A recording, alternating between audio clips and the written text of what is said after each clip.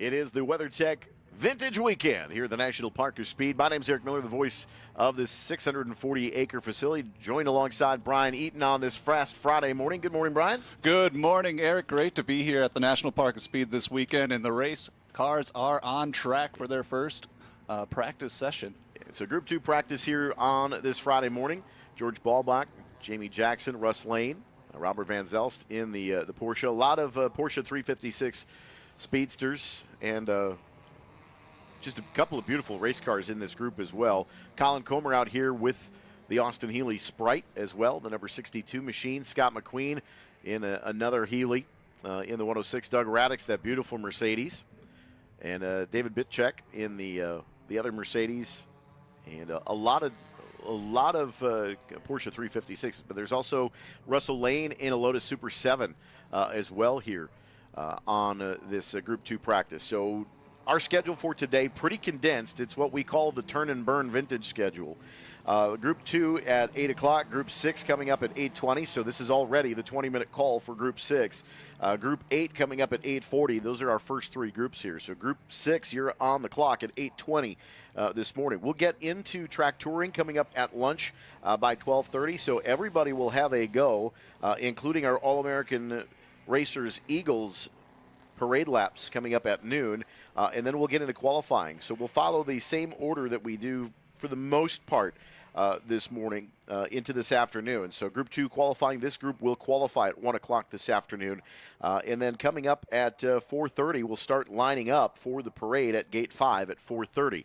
So that is our first call for the parade lineup. We'll start at Gate 5 at 4:30. And yes, we are keeping track on this Friday morning. We'll pass that along. We've got some new toys to play with this weekend here at the track, including some in-cars as well as our drone. So we're excited to bring you all the coverage. So if you're joining us here on Road America's YouTube page on this fast Friday morning, we want to welcome you in as well. And it is a little smoky, a little hazy with the wildfires in Minnesota, so our Land O'Lakes region competitors certainly thinking about their home state of Minnesota, and certainly some of our Canadian friends as well, dealing with some wildfires just north of Lake Superior. And that smoke, wildfire smoke, is affecting the air quality here in eastern Wisconsin along the Lake Michigan shoreline. We'll have a little bit of a clearing of that smoke layer through a little bit of the day today, but it will kind of come in waves as the fires continue to rage in Minnesota and southern Canada in Ontario. So with that, we do have cars on track. Group 2 now making their out lap and get some time set in here fairly quickly this morning.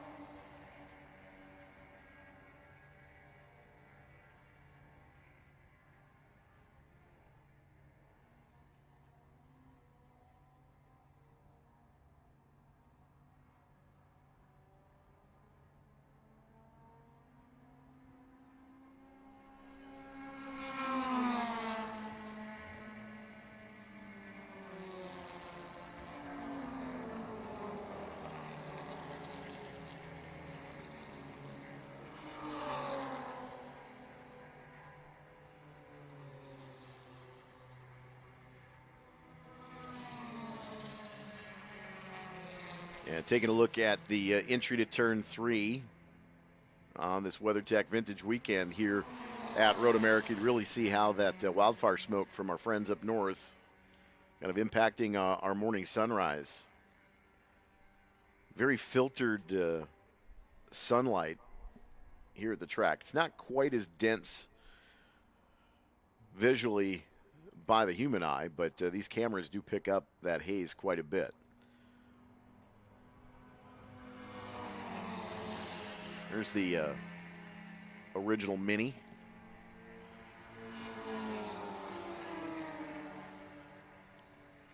Also in this run group. And this is group 2. Second call to the grid for our group 6 competitors. Group 6, second call to the grid. But into turn 5. It's been really dry here in Wisconsin, especially here at Road America over the course of the last about a week and a half. We've had temperatures in the upper 80s and upper 90s, heat indexes over 100 early part of this week as well. So the grass is very dry, as well as the racetrack really has been superheated over the course of the last week or so. So grip at a premium right now once these tires are at temperature.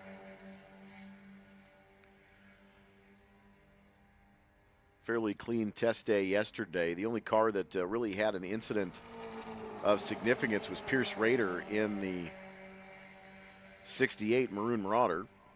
That car looked like it had broken a suspension component on the right rear, and that sent him spinning into the braking zone at turn 5, and kind of a chain of events that put him into the fence. Drivers left, so not sure if that car will be with us the rest of the weekend or not, but certainly glad Pierce is okay.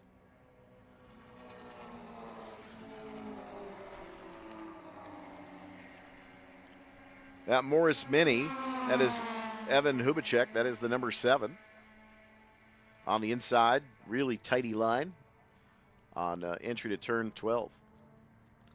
Early morning, Brian. This is kind of one of those practice sessions where you know you got to qualify at 1 o'clock. Track conditions going to be considerably different this afternoon as well.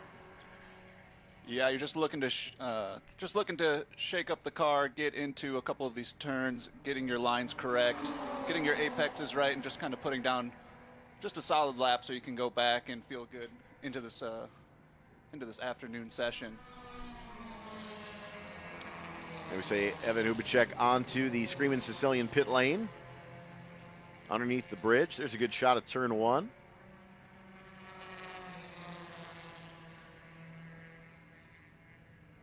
There are the twin Mercs.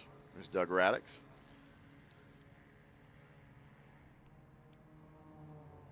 Got a Datsun 1200 in this group as well.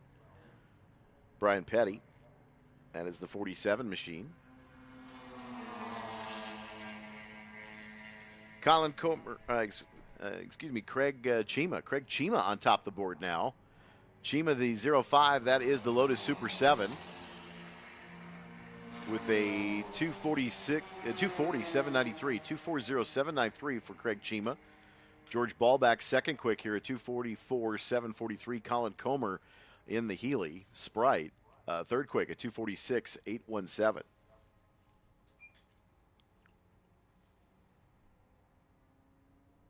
Also, race fans, if you're looking for some coffee this morning, go check out the Buzz Through right next to the paddock shop. We went down there this morning and got some iced coffees, absolutely delicious, so definitely go check that out. The Buzz Through Coffee down right next to the paddock shop. Thank Bruce for the coffee this morning, always appreciate it. This booth runs on caffeine for at least the last 16 years. That's right.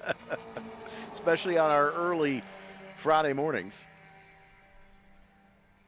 This office is way better than my daily office, I'll tell you that.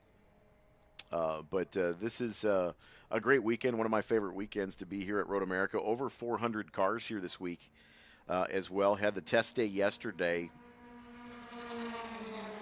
And official practice sessions begin this morning, of course, and then we qualify this afternoon for each of our race groups. Some of these groups were combined within the within the structure. They were paired up during the test day yesterday with groups with similar lap times. So you had a really big different smattering of drivers that wanted to take some extra time on course this weekend. Of course, also here this weekend, we're celebrating the 60th anniversary of Trans Am. We've got the Trans Am under and over 2.5 features coming up on Sunday this week. But our main focus this year of the WeatherTech Vintage Weekend is the All-American Racing Eagles. To tell you how big it is, Marshall Pruitt is here on this Friday doing a story on a kind of a top secret project that was a car that was intended for Formula One. It never got finished, and it was put up in the rafters at All-American Racers. Dan Gurney never finished it, but Justin Gurney with the Gurney family decided to find a way to get that car built, and they're going to debut it here today. So keep an ear out as once we know when that unveiling is going to happen, around 11 o'clock is what we suspect, 11:30 or so. Saw Marshall Pruitt just a couple of minutes ago, waved to him here in the media center, but tell you what, it's an important car in the history of All-American Racers and the Eagles.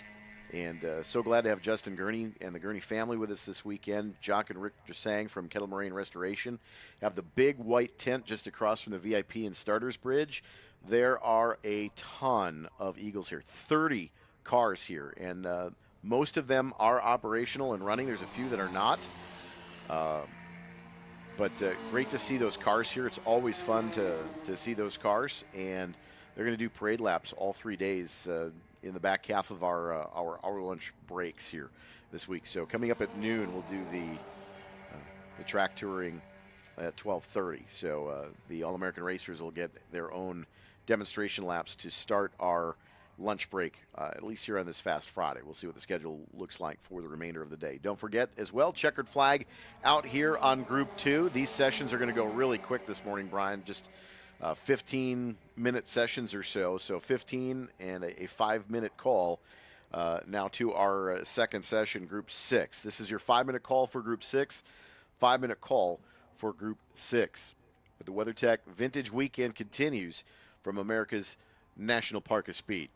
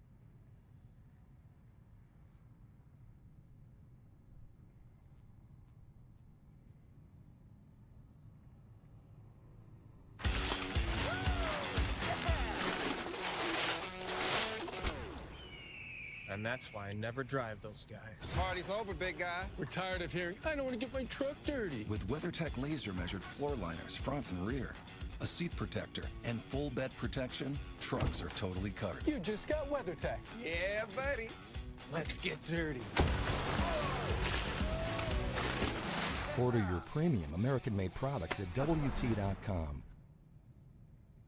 The Earth is 70% water and 30% land. But the entire sky belongs to us.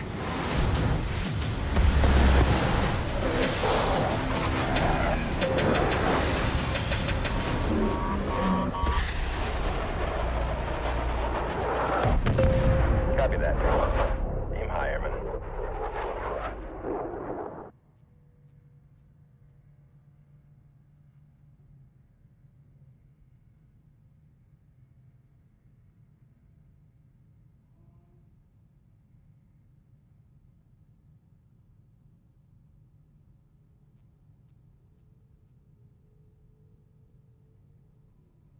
And don't forget, competitors, if you are participating in the parade this afternoon, we begin lining up at 4:30 at Gate 5.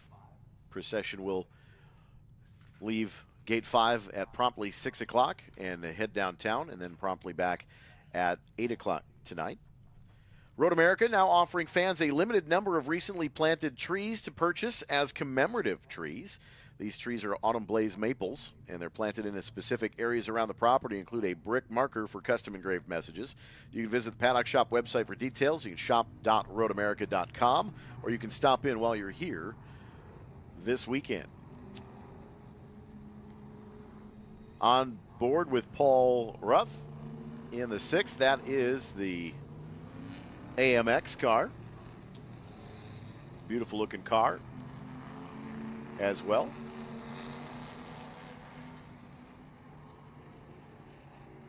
So that is a 4998 Javelin. And so happy to have some onboard cameras here for the WeatherTech Vintage Weekend. This is Group 6, first call to the grid for our third run group on this Friday morning. Group 8 at 8:40. So this is your 20-minute call to the grid for Group 8. 20-minute call for Group 8. A lot of really potent cars in this one, Brian. Got a lot of Camaros as well as some Corvette Roadsters. Ford Falcon in here as well as a Datsun 280Z. A mixed bag here in Group 6, but this is one of the louder groups of the weekend, and love to hear these motors wind up here in these long Road America straightaways. Absolutely, and this in-camera shot is awesome. Definitely get to one of those jumbo screens throughout the track and take a look at this onboard here. Get to see all the shifting, all the downshifting, the braking. This is incredible. It's not just as simple as driving down the highway, especially with some of these more vintage gearboxes as well. You often hear us talk about boxes of neutrals, and that's when that shifter doesn't necessarily engage consistently, and the car has no forward drive. So you've got to mind the gears here with these cars. It's not quite the same, but a lot of heel and toe in some cases, but this is obviously a gearbox that's a little bit more progressive, not as necessary to heel and toe with this car. So this is probably more similar to a Jericho transmission in the car, similar to what some of the NASCAR teams use these days. But looking at the onboard here, you can see with a little bit of that off-camber feeling that you get back in the carousel underneath the Mission Bridge next to the beach and into the kink. So you see him lift a little bit. I love this in-car shot, Brian, because you really see how much, And look at the speed coming through here too. Yeah. And you can also, it's maybe hard to see on the Jumbotrons, but if you look at his feet position too, one on the brake, one on that clutch too, that heel and toe you were talking about, something that's really hard to do on a regular road, not also super hard to do here at Road America, going through Canada here. And we're going to get our first hot lap, so get ready. But 15-minute sessions with a 5-minute gap between. Group 8 next on the docket. But turn 14 on the exit. They're going to come to the TireRack.com starters bridge here, but on board. Yep, on board, going right across start finish here. And let's see how his first hot lap goes for this practice session here for Group 6. So this is the first flyer. There you see the blend line. And they'll make a little bit of a tighter entry into turn 1 there. Especially with that car coming off of pit lane. A little surprised by that. Yeah, maybe with the weather conditions, like you were saying, a little drier on the weather, a little bit more difficult getting these tires to the right optimal temperature. There you see the 76 Corvette. Underneath Sargento, but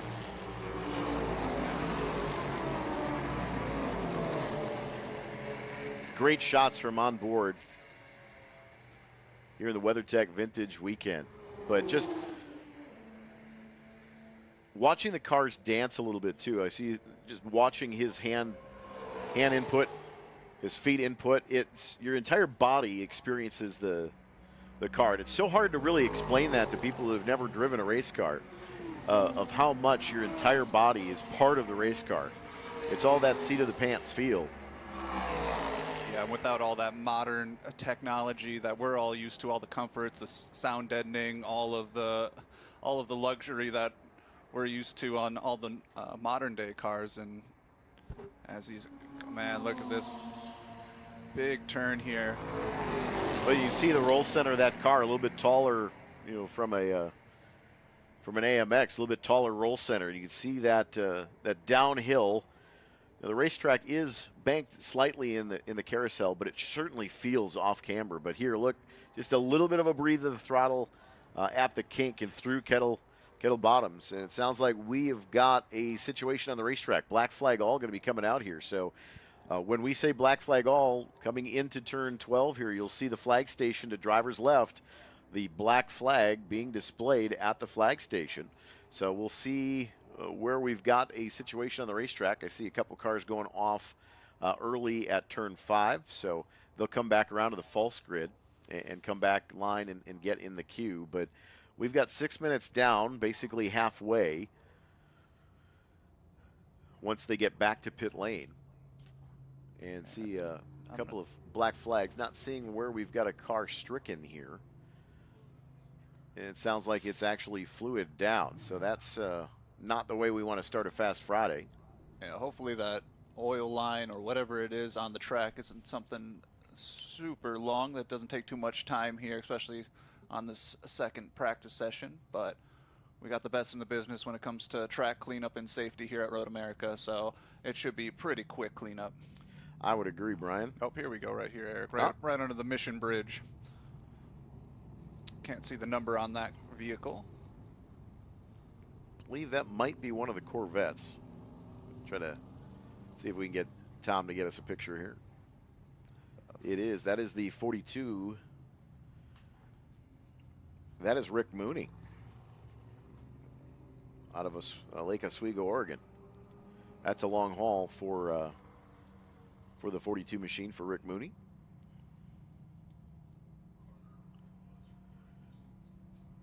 So, yeah, so they Corner Net reported seeing some fluid. So that's down in the carousel area. Looked pretty stable when we had the onboard coming through, but Road America safety team parked there and behind. More than likely, if it is indeed dropping some fluid, we'll put that on a rollback rather than the wrecker, but we'll see here. Can't really tell if there's a line going off in the grass. Kind of depends on where Rick exited the carousel underneath that Mission Bridge, but can't really tell if that line is a little bit center track, or if that's a tire mark. Because that area, we tend to get cars that collect in that area and make contact with the wall sometimes on the exit at 10. So there's the rollback. And we'll see when how big that line is when they start putting the kitty litter down. Absolutely. That's an expensive oil down when you do more than just a couple of corners. At the price of kitty litter these days. Yeah, we've seen some pretty long oil lines there throughout the years. So absolutely. And he got off track pretty quickly. So he's obviously a seasoned racer. So my bet is that it's gonna be pretty quick cleanup here. But looks like everyone's gathered there in pit lane. And lined up on the pit lane in the queue as well, so it hopefully get back underway here. Just 9 minutes elapsed in this 15 minutes, so we have about 6 minutes remaining. So once everybody got back to the queue, basically halfway, a little bit past that, of course, but you see there's the Datsun in the field up against pit wall. A couple of Mustangs, Corvettes, Camaro or two as well. I think that there's that Ford Falcon in here in this group as well. A couple Porsche 911s. Love the mixed bag of cars in this group, very honestly. Yeah, mix of everything. And the sounds, too, as they go past here is absolutely incredible, especially here at start finish. Yeah, it's one of the cool things about this vintage weekend. It is, you know, kind of one of the last events that continues with vintage racing, where there's a lot less mufflers necessary for this event, and it's great because you can actually get the pure sound of these cars from the time period as well.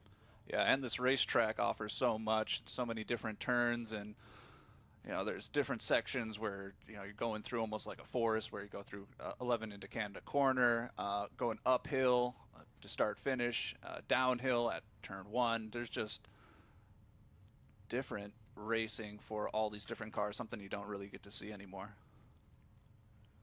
So there is the queue on pit lane here for the WeatherTech Vintage Weekend with Brian Redman.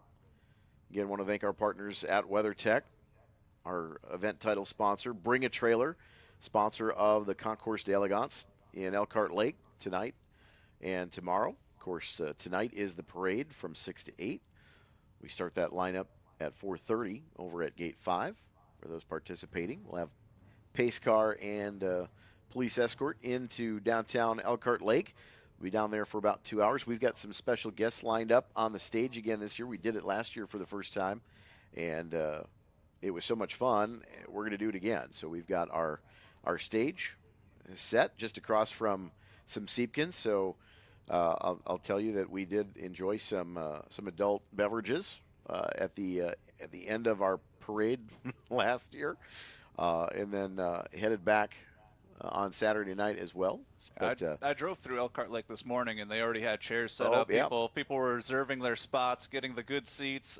So definitely get out there early. Make sure you get the right spot there. if there's one thing that Sheboygan County likes, especially Elkhart Lake, Plymouth area, is a parade, and they turn out in droves, usually 2 or 3 deep along Highway 67 on the way to Elkhart Lake.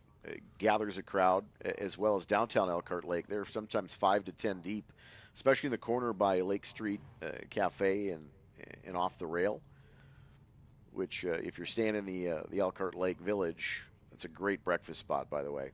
We'd love you to have breakfast here, but if you're on the slow roll, off the rail is a great spot as well. There's a lot of great places in Elkhart Lake. Paddock Club, Gessert's Ice Cream, of course, downtown. Track looks clear. So Rick Mooney wisely got off track as soon as he realized there was a problem, and the track looks okay. They did put it on the rollback. There is some fluid underneath it, but green flag is displayed at 12:30 a lap. So we've got 2.5 minutes left, so probably good enough for an out lap and one. And Paul wants to go. Yeah. Oh, of course. I love it. Of course, don't think he has any AC in that car, too. So just getting No, able yeah. to get going here. Yeah. We were on board Lisa Hansen yesterday during the test session, and it was great having Lisa's on board. And she's got a drink bottle system, which is rare, but she does a lot of the enduros as well. So that makes sense of why she'd have that in her car. But Lisa is a fantastic driver. One of my favorite Porsches to watch here in these vintage weekends, the 110. It's a gorgeous car, and she drives the wheels off of it, no question. But Paul Ruff is who we're riding on board. This is the number 6 machine. This is the AMX Javelin. And Eric, what's the top speed that he's going at right now, just for the race fans, just for perspective's sake? Well, it's kind of hard to tell with these cars, but depends on conditions and lap. But you're in the 150 to 160 range, most of them. Some cars are going to be a little bit slower to that. I mean, the Coopers, the Minis from that first group are probably doing about 85. Yeah, because once he gets to the kink and around Canada Corner, he's flying through there, and then the heavy braking zone of Canada Corner, and then kind of whips the car around and gets it right. Man, it's really impressive to see, especially when he's shifting all these gears too. Yeah, and I mean, just from a kind of a passenger aspect, I had a brilliant chance to ride with Al Unser Jr. in the vintage Indy Corvette pace car a couple of years ago here during the IndyCar weekend. And it was his last drive of the day, and the speed limit was about 125 in the kink for the pace cars. So that gives you just a little bit of a relevant information, is that these cars are doing, well over that into turn 11 here. And good look at the entrance to the kink here. Another one of my favorite spots here at Road America is when you come out of the hill from Bill Mitchell Bend. Of course, legendary GM designer Bill Mitchell. But coming through turn 13, through Thunder Valley, up the hill, it's that blind crest where then you've got to come over the hill and you kind of come back downhill into the entry to turn 14. And that slight downhill from the blind crest at 13 kind of messes with your mind a little bit. Yeah, and it makes so many special moments, especially during race time, the side by side going back up the hill. It is just incredible. So these cars going into turn 1. See a Ford Escort out there as well, I believe, at one point. Farrell Preston is second quick right now. Larry Ligas in the 2 Jaguars up front. Ligas in the XKE, a 3:11.9. Farrell Preston with the other XKE second quick, a 3:15.997. Steve Myers in the 83. That is the Datsun, number 63, or 83 rather. Steve Myers, a 324.540. Jason Walta in the 5. That is a Corvette. And Robert Verdiel, the 59 Porsche 911 RSR. That's your top 5 at the moment. Final minute here. We did get an extra minute for this group with the black flag all through 7. But when we have these onboard cameras, if you can see the driver's feet like we can here for Paul Ruff, Paul's not using the clutch here, so he's not really using a heel and toe like more traditional H-pattern gearbox. So this is a transmission, like I said, kind of more stylized, similar to a Jericho, but very similar to what the NASCAR O'Reilly Auto Parts series uses. But in that aspect, when he's coming into a corner under braking, he's still tapping the gas. He's matching some revs and able to kind of match that transmission up to jam it down into a lower gear. It's still the H-pattern shifter here in this car.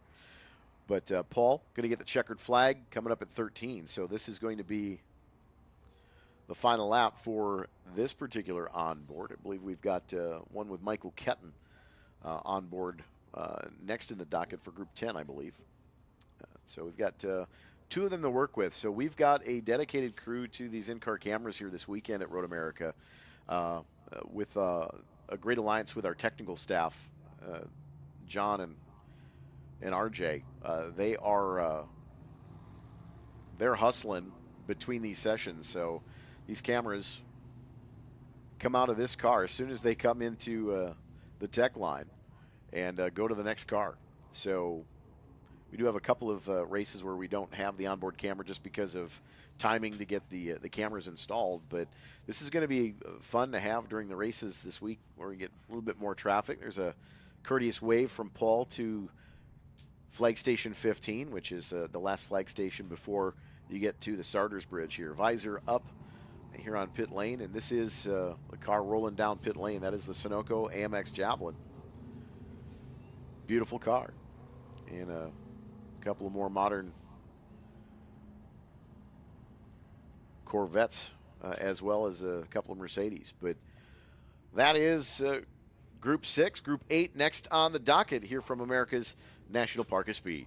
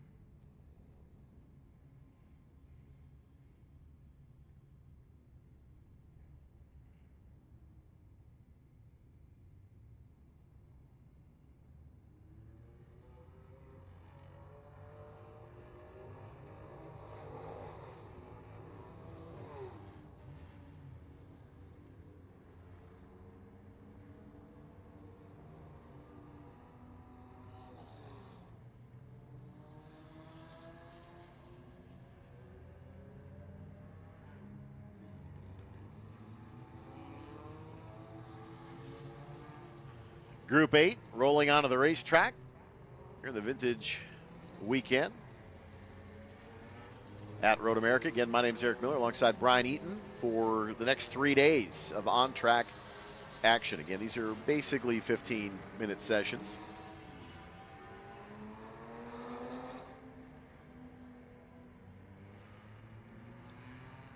As the field comes off of pit lane.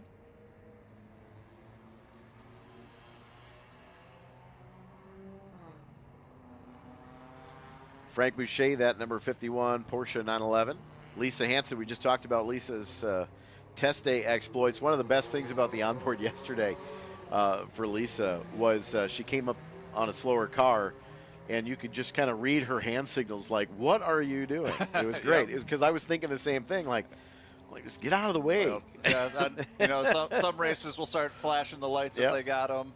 So there's definitely different ways to let people know what you're saying without actually telling them. So well, Paul Ruth had one of the onboards yesterday as well in the test session, and he actually was doing some wave buys with some faster cars in the session yesterday, and we got a good look at some effective, non-threatening hand signals inside the car. So hopefully we don't see any of the hopefully we don't see the number one signal at some point this weekend. Probably the exact same hand signals we use on our daily commute going to work when we're late. Yeah. But like you said, Eric, quick group practice sessions coming out here, so you really got to get out there and put down some good laps, really make sure the car's running good, get your gearing right, make sure you're braking in the right zones and taking those right apexes, because these sessions are super quick. Yeah, indeed. This is Group 8, and Group 8 is our historic medium displacement production model. So you'll see a lot of different vehicles that have a very similar lap time. So we've got an Alfa, we've got a Toyota Celica, got a couple of Porsche 911s in this one. We've got a 2002 BMW. in this one as well.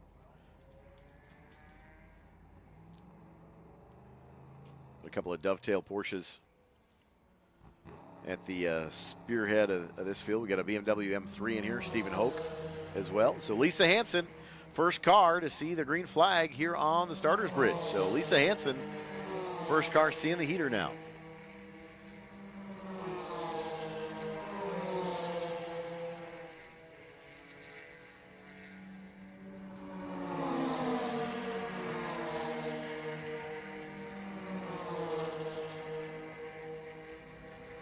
This is Group 8 practice. First call to the grid for Group 10. First call to the grid for the 9 a.m. session. This is your 20-minute call to the grid for Group 10. Group 10 to the grid, please.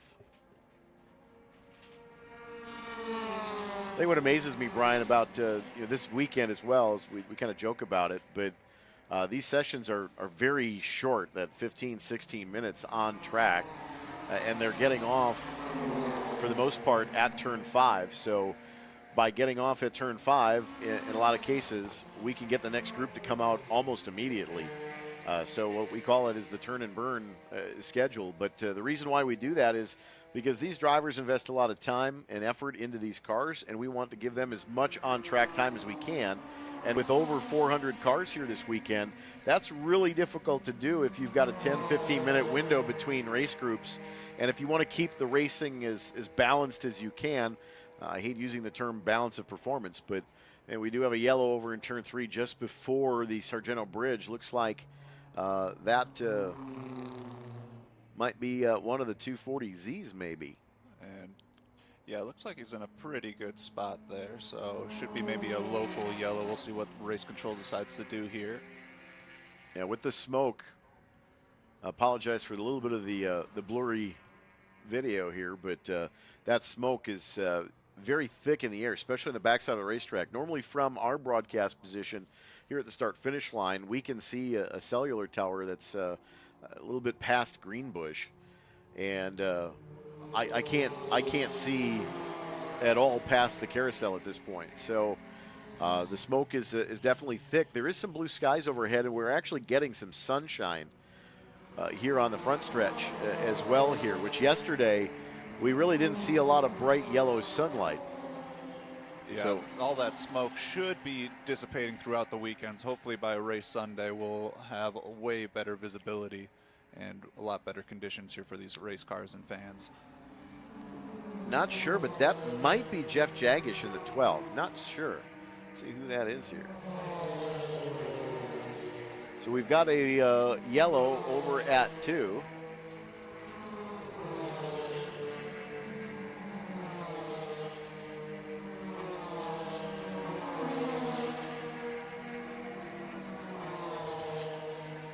Actually, that is the 55. My apologies.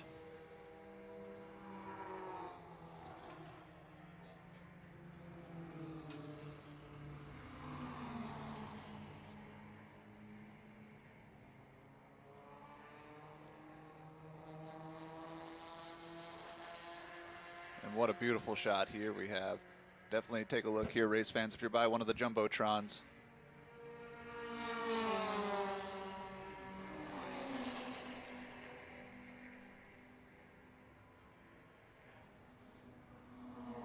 Beautiful images over the Sargento Bridge, looking at the Marine sweep into turn 5. And into Hurry Downs now.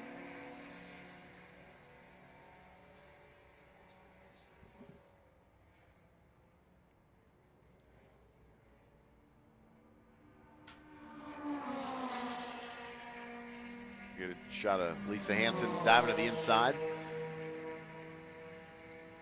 Julie Dahmer out there with the number 18 Mazda Miata out of Sheboygan.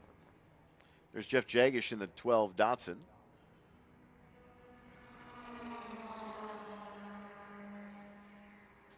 On the pit lane now, and we are going to go to a full course yellow.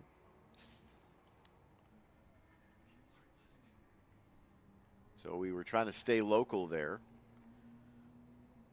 but now at a full course yellow speed. So this is code purple. So 50 miles an hour speed limit here. So this is a new flag here this weekend, similar to what they use in Europe at Le Mans. But 50 mile an hour, so And I the think purple flag's out. I think I just saw the 55 car there getting towed away. So hopefully we can get these back to green conditions for these racers.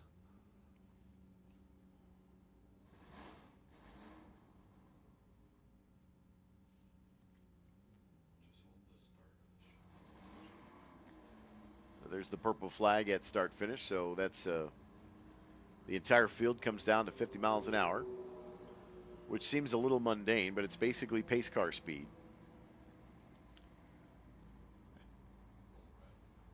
Yeah, only here at Road America does 50 miles an hour look slow. Usually you see them flying past here, especially at start finish, you know, going upwards of 100, 150 Maybe it's miles, just slow so. for our perspective, Brian, I guess. Yeah, exactly, Eric. Yeah, we got a shot here of the safety car going to pull off.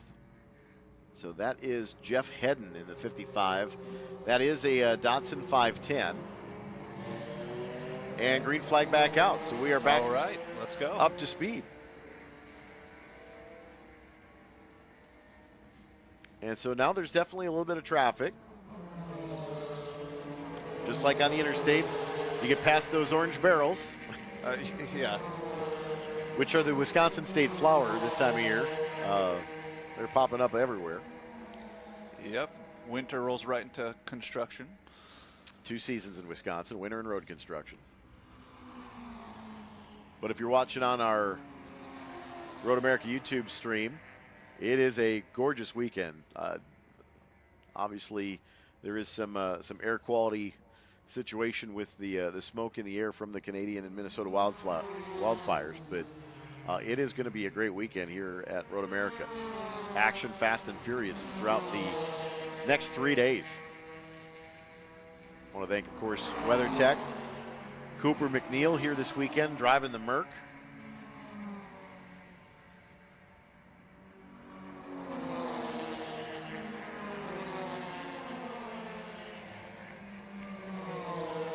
And great overhead shots. Yeah, the perspective how big this racetrack is and this facility is. You got campers, you got places to watch the races everywhere, stands. The cool thing about having a ticket here at Road America is there is no designated seating anywhere. So you come in, you can bring in your picnic basket, you can bring in lawn chairs, you can find a corner to have a seat in the grass. Yeah, that's what I've been telling a lot of people here. You got to get to Road America, and just because of that reason, you know, you could. Sometimes you want to watch certain cars at turn 5. Sometimes you want to watch certain cars at turn 11. So usually, what I do when I'm watching here, I'll pick certain racers and race car drivers that I want to see at different turns. So, and there's places to watch all over the track, and Road America just keeps improving, adding more walking trails, different stands. And also amazing visual and audio here at Road America. Look at this amazing shot here, Eric. Yeah. This is so fantastic. This is awesome. You just to see all these cars like this is incredible. One of the BMWs out there is Bill Sabota in the number 20. That is a BMW 330 Ci, and that is the carbless. One of the carbless cars here this weekend. Carbless is a great partner here at Road America. Congratulations to Adam and Amanda, Mr. and Mrs. Bliss. They just recently purchased a former retail space in the city of Plymouth to make their carbless global headquarters. So very cool to see that company expanding, locally owned and operated here in Sheboygan County. But congratulations to Adam and Amanda. Fantastic news, and you can just see their energy and how fast the carbless brand has grown in the last couple of years.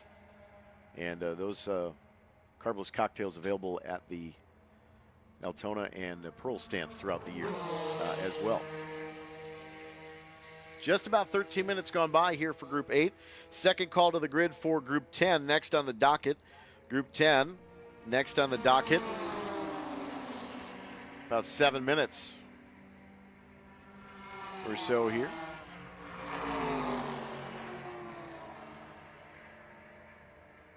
That long Road America straightaway underneath the Mission Foods Bridge. And you see the speed differential with a couple of different engine displacements for cert. Yeah, this is definitely going to be a fun group to watch once we get to qualifying and racing. Definitely a lot of battles, a lot of passing. George Ballback just came to pit lane on that Zero Porsche. Actually, he may have just come out from the paddock area as well. Looks like he was just coming out of the false grid there. Side by side in the carousel for this Group 8 practice session. This group will qualify this afternoon, coming up at 1:50.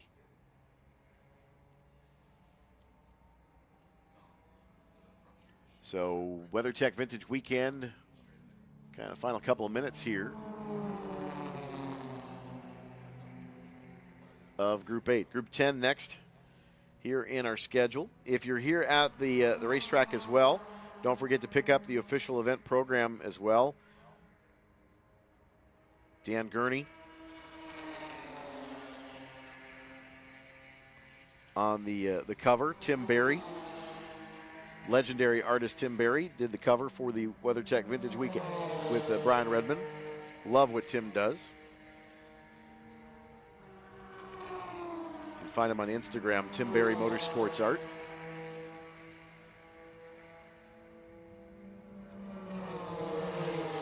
But one of the Eagles featured on there is the Olsenite Eagle. Of course, the All-American Racers, the Toyota GTP car, legendary program. And the 46 Club Ford that Jacques Dursang and Reed Hazelton share throughout much of the vintage weekends, usually. And there is the checkered flag here for Group 8. Love the drone shot. The old Victory Lane cut. Get a good sense of the speed shot here on the straightaway. That big white tent you see to the left, right behind the light pole, that is where the Eagles are nested. That's the Eagles' nest the Eagles' this weekend. nest, That is yes. the Eagles' nest this weekend. Yep, all the cars displayed there. There are going to be a couple parade laps as well with those. Ironically, and not to make fun of the Eagles' nest at all, but did see that there is a nested pair of eagles in western Sheboygan County in Glen Beulah, just west of the racetrack here. And they've been photographed a couple of times now over the course of this week, where they've been flying over Crystal Lake, which is just to the southwest of Elkhart Lake. And that's pretty cool to see bald eagles make their return to Sheboygan County. There's a couple of pairs now here along the Lake Michigan shoreline in Sheboygan, near Oostburg, as well as in Ozaukee County down near Port Washington. But I remember as a kid, eagles were just not around anymore. And obviously the symbol of freedom here in America, celebrating 250 years just a few weeks ago on our 4th of July. But this vintage weekend celebrates it as well. So Group 10 practice up next. We'll have another onboard with Michael Ketton. It's on the way here from America's National Park of Speed.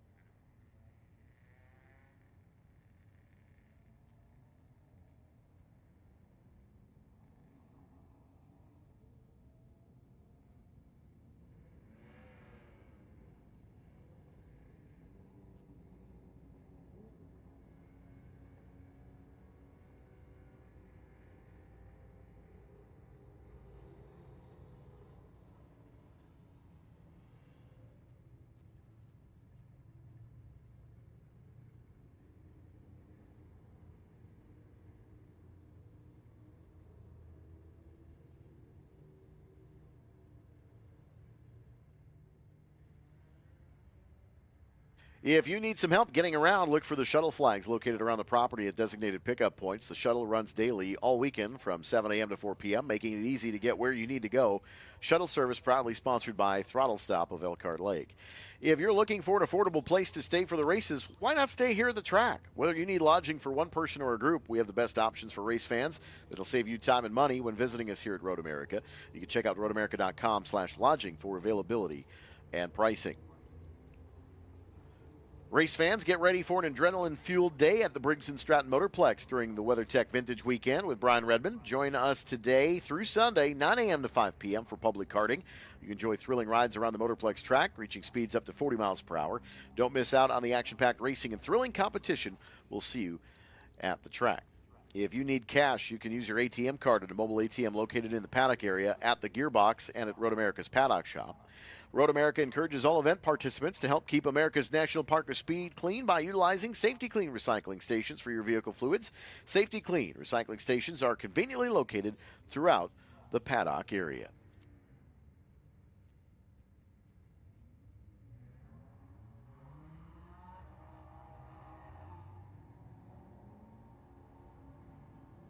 Race fans, as you explore the paddock this weekend, be sure to vote for the Paddock Spirit Award. Look for the numbered voting cards displayed at each team's paddock space and simply scan the QR code to cast your vote for the team and car with the most engaging and memorable paddock presence. Voting closes at 9 p.m. Sunday. Don't miss your chance to recognize the competitors who bring the paddock to life. Cast your vote and help us to choose this year's Paddock Spirit Award winner.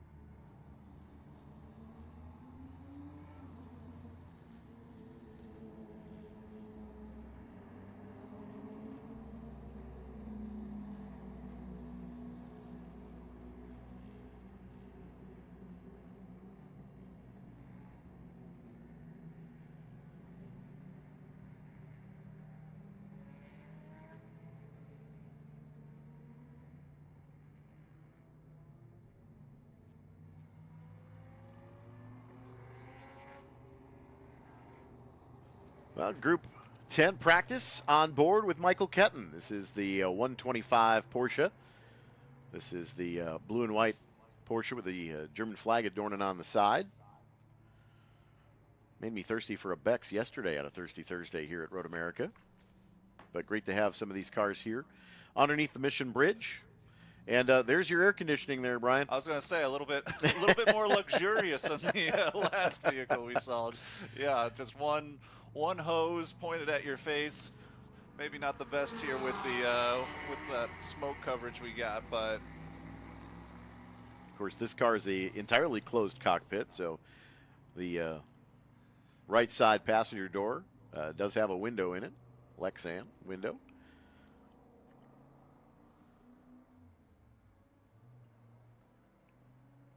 Underneath the Fly GRB sign, making the right-hander at 14, and will come up the Road America straightaway. I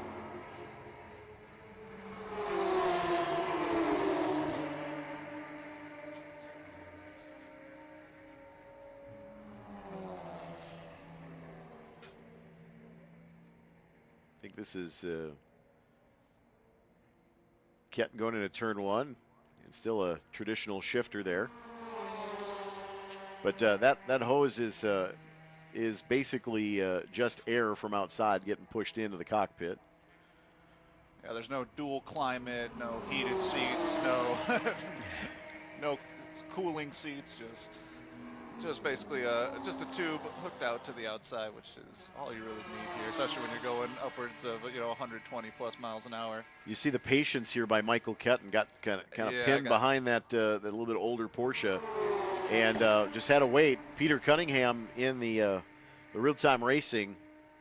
And is there any sort of markers for the different classes and groups on these cars, so you can kind of know who's who and kind of when you can pass and stuff like that? It's really kind of this weekend especially. It's really gentlemen's rules. I mean, there's no contact. Contact is really kind of forbidden, as our good friend John Phippen would say.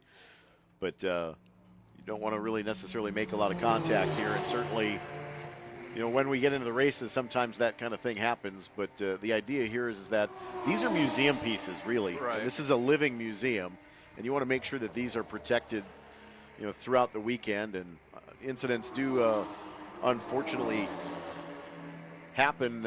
It's a race car after all, but these cars are living, breathing, museum pieces and everybody's collection. And this is what this event is all about, preserving that history.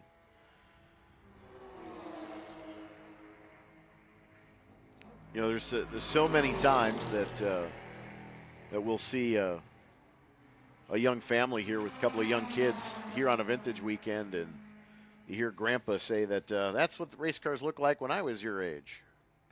And I didn't realize, kind of side point, but being a grandpa now myself, it's kind of true to that. So there's a lot of the vintage stock cars. We don't have a lot of them here this weekend, but the vintage stock cars kind of jump to the top of my mind when I think about that. Of some cars when I was younger that now my kids and my grandkids will be able to continue to see living on in this weekend. WeatherTech Vintage Weekend here at America's National Park of Speed. We are in the midst of Group 10 practice. Next on the docket is Group 8. No, excuse me, is Group 3, rather. Group 3. Should put my glasses back on. 9:20, Group 3 practice. Also helps if you look at the right day, Eric. Group 3 practice coming up at 9:20 on this Friday morning.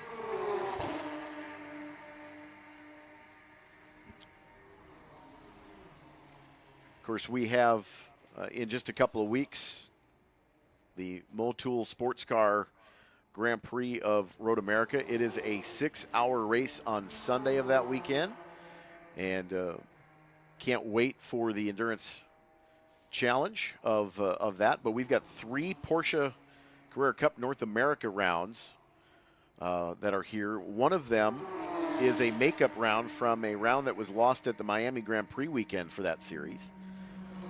And basically, those are the modern-day versions of this car that you see with Michael Ketton on board. So much newer cars, of course, the brand-new Porsches, but the living history that this car is bred into every Porsche. And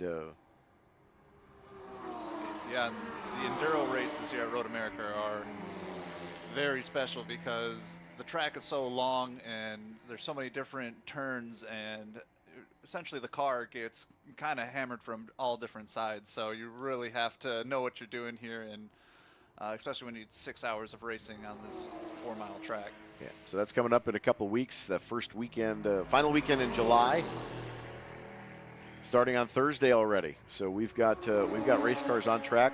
Test day in the morning, and then mid-afternoon we start actually racing in earnest for the weekend. Because of the 6-hour race on Sunday, a lot of the support races are Friday and Saturday during that weekend. So if you don't have a weekend ticket yet for the Motul Grand Prix in just a couple of weeks, you can still get tickets at roadamerica.com, print them at home, and bring them along. But come on out to the Motul Sports Car Grand Prix of Road America in just a few weeks here at the National Park of Speed. Michael Ketton, rockets underneath the start-finish line there with the onboard. Great shot from our drone as well.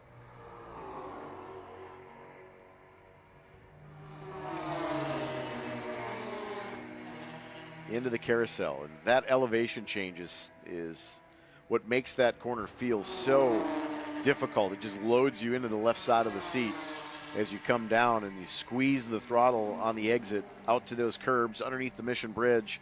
And then, like we saw earlier with the vintage cars, that vintage Javelin, breathe it just a little bit going through the kink. Some of our open wheel cars can just go through there flat out with all the aero. You'll see Brian or James French, depending on who's in the F1 car later today. Yeah, definitely a great place to watch the race too, because you have those top speeds and then into that heavy braking zone of Canada Corner. It's just one of those really unique turns here in Road America. And of course the Kettle Bottoms Trail now that runs from turn 13 all the way back behind the Briggs & Stratton Motorplex is a great spot. It's shaded on those hot, sunny summer days in the mornings. It's a great spot to catch some cool breeze as these race cars come by. And the acoustics are crazy too. Absolutely. Super loud, and then, like I said, with that heavy braking zone too, you get a lot of bangs and pops too, which will which will go right through you and will scare you the first time if you're not ready for it. But there is the new viewing platform and bleachers that are overlooking the kink now as well. So part of that Kettle Bottoms Trail now has a couple of scenic overlook locations, and a great place to just kind of catch a rest if you're walking around. Of course, we do also offer the shuttle service throughout the weekend as well here, 7 a.m. to 4 p.m. throughout the day here. Into turn 1 here on this WeatherTech Vintage Weekend. 11 minutes elapsed here, 15-minute session, so really quick session.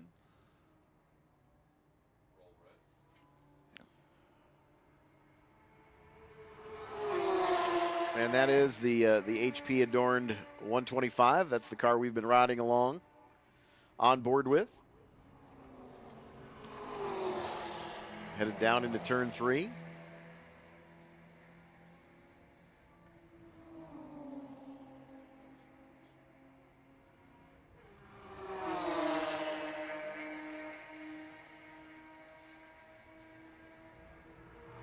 Nice tight battle up the hill here.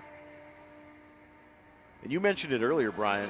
Not a lot of people recognize the fact that the start-finish line is kind of the crest of the hill, so to speak, and it starts to trail off downhill towards turn 1. So these cars will gain quite a bit of momentum on entry into turn 1.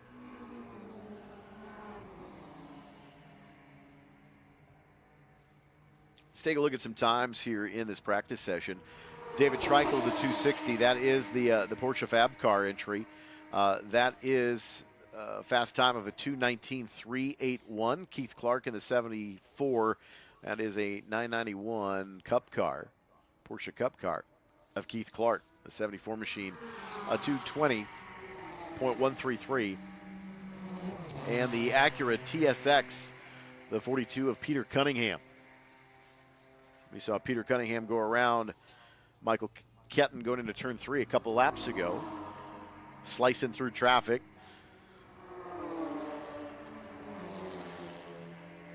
A couple of real-time racing cars here in this group as well. John Whitaker in the 88, that is the Honda Civic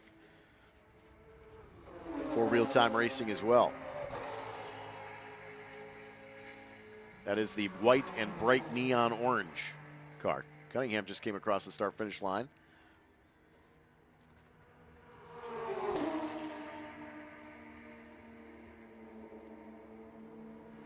And there you see a little bit of use of the clutch there from Michael Ketton. Of course, the rear engine Porsche is so much more stable under braking. It's what made them great, especially with the handling as well. Much more balanced attack to the racetrack. Here's a good look at Peter Cunningham underneath the Sargento Bridge, headed towards turn 5 here in the Marine Sweep. Real-Time Racing based out of Saukville, Wisconsin.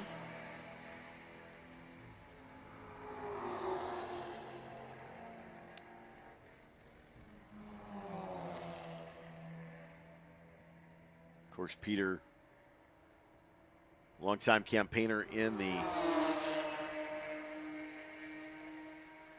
GT World Challenge Series with Real-Time.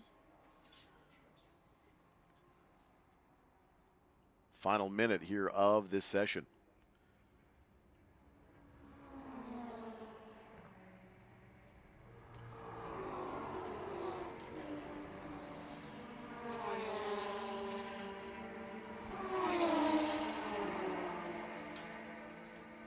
Underneath the Motul Bridge. And into the carousel. This final minute or so of the Group 10 practice. Again, Group 3 up next here at 9:20, followed by Group 9. Yeah, Group 3, that's Sports 2000 Modern Sports Racer group coming up. That's going to be another exciting one to watch here. Checkered flag is out here at the TireRack.com WeatherTech Starters Bridge. And that concludes Group 10 practice. Group 3 practice next on the docket from America's National Park of Speed.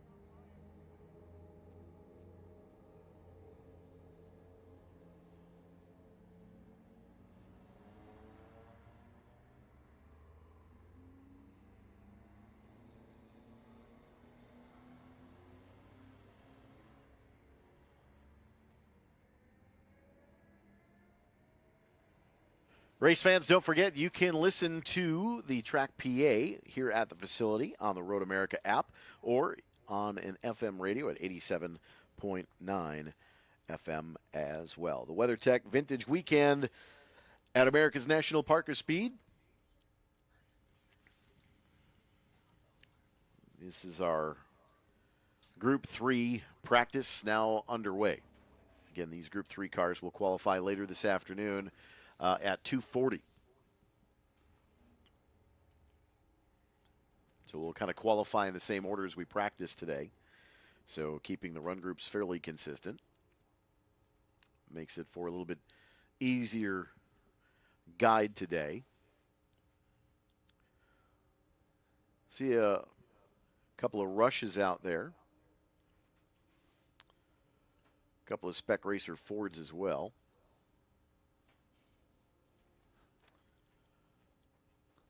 Andrew Jacobs, that T88 Lola, that number 34 machine.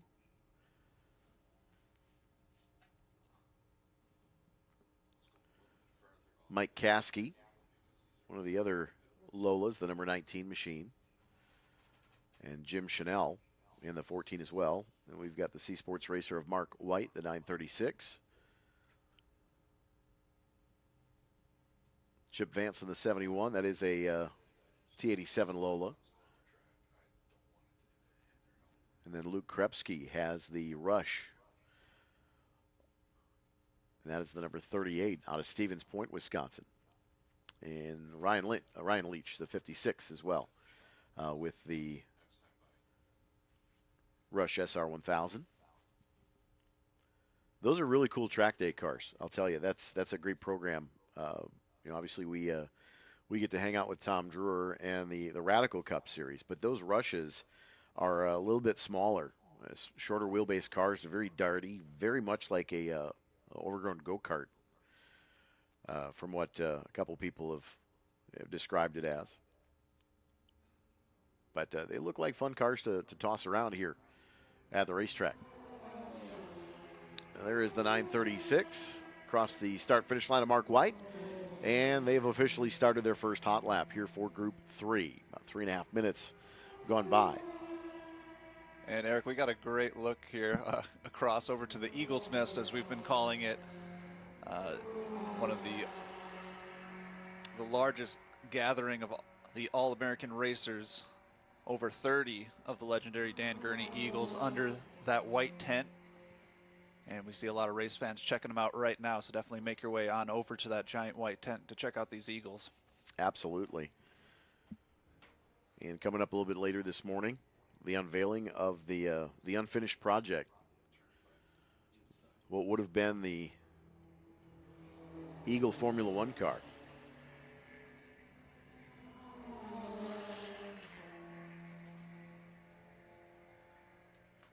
Up in the rafters for a long amount of time, brought down and painstakingly restored. One of the other cool things about a lot of these cars, now not all of those cars in the Eagle's Nest are out of Kettle Moraine Restoration, but Rick and Jacques Tressang provide so much TLC to a lot of vintage race cars, not just their own project space, but they do a lot of restoration of a lot of different things. And I know we're celebrating the Eagles here this weekend, but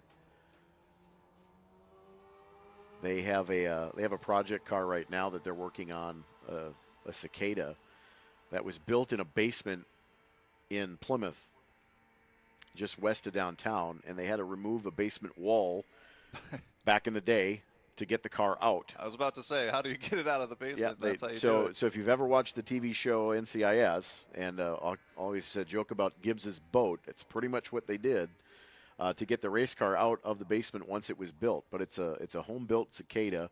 I had a chance to see the project kind of in the process of being stripped down to its bones during the holiday gathering at Kettle Moraine Restorations. It's always a great time to go to their holiday Christmas party and see some of their projects.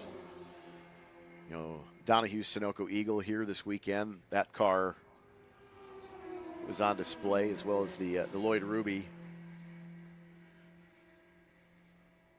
Commander car, but a lot of great stories in the Eagle tent this weekend. So if you get a chance to stop over there, highly recommend that you do. And there's a lot of folks over there that that will be more than happy to tell you a story about their cars. Dan Gurney was one of the most tenacious drivers, you know, and was an unbelievable thinker. I think well ahead of design of the time, you know, when coming up with some of the design of these race cars over the years, where he was active before his passing. But Dan Gurney and the entire Gurney family, you know, carrying on that torch for all American racers, and Justin Gurney, you know, here this weekend as well. Great to have the Gurney family a part of this event, and certainly the Eagles as part of the event. Like we said, this is a living museum where the exhibits are in motion, and it's just unbelievable to see, you know, just the sheer willpower that a lot of these drivers had back in the day. We talk about the modern safety conveniences, you know, kind of joke about it with the onboard cameras earlier today, but when you look at some of the cockpits that these drivers were in, and you can understand why that it was a risk of life just hopping in one. But they are beautiful race cars nonetheless, and evoke the American spirit. So one of the rushes headed into the cutoff at turn 5. It spun around, so that looks like they'll go back to the paddock space.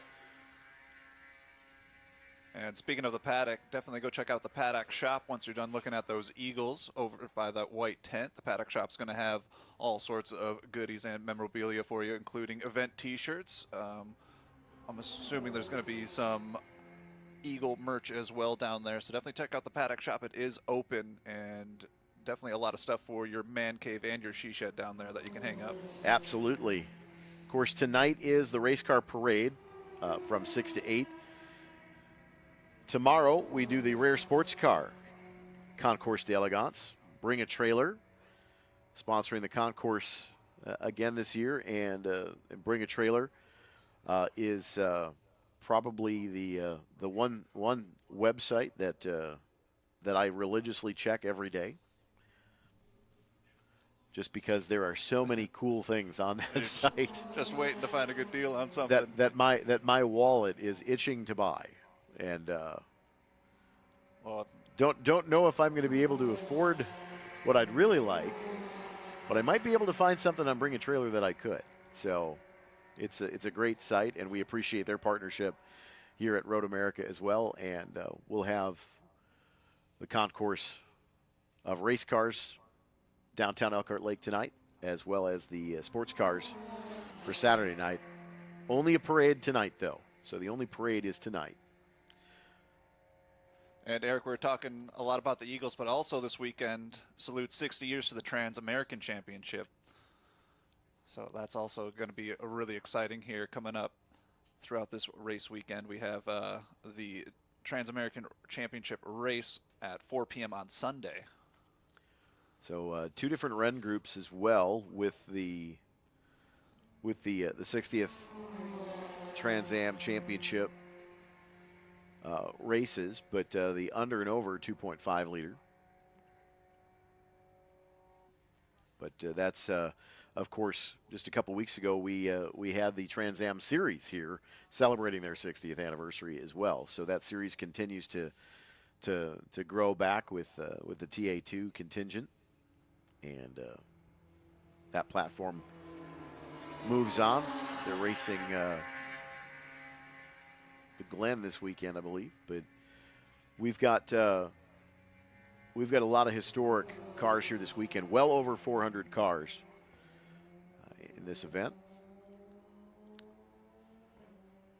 That is Luke Krepsky pulling back onto pit lane from the false grid. Looks like the 33 of Ethan Alexander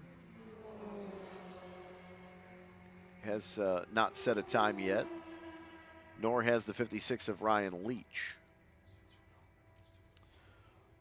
Robert Ablard. That is a Spec Racer Ford in this group. Mark White, though, setting the pace with 11 minutes gone by, a 2:21.590.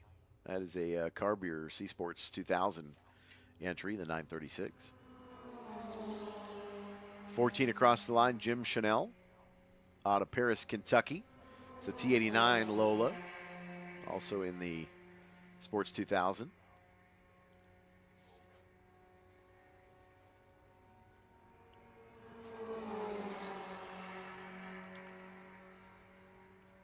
And then the 19 of Mike Caskey across the line. That is that teal-colored C Sports racer.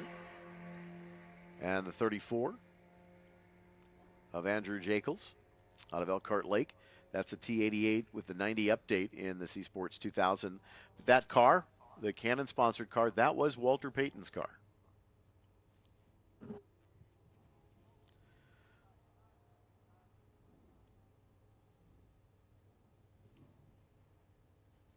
So some history in that car as well. Again, legendary weekend.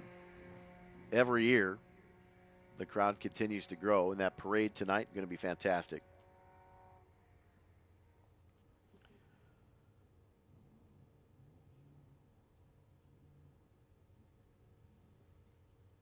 Mark White still quickest at 2:21.590. That's purple lap. That is top of the board.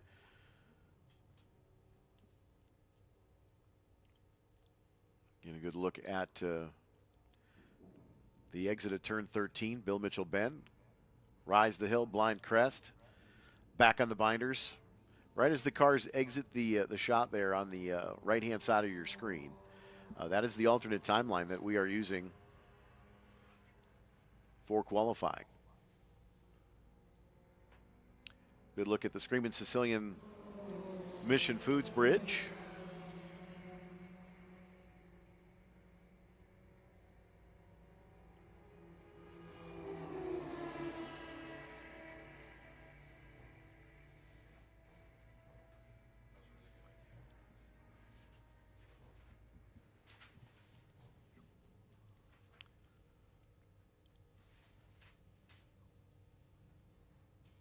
Don't forget, Briggs & Stroud Motorplex this weekend as well. Spectator karting back there.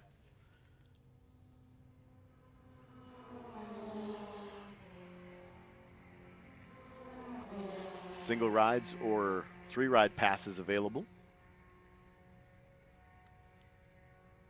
A couple of different ways to get there. You can walk outside the carousel to the beach and then cross the Mission Bridge in turn 10, back up to the Motorplex. You can take the Kettle Bottoms Trail, or of course you can just walk across the Motul Bridge over turn 9 as well. And if you want to take a little bit shorter, but not quite as long as the Kettle Bottoms Trail, you can head up from turn 6, top of the hill at 6, on the Corvette Bridge, right behind the Elkhart Lake Lion stand, and head down the Hurry Downs backside.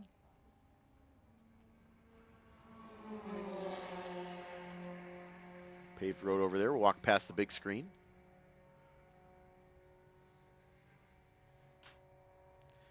So if you're looking for a new place to watch, we do have screens at turn 1, turn 3, turn 5. 2 of them in 5. One on the spectator bleacher grandstand area, and then one looking back at the Road America Center towards the Elkhart Lake Lions stand on the bluff. We have one at 7 and 8 in Hurry Downs, and then over in Canada Corner, of course, here in the paddock area at Victory Lane as well. Not a bad spot to watch the race here at Road America. So many great stands and so many great corners to watch all these race cars too, Eric. Absolutely. Tickets still available, roadamerica.com for this event.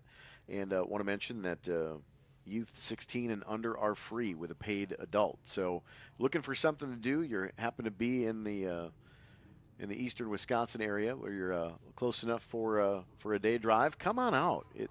I know that obviously be conscious of the air quality index with the smoke in the air, but be cautious with that. Stay hydrated, but still plenty of things to enjoy here at the racetrack. So come on out. There you see the brand new pit wall and new false grid lanes. So with the Motul 6 Hour coming up in 2 weeks here at Road America, expected over 60 cars to enter that race, so we need a little bit longer pit lane. So we've been able to accomplish that and give our grid marshals a little bit more space to work with this vintage event. Well over 400 cars. It gets a little log jammed over there on the grid, and you see a much wider false grid now as well.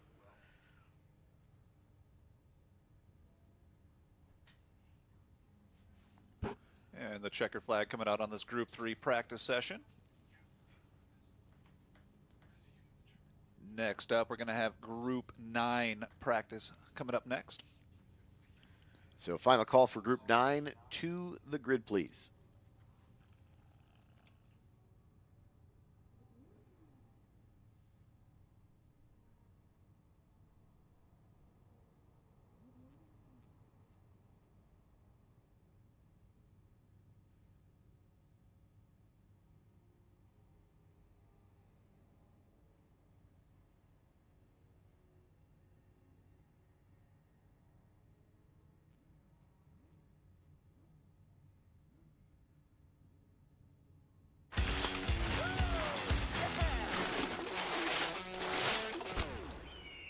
And that's why I never drive those guys. Party's over, big guy. We're tired of hearing, I don't want to get my truck dirty. With WeatherTech laser-measured floor liners front and rear, a seat protector, and full bed protection, trucks are totally covered. You just got WeatherTech. Yeah, buddy.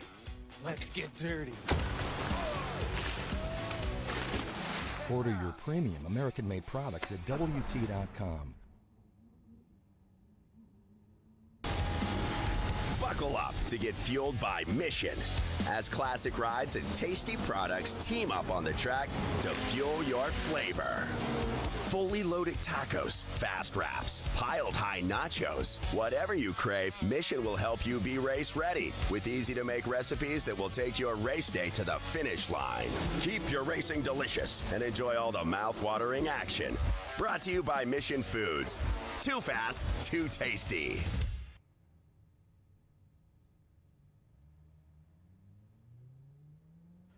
Attention fans, experience Road America from behind the wheel with our track touring sessions at 12:30 today, tomorrow, and Sunday. Enjoy a leisurely low-speed drive around the legendary 4-mile circuit. Touring tickets are available online. Space is limited. Reserve yours today. Cars, sports cars, and sport SUVs under 70 inches tall are permitted. No trucks, vans, or large SUVs. And don't forget to stop down by Bring a Trailer Auctions, the presenting sponsor of this weekend's Road America race car and sports car concours in downtown Elkhart Lake. If you don't know, BringATrailer.com is the best place in the world to buy, sell, and talk about interesting vehicles of every stripe. All of today's race spectators encouraged to visit the Bring a Trailer Big Top at Turn 5, see some great cars, pick up free refreshments and giveaways, and talk to experienced Bring a Trailer staffers. So glad to have Bring a Trailer here this weekend as well. Stop down, see them over in Turn 5. And, of course, they'll also have some representation at the concourse downtown the next 2 nights. The Motul Sports Car Endurance Grand Prix of Road America, July 30th through August 2nd. Tickets available for that yet. GT World Challenge, a couple weeks after that, August 28th through the 30th. Still tickets for that available as well. Again, spectators 16 years of age and under are always free with paid admission for an adult. And of course our Art on Wheels Vintage Weekend with the Fall Colors Spectacular, September 18th through the 20th. And then of course the SCCA National Championship runoffs for the 3rd year in a row here in the first weekend in October as well. Modern sports cars next on the docket for Group 9.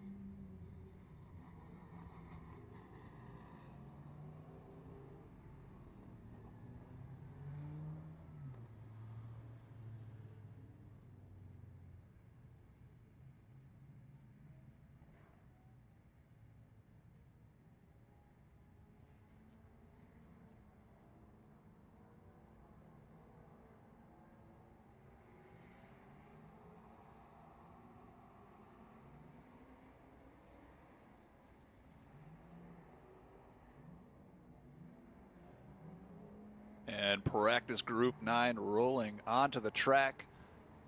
Group 9, the modern GT and the American stock cars.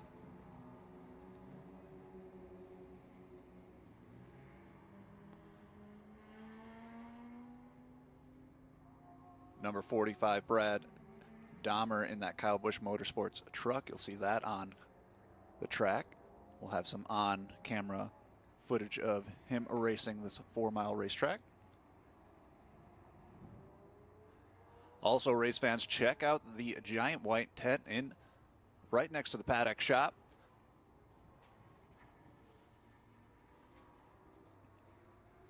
It is the largest reunion of the All-American racers, the Eagles.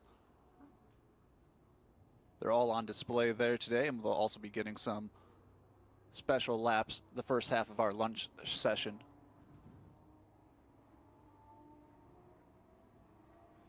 This is Group 9 practice.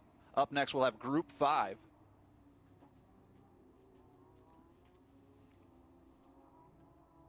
Group 5, that vintage sports racing prototype, coming up next. On track now, Group 9, the modern GT production and the American stock cars.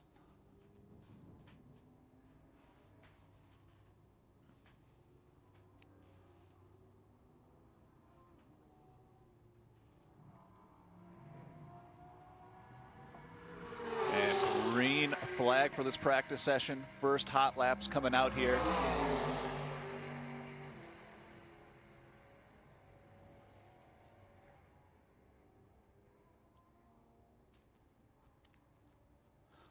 Also, race fans, check out the paddock shop, where you can get all sorts of memorabilia, as well as event programs and t-shirts. Concession stands open today. The Gearbox, Buzz Through Coffee, and Parker Johnson Barbecue. Public karting also open today through Sunday. $30 a session for the public karting, $75 for 3 races.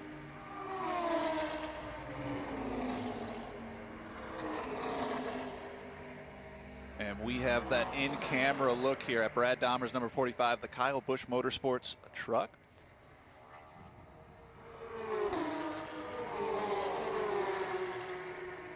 Kind of hard to miss it on the track as it comes around turn 1 here.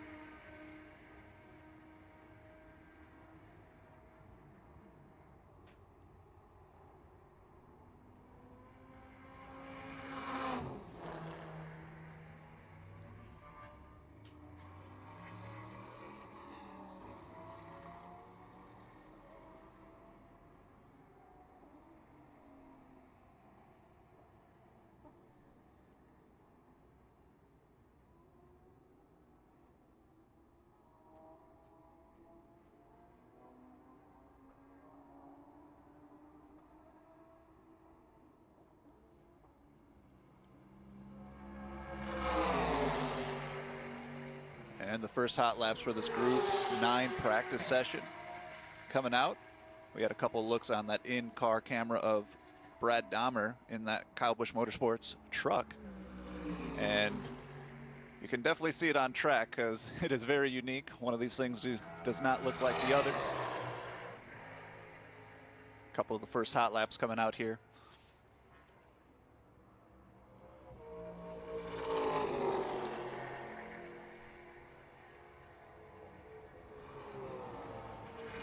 Here's Brad himself, a great fabricator. Brad Dahmer Motorsports and Bulletproof Motorsports chassis.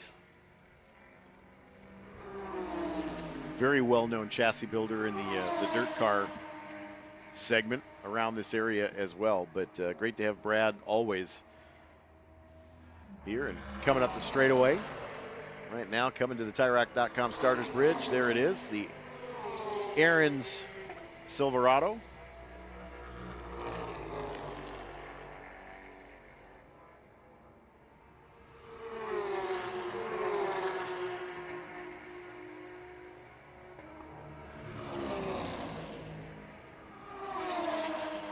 2010's Camaro in there.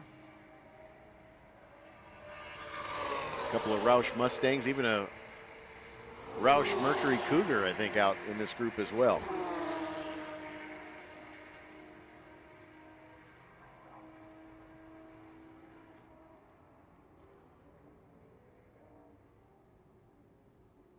Pierce Marshall has the Pratt Miller Corvette, the number 3.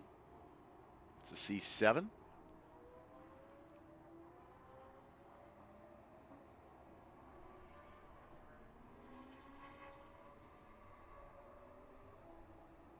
And currently Pierce on top of the board. A 209.389. As we look at Adam Rupp in the 701.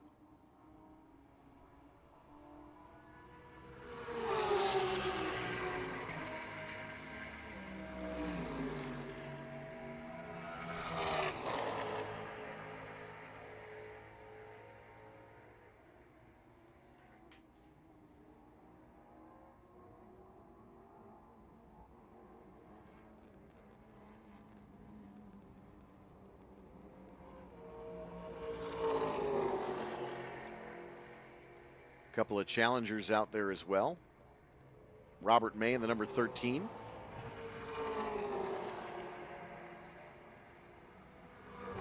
Here's a great in truck shot. Oh, a little spin there for, couldn't get the car number there, but that was in Canada corner. Brad going right around that, no issue. We'll see what race control decides to do. See if they can get going. Trying to get a good look at it here.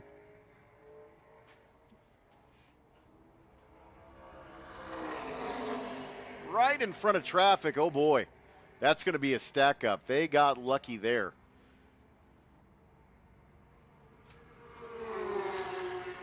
Just looking at one of our off-camera monitors, looking at turn 12, and pulled out right in front of traffic.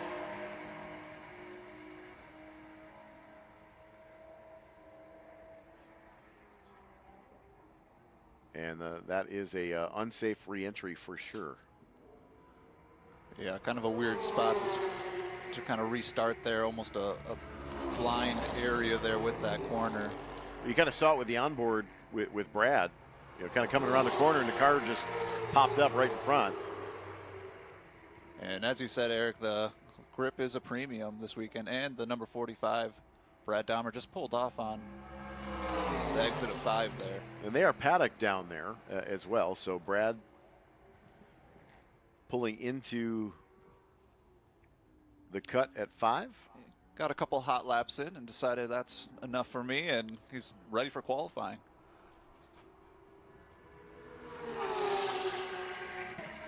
I'm sure he's got other cars he's has entered this weekend too.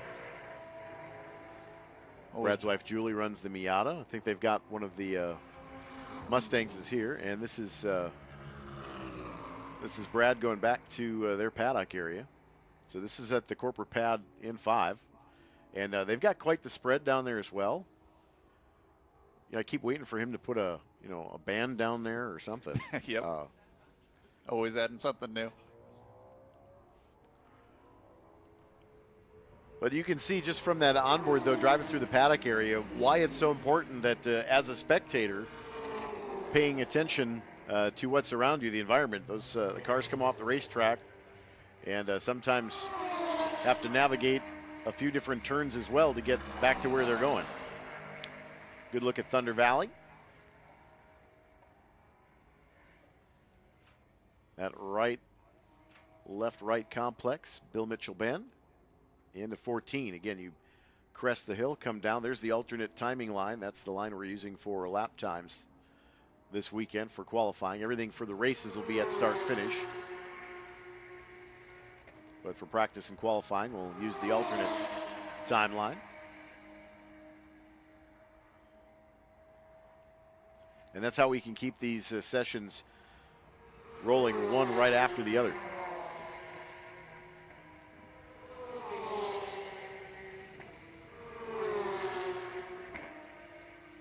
Looks like we got a red flag displayed here. Turn 5, we have one car in the cut. And It looks like he hit the inside wall. That is one of the fall line Porsches. That's the 145 of Mark Bowden. And he is able to drive away, so that's good news, but it looks like there's a little bit of debris on the track. I'm wondering if those would be the... oh, and one stop there on... And that's Colin Comer stopping for the red flag. So the red flag is stop on course. So... see if there's anything else, but I think it might just be that debris at 5. Yeah, so the red flag coming out here at this this weekend is a stop safely here. So everybody's kind of safely... Oh, looks like we've got a car into the tire barrier as well. Deep on the entry to 5. Yeah, oh, yeah. In the cut. Yeah, maybe that heavy braking zone of 5 maybe lost a little bit of the braking. And safety's on the scene. So, and that is firewall deep into the tire barrier. That's some pretty heavy contact from what we can see here. Oh, yep. But yeah. There. And that looks like that might be the 70 machine. Yeah, like that is Joe Koenig. That is a BMW M3 out of Bonita Springs, Florida. Or excuse me, that's out of Glenville, Illinois. That is a BMW M3 out of Illinois. That is Joe Koenig in the 70 machine.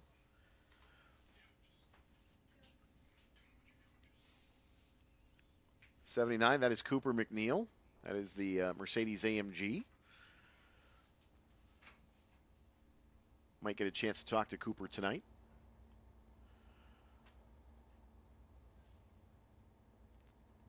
On stage at the Bring a Trailer concourse. So red flag is out, so we've stopped on the race course. Traditionally, the black flag all is displayed when they are able to return back to the pit area safely. But red flag indicates that we've got a safety situation that needs immediate attention, and everybody stops along the race course.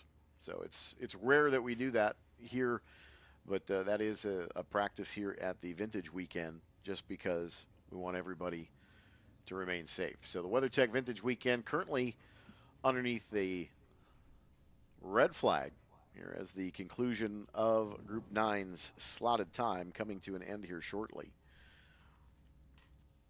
Group 5 next on the docket.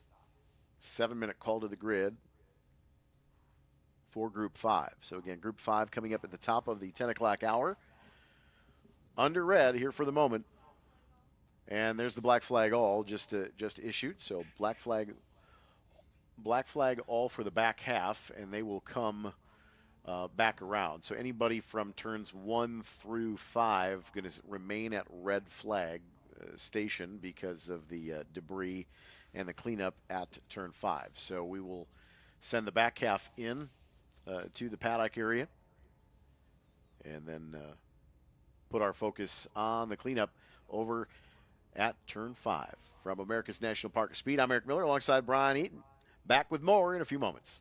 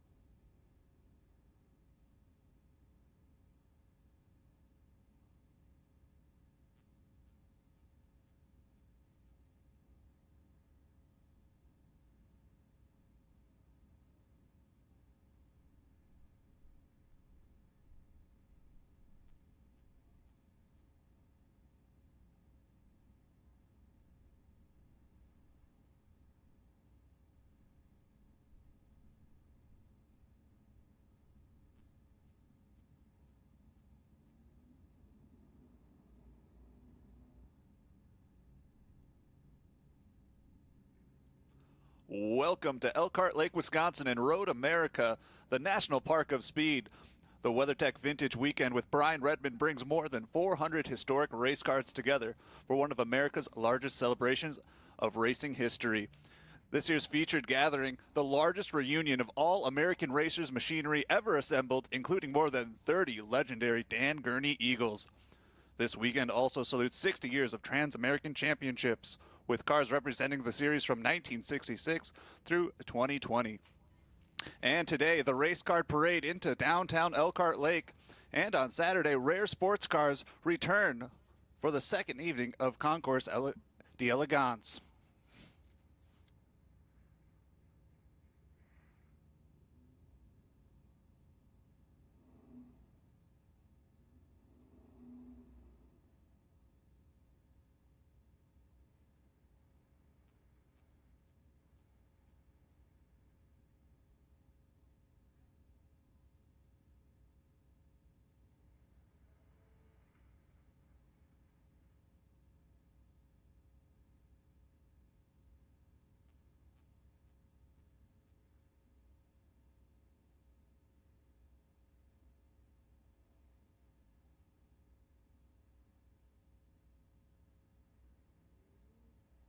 UEMSI HTV is the official sewer inspection camera provider for Road America. Since its inception in 1989, Jackson, Wisconsin's very own UEMSI HTV has become the world's largest distributor of sewer cleaning hose and proud manufacturer of hydro excavation, pipeline maintenance, and sewer inspection equipment. Whether it be vacuum tubing, washdown guns, high-pressure swivels, or the all-new U sewer pipeline inspection camera, you'll find them in stock and ready to ship today. For more, visit UEMSIHTV.com.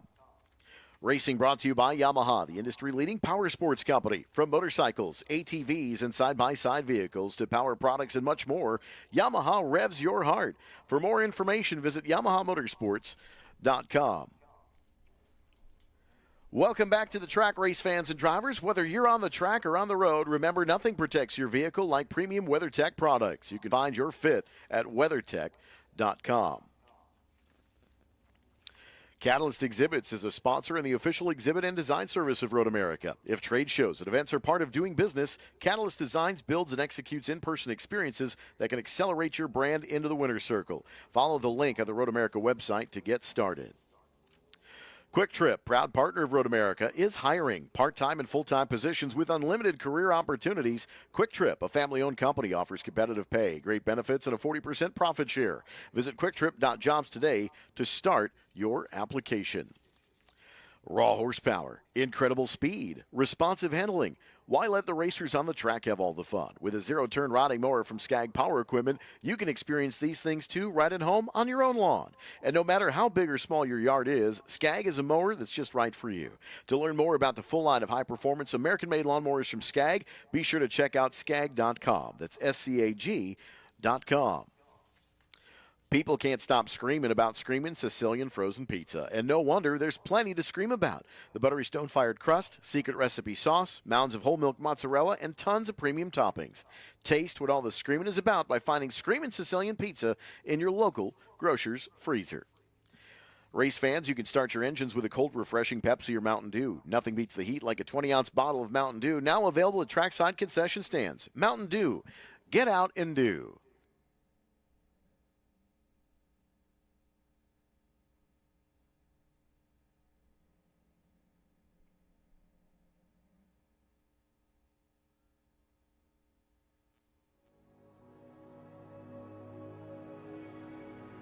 A lot of people don't know this, but the Air Force actually has the ability to refuel aircraft in the air, and that's my job. I'm Master Sergeant Ryan Cornell. I'm an in-flight refueling specialist in the United States Air Force. I'm more commonly referred to as a boom operator. A boom operator is responsible for operating the air refueling system at the tail end of the aircraft in what's known as the boom pod. The Air Force needs in-flight refueling in order to extend how long other aircraft can remain on station. So we could be going anywhere from 200 to 315 knots, and you're using what's called a rotor control stick to fly this boom around, using its control surfaces, lining it up with the receiver's receptacle, and you're using your telescoping lever to reach out and make contact. And then from that point, the pilots will flip some refueling pumps on, and then that's when gas is being released to the receiver. The whole time you're on your belly, you're talking to the receiver, you're also talking to your pilots, letting them know what's going on, keeping them in the loop, painting them a picture. Your job is to not only offload the gas, but to keep everyone safe. Some of the different aircraft that we can refuel in flight include A-10s, B-1s, B-2s, C-17s, C-5s, F-16s, F-22s, F-35s. I enjoy refueling the F-22s a lot. They're pretty stable aircraft and they look really cool. I was a medical logistics technician prior to this job. I always wanted to fly, and I was able to get onto an incentive flight to see firsthand what boom operators actually do. From that moment, I was sold. The training to become a boom operator is pretty extensive. A couple months of ground training. You also go through simulator training to get you prepared for what you would actually be seeing and doing in the aircraft. From there, you roll into flight training, and basically you tie in all your ground training under the supervision of an instructor. Good set of skills to have if you want to be a boom operator. You definitely want to have a good head on your shoulders, be personable, willingness to learn. You can't be afraid to speak up. You are there to back your pilots up and let them know if you see anything, dumb, different, or dangerous. I'm a third set of eyes, so I might see a light come on that they didn't notice and bring it to their attention, or I might hear a radio call that was missed.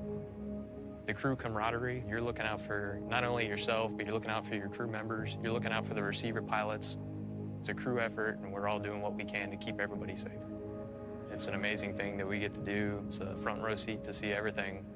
I feel like I have the best job in the United States Air Force.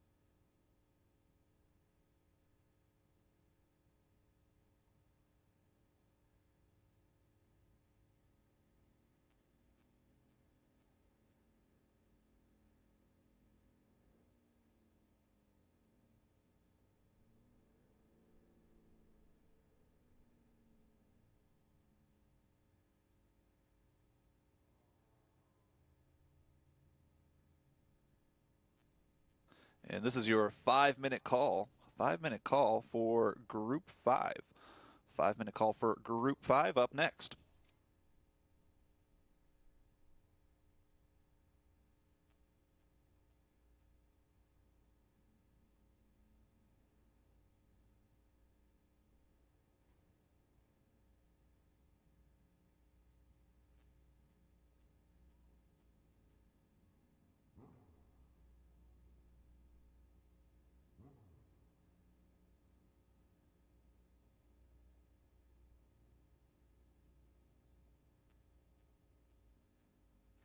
Group 5 up next. That is Vintage Sports Racing and Prototype. Safety was able to clear up that incident in turn 5. Thank you to all the safety crews out there. So Group 5 practice coming up next.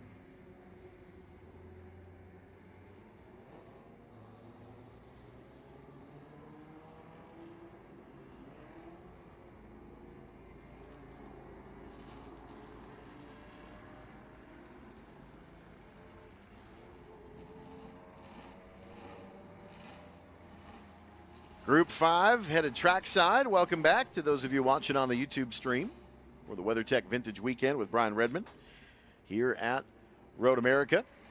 Eric Miller, Brian Eaton with the call of this weekend's festivities.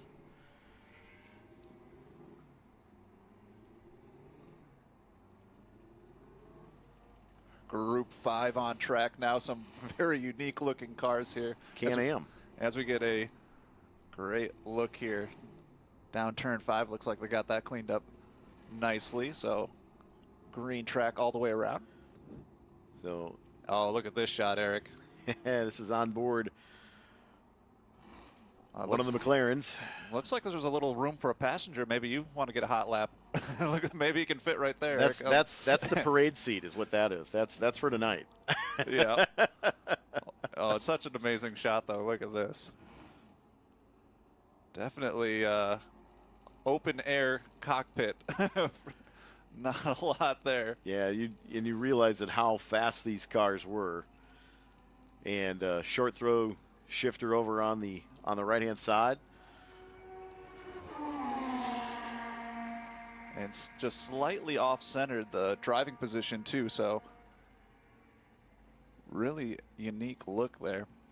And all those in-camera shots, comparing from the start there when we had the number 6 of Paul Ruth to this inboard shot, it's just completely different. You'll see different race lines, even just the shaking of the camera itself as they go around these different turns. So first hot laps coming out here for practice group 5 as they go flying past start finish.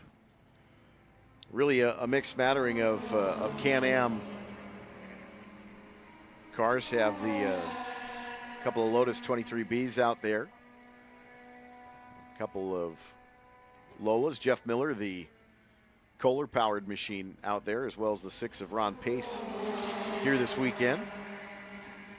Those are the 2 strokes, so they make a little bit of blue-gray smoke.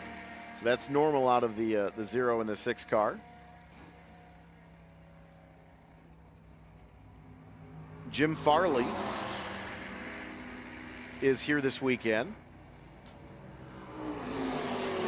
And Jim has the Lola 298. Jim, of course, with Ford Motor Company.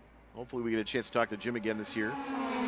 Talked to him last year at the concourse on Saturday night.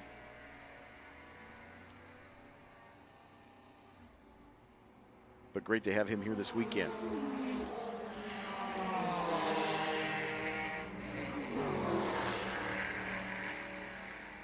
And Eric, maybe it's just me, but I think the visibility of those wildfire smoke is clearing, a little bit better visibility, and we'll get a lot better look here of the track throughout this weekend as that clears up.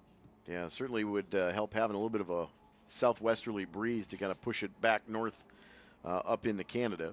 But I know that Milwaukee area had some flight delays as a result yesterday. There's a couple of delayed flights into Sheboygan County as well for some of our competitors here this weekend.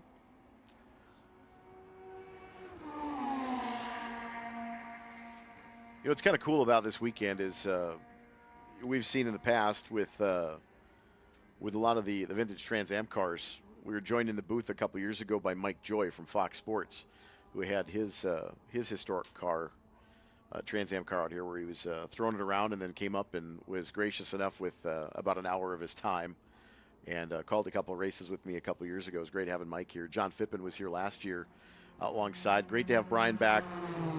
For those of you that don't know, Brian was the original video board operator back when we had about 3 cameras and 1 big screen over in turn 5, and that was it. Yeah, now you guys have drone shots, you have in-car shots. The amount of upgrades that you guys have done, looks fantastic. This is night and day difference. Yeah. If you haven't been at the racetrack or you haven't looked at the YouTube live stream, it looks so incredible. I keep telling people worked here for quite a long time. For the last 5 years, I've seen, oh, here's another great in-car shot. Oh, this looks so awesome.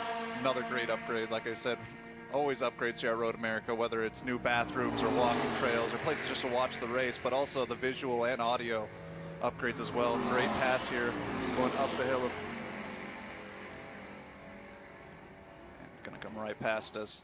Yeah, you see the air, how it just buffets the camera. Now imagine trying to hold onto the steering wheel and change gears, hit the brake pedal, and your helmet's doing the same thing the camera is. Yeah, and let's hope it doesn't start raining a little bit on the open cockpit car too. Not a big threat of that this weekend, thankfully, but that would certainly help, I think, with some of the smoke if it did. Maybe at night, just to give us a little bit better visibility, but it is improving. Definitely has improved as the wind kind of blows it away. Great look here up the hill under the Corvette bridge. Definitely much more sunlight today than yesterday here in the main paddock area. Looking at the Eagle's Nest, the reflection off of the white tent, much brighter today than yesterday as well. Good look at the exit of turn 9 into 10 at the carousel. Speaking of the Eagle's Nest, Eric, definitely got to go check that out if you're here at the racetrack. One of the largest gatherings of those race cars. And could potentially be the last time that 30 Eagles are all in the same place at one time. You know, that's something that we really pride ourselves in here at Road America is working alongside a lot of these competitors, trying to preserve racing's history. But as these cars age and as ownership changes, not everybody puts the race car back on the racetrack, and certainly some cars are literally museum quality, compete here 3 times a year. And, you know, in spring, here in July, and then again in September. There's a lot of competitors that competed all 3 vintage weekends here at Road America and other vintage weekends throughout, of course, the United States. But, you know, as ownership of these cars changes hands 2 or 3 times from the original owner group, you just never know what's going to happen. If they end up in a garage and underneath the tarp and never be seen again, to, you know, being placed into places like Indianapolis, you know, at the Indianapolis 500 Museum, certainly the National Motorsports Hall of Fame in Alabama at Talladega. But a lot of these cars, you may never see some of them again. And that's what makes this event so special, is every year you just don't know if it's going to be the last time that one car doesn't come back. And, you know, we've had a lot of cars here for the 16 years that I've been calling races here at Road America. And then all of a sudden the car just disappears, and you don't always necessarily know where it ended up. Jeff Miller in the Kohler-powered Zero machine onto pit lane, down to pit box 31. Look into turn 5. Beautiful papaya McLaren.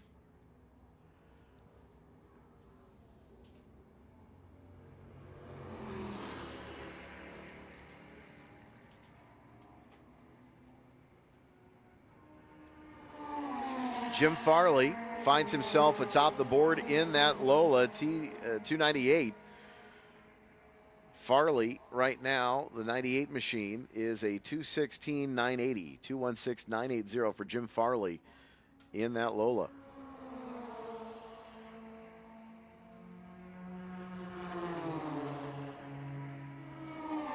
Enzo Lucas in the 66 Porsche. That's a 966 out of Boca Raton, Florida. Jim Buzzaglu in the Lola T294. That is the number 7 machine.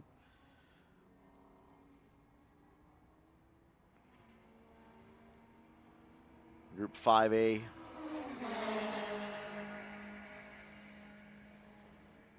Where so many of these cars share lineage with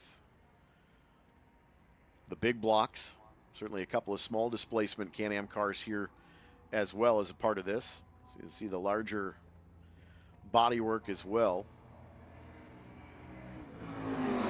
Think of having a fire-breathing 427 strapped to your back.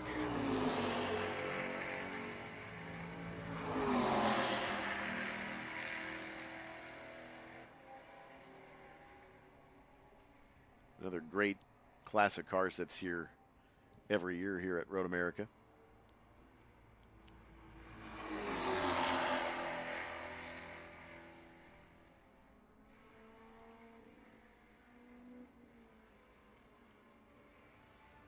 little bit of a buffeting with the open cockpit on the McLaren.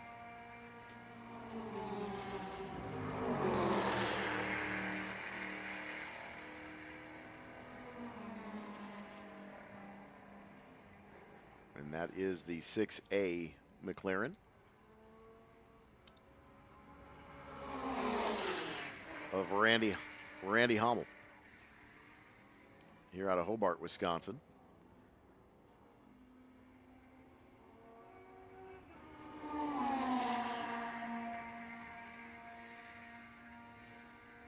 You know, one of my favorite cars here as well is always Robert Bowler's 96 machine. That is that Lotus 23B out of Gurnee, Illinois. But that Lotus of Robert Bowler, such a beautiful car. The Lotus green, the yellow wheels on it as well.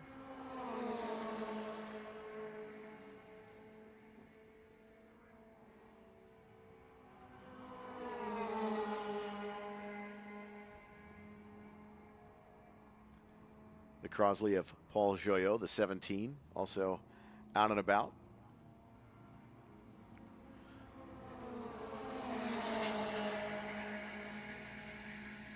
Oh, problems for one of the Can-Am cars. I think he just missed his opportunity to brake there and decided to let his race competitors go past there. So veteran move there. Cooked it, but may have lost some power as well. Kind of abruptly bailed out of the throttle on the outside of the turn in the 13, Bill Mitchell Ben. And that's why we call it a practice session.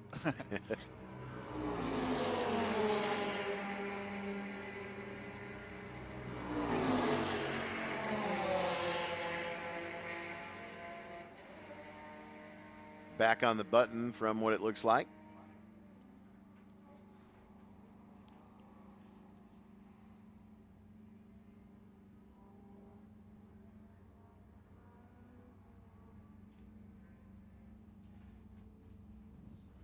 Quite a large group here in Group 5, one of our largest groups. Final minute.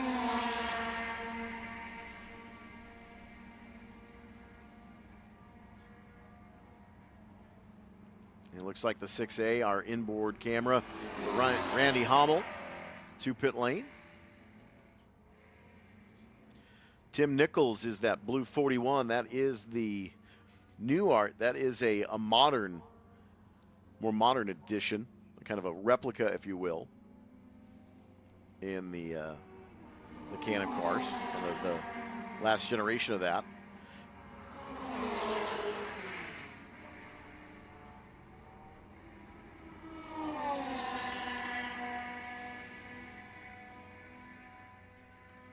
The checkered flag is out here at start finish.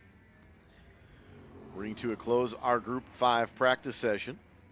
Group 1 next on the docket. Couple moments behind just due to the incident in the prior session, so we're a little bit behind here, but this will be Group 1 next on the docket. So Group 1. And Eric, looks like we got a little bit of a spin there on turn 12, Canada corner, just outside of the line, going in right outside of Canada corner there, I believe. Indeed. Back underway from the looks of things, getting it spun back around. So safely rejoining, waiting for some traffic and a point. And flag marshals give him the point and back underway in Canada corner. Much safer re-entry that time. That's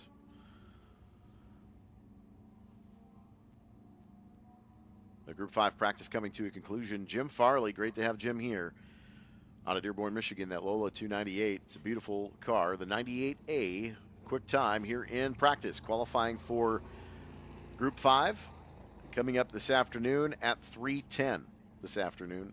The race tomorrow at 3:10. Group 5 qualifying is at 3:30 this afternoon. So qualifying at 3:30 for Group 5. Their race Saturday is at 3:10. Their first race, their qualifying races, and then fast laps from there will put them into the grid for Sunday's feature events here in the WeatherTech Vintage Weekend at America's National Park of Speed, Road America.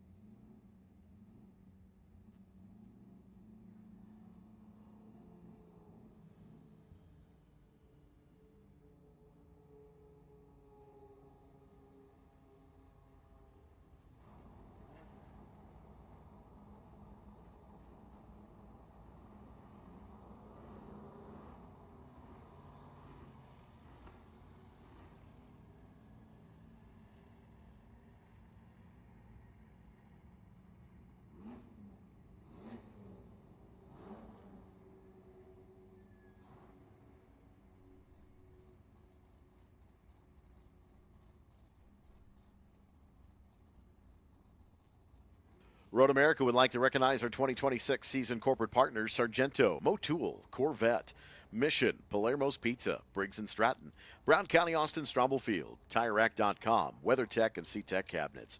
Our entitlement sponsors, WeatherTech, Expel, West Bend Insurance, Bank First, Bring a Trailer, and Kohler Credit Union. Our food and beverage partners, Mission Foods Tortillas and Chips, Sargento Cheese, Cedar Crest Ice Cream, Lakeside Pepsi, Torquay Coffee, Carbless Cocktails, Molson Coors, Pritzloff Wholesale Meats, and Plank Road Distillery. Our fire and safety sponsors, Jefferson Safety, AMR, Crete Trucks, Bobcat Plus, Wheelan Engineering, Safety Clean, and Soundhouse Hearing Protection. Our partner organizations, Quick Trip, Spark Ops Fabricators, Wisconsin Lighting Lab, Sign Me Up, Skag Power Equipment, Yamaha, H&R Springs, Jim's Golf Cars, Mulch Express of Wisconsin, Catalyst Exhibits, Sheboygan Chevrolet, Third Coast IT, Eden Valder Stone, Clean Tools, Collins Classic Automobiles, the Walbeck Group, Speed Seat, Wisconsin Lottery, N-Tech Solutions, Smith Oil, Meekum Auctions, Tietz's Piggly Wiggly, McMahon Engineers and Architects, RaceQuip, CertaPro Painters, and Kunis RV. Crete Truck Centers, where your uptime is our priority. Crete Truck Centers has a new large inventory of new Mack, Volvo, Hino, Fuso, as well as road-ready pre-owned vehicles. With locations in Sheboygan and throughout Wisconsin, Crete Truck Centers is dedicated to keeping your business moving down the road by providing parts and service to all makes and models of trucks. Find out more at CreteGroup.com. Crete Truck Centers, the official vehicle recovery partner of Road America. Race fans, you know it's important to keep your car looking great, so why not treat your residential or commercial buildings the same? Eden Valder Stone offers a full line of building and landscaping stones that really help polish up your place. Whether you're restoring your landscape or starting from scratch, turn to the experts at Eden Valder Stone. It's the preferred stone of Road America and the ideal choice for your next project. Safety Clean, a Clean Harbors company, is the official fluid recycling service company of Road America. Safety Clean provides automotive fluid recycling services for the competitors racing here at the track. Safety Clean is the largest refiner of used oil, antifreeze, and cleaning solutions worldwide. Safety Clean encourages all race fans to do your part to properly dispose of your used automotive fluids. Safety Clean, a Clean Harbors company. Help make green work. SeaTech Manufacturing is a premium aluminum cart, cabinet, and drawer manufacturer. Competition at the racetrack has pushed SeaTech storage products to outperform the competition in efficiency, appearance, and functionality. Driven by passion and storage expertise, SeaTech's products have expanded outside of racing to serve many other industries. Whether it's at the track, in the garage, or at your place of business, take your storage to the next level with a custom storage cart, cabinet, or drawer from SeaTech Manufacturing. There's nothing good about a dirty car, and whether you drive a race car, sports car, or any car, the fastest way to clean and wax any car is to use the Glosser microfiber towels. The Glosser is available everywhere better car care products are sold, including right here at Road America in the Paddock Shop. If you have no time to wash, then gloss. Welcome, race fans from all over the world. Lakeside Pepsi, proud to be the official soft drink sponsor of Road America. Quench your thirst with assorted Pepsi products available at all of our concession stands.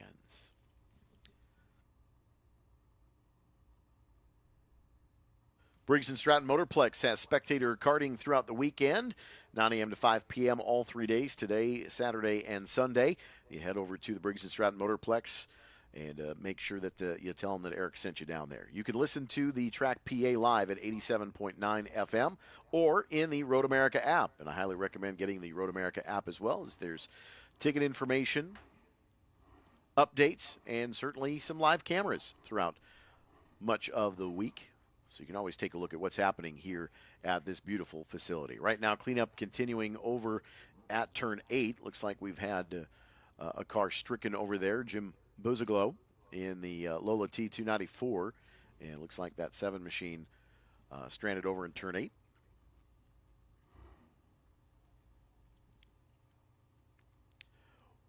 Vintage weekend here presented by WeatherTech. Again, there's a good look at the Briggs & Stratton Motorplex at the bottom of the hill at Hurry Downs, inside the carousel campground over there as well. New tech shed over there for the weeknight and weekend series events. Racing with the Road America Kart Club, dating back about 22 years or so now. Moving from Karting Kettle behind the old anchor lanes and moving over to Road America just over 2 decades ago, and the racing has been fantastic there, and a lot of go-kart competitors have moved up the ranks, through that kart club. Yeah, it's a great way to start your racing journey, and a great way to just get some seat time going around that track. And that track is really challenging. And Eric, it is open today, 9 to 5, all the way through Sunday. $30 per session, $75 for a 3-race pass. And I believe if you say Eric Miller sent you, you might get the fast cart potentially. Who knows? Well, any cart with a 31 on it's fast, so you know that. So that's definitely the quick cart. 35 as well back there. So you just Okay, number 35. Anything with a 3 in it, you're just going to do it for Dale. That's right. There's a good look at one of the Road America shuttles as well. The white trailer behind the side-by-side. Don't forget that if you don't want to walk with the smoke cover today and would like to check out other sections of the racetrack and being mindful of the air quality, we do offer the shuttle services, so just look for a shuttle flag. They come by about every 10 to 15 minutes or so, and you can get from point A to point B as well. So again, we're a little behind here on the Fast Friday, but as we get set, headed toward our track touring coming up towards the 12:30 mark, we'll have that right after our All-American Racers Eagle, Group 13 coming up, scheduled to go around noon. So we do have a couple of practice sessions yet to go here. Group 1, 7, 4, 11, and our Eagles group, which is Group 13. So that is what we have here on our docket for a Fast Friday. So moving along, conclusion of Group 5 just a few moments ago, and getting to Group 1. So we've got our modern prototypes coming out here. 1 minute to the grid. 1 minute to the grid. Final call to the grid for Group 1.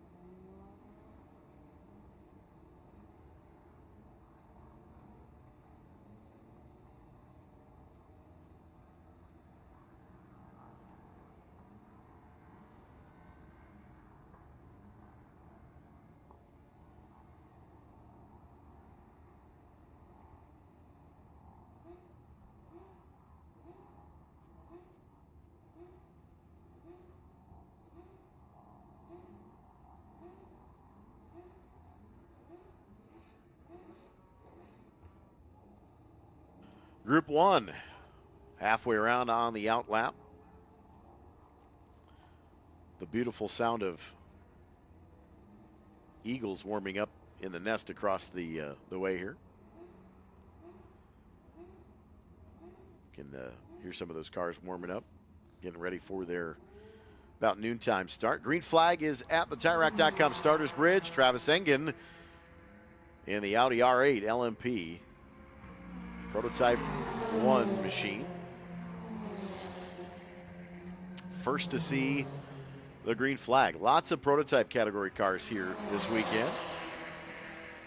A couple of Daytona prototypes. Got the Riley Lee Milazzo.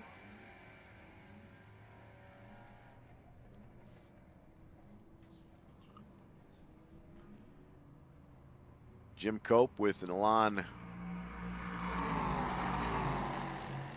P2 car. James French out there with the Ligier.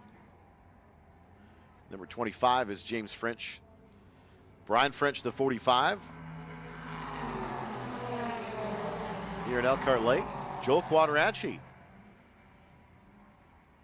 back with the number 48. Missed him in spring. John Gaden in the 29 out of Wind Lake. Adam Kroner. That is the Carbless 148. Adam, the owner with his wife Amanda at Carbless, again, one of our partners here at Road America. That is a Sebaco.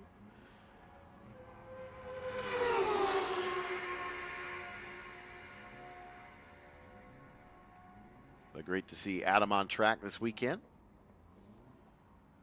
Pearls on the Hill, Los Amigos Locos, and Altona all have Carbless available from the concession stands. Ready to mix, ready to drink, I should say, cocktails.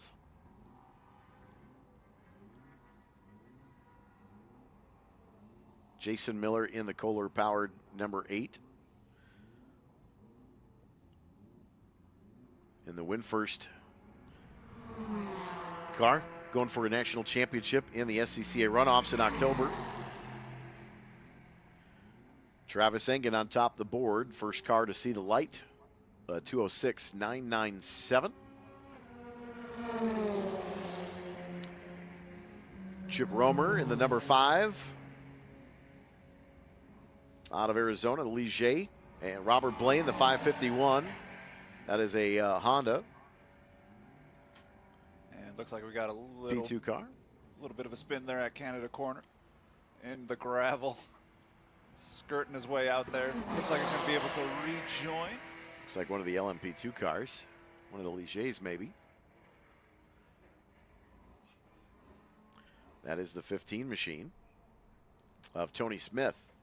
That is the Ligier P320.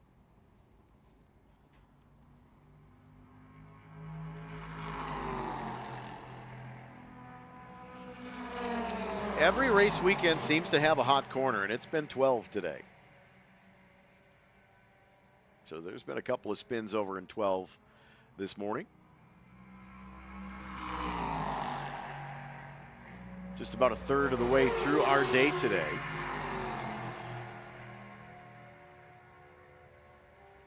Looking at the Mission Foods Bridge on the exit of turn 10 at the carousel.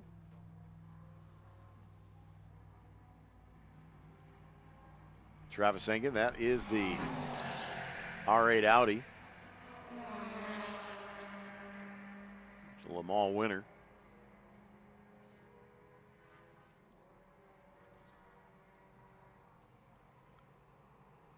Lots of Road America wins in that car too in these vintage weekends. Not quite sure how many cars that Travis is driving this weekend. I know 2 for sure. There was one weekend he drove 7. 7 cars, wow. 7 different events. 7 different races in the same day. That's almost he's a busy jumping in out of one car into another car. A lot of times you'll see him pit right after start finish and then run back to the grid and hop in. Don't know if Travis is doing that with more than a couple. Looks like 3 divisions here for Travis. out of Connecticut. He's one of these WeatherTech Vintage Weekend veterans. Been at it a long time. Always great to have his cars out here. He's got that BT Brabham.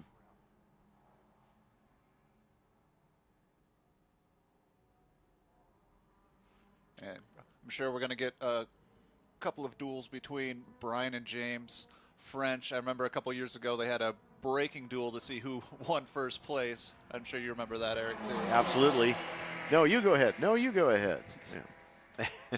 Yeah, and definitely some of the fastest lap times we'll see this weekend, too, coming out of James as well. Just the one Formula car here this weekend for Brian. The Jordan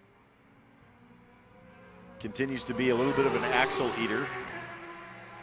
Not sure if that's the current problem with the car, but it effectively is somewhat retired, I think.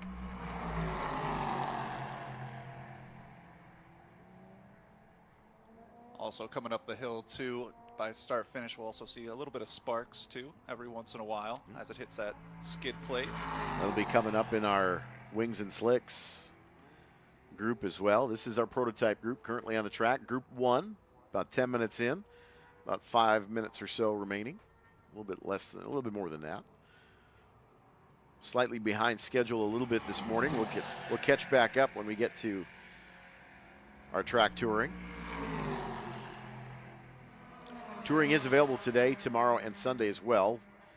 More details, go to registration or take a look at roadamerica.com as well. Call 1-800-365-7223. Talk to the main office. Travis Engen, speaking of which, that Audi R8 on pit lane, just across from our position here.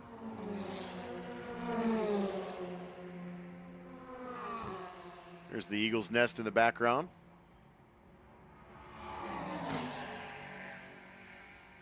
And those Eagles are going to be hitting the track for the first half of our lunch track session. So it's going to be a good time to get some food and watch those Eagles soar around this Road America racetrack.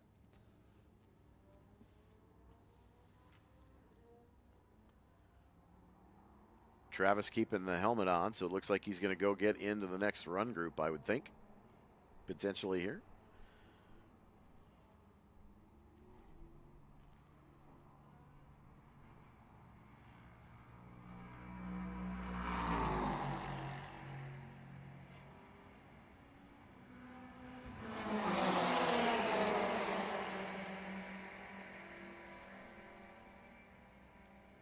Again, another one of those cars. It's a certified race winner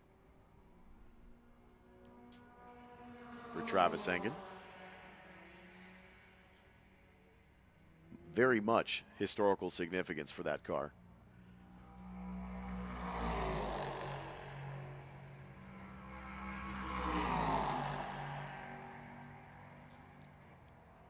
Ran in the American Le Mans Series.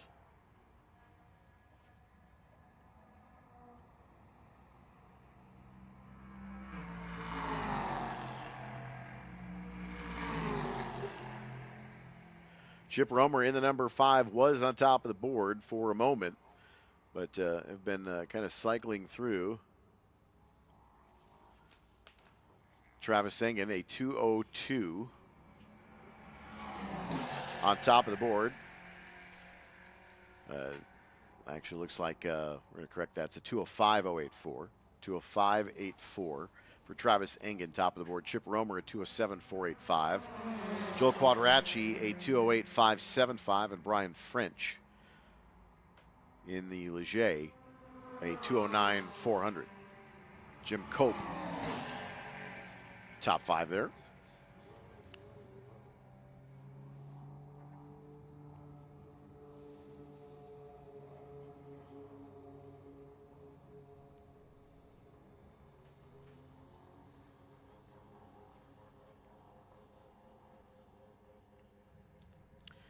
Looks like that was Brian French making the right-hander at turn 3. The fluorescent Dayglow yellow.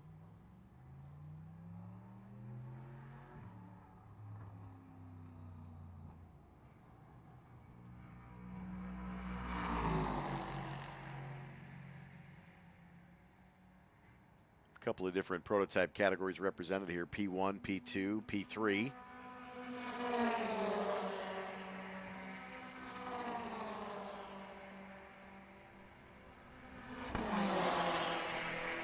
Lee Malazzo in the number 28 machine. That is a Riley. Now, the track day version of the Daytona prototype era of Grand Am, kind of modeled after that. Of course, Riley Fab car. Crawford all had cars in Grand Am during that initial Daytona prototype era.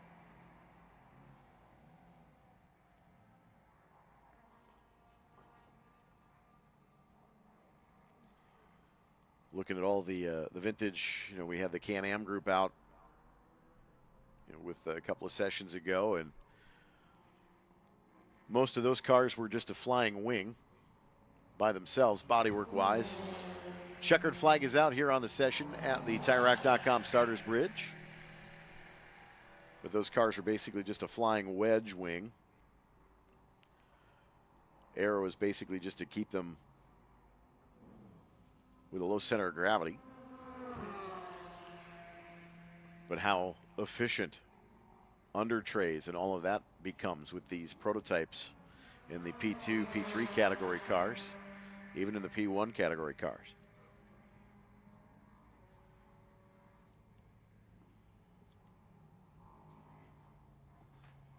So checkered flag is out here on Group 1. Next on the docket, Group 7. So we're about 15 minutes behind schedule so far. Just keeping you in the loop. Group 7, final call to the grid. Group 7, final call to the grid. As you see, a couple of cars exit off of turn 5. Back with more from the WeatherTech Vintage Weekend in just a few moments.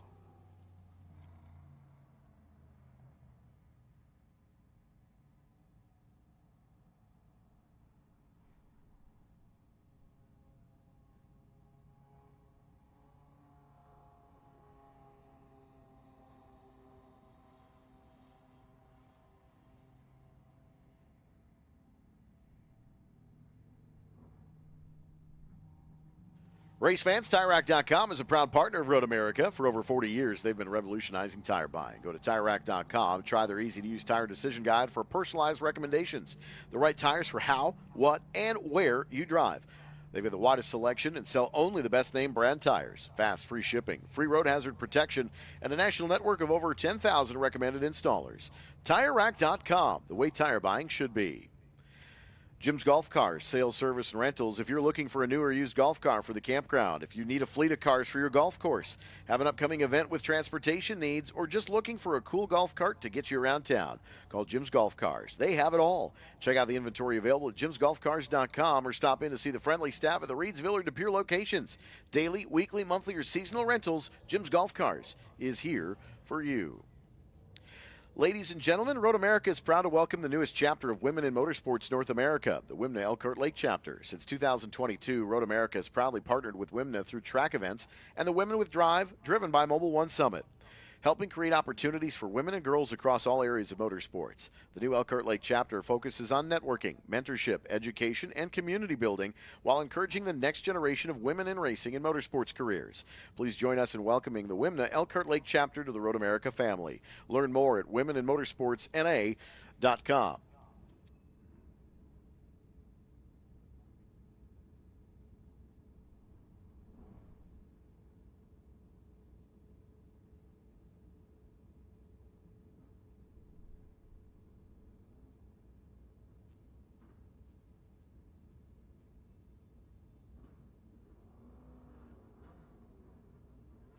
Welcome to Elkhart Lake, Wisconsin at Road America, America's National Park of Speed, the WeatherTech Vintage Weekend with Brian Redman, bringing more than 400 historic race cars together, one of America's largest celebrations of racing history. This is our Wings and Slicks group. A couple of cars that burn methanol will be leaving from pit lane a little bit further on up the road. You see a couple of drivers, including that of Travis Engen, getting strapped in. He was a little bit late to the grid because he just got out of the Audi R8 from the session previous. But the WeatherTech Vintage Weekend in full force here. Temperatures are about 87 degrees on this Friday late morning. Not really all that humid for a Wisconsin summer day, 45% relative humidity, the dew point, about 63. You take away the Canadian wildfire smoke, and it's a gorgeous day here at the racetrack. So Group 7 now underway. Next is our Group 4. So Group 4, 2 staging. So Group 4 next on the docket. Group 4, this is your 5-minute call to the grid.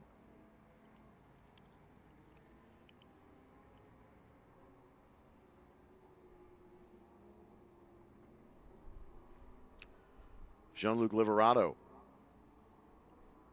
in the number 1. The 36 is Jonathan Burke. Paul Dudiak in the 4.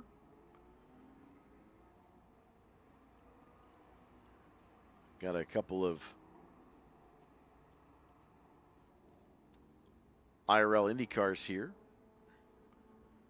Looks like we had a car go off in 5.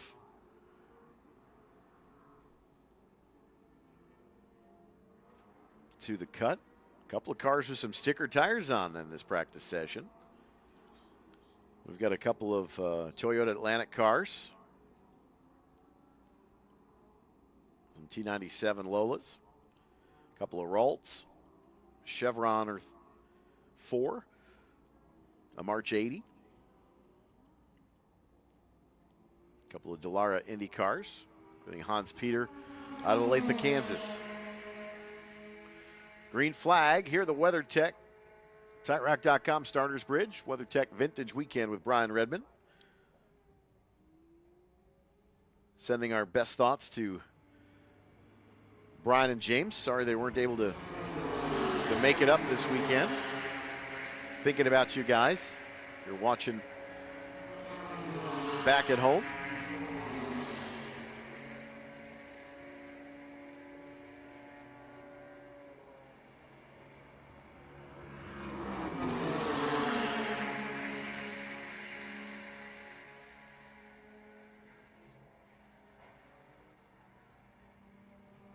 A little bit of an air push to the drone here from these cars.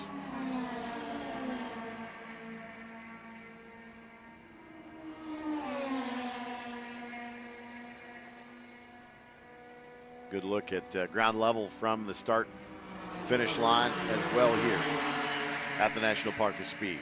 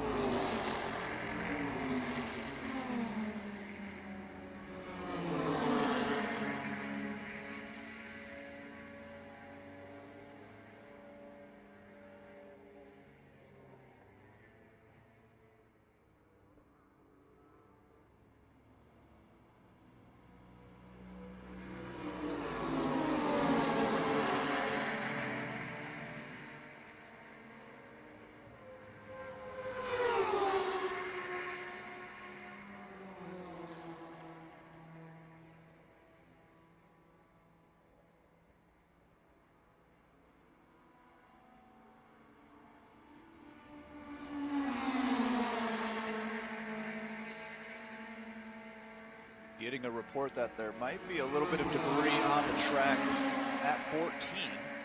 So we'll see how the safety and race control deal with that. Hopefully it's off of race line and we can continue with the green track. But 14 might have a little bit of debris there. So we'll keep our eyes on that and see what race control and safety decides to do. A couple first hot laps coming out for this Group 7 practice session.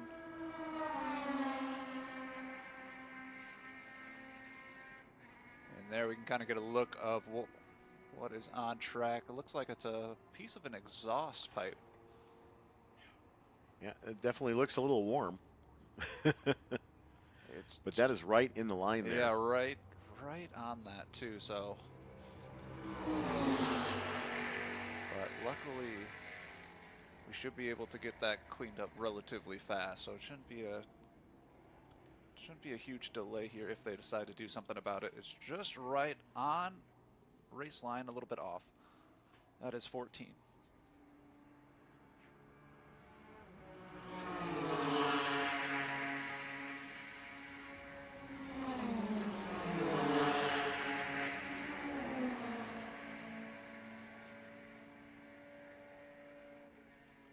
Group 4 practice is up next. Group 4 practice up next. We're on Group 7 practice.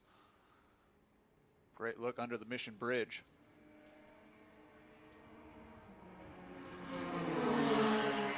Field has been made aware of the debris so far. Just see the surface flag. If that is indeed an exhaust pipe, which is possible, I would imagine that would not be something that they would leave on the racetrack. So wonder if maybe that's a piece of roll bar padding or something as well. Doesn't appear to be moving, however, as cars go by. So it's very likely exhaust. That's what the report is from the Corner Network. So we have access to all of our flag marshals around the racetrack, our observers. Couldn't do what we do without them. There's the surface flag right there. And going 2x2 into 14 kind of puts that into the target zone. So that's whatever that is, that's a pretty big piece. Regardless.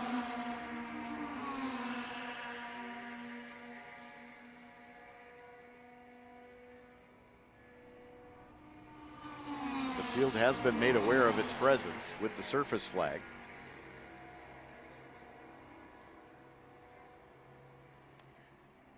Oh yeah, that's definitely a section of exhaust for sure.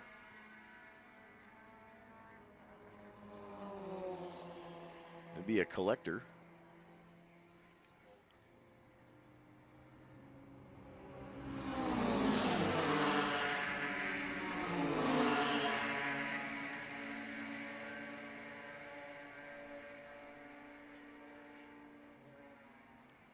Top of the board right now is Charlie Peter in that number 66. That is the Swift.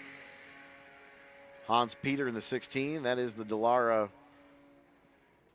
IndyCar. Gerald Skolsky in the 46. Jean-Luc Louverato in the 1. So Charlie Peter and Hans Peter, top two. Skolsky, and now Nolan Allaire. That is the Panos.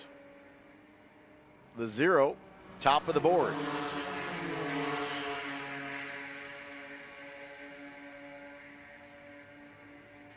That is the final edition of a champ car in the Kart World Series. Really well-developed platform was that Panos race car for kart just prior to the merger back with the Indy Racing League.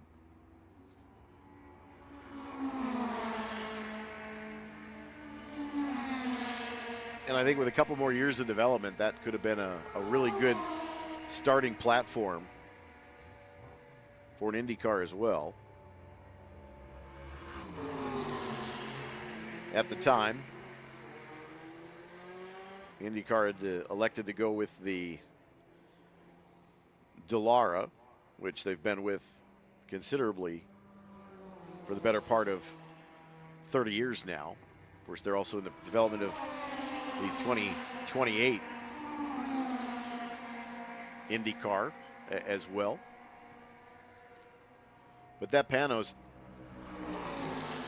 could have been developed a little bit more, and I think would have been a really interesting car to have.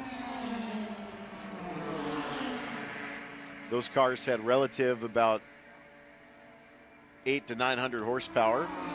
Some said that depending on the boost setting, would have had about 900 to 1,000 with those Cosworth power plants at the time, depending on the configuration and the year.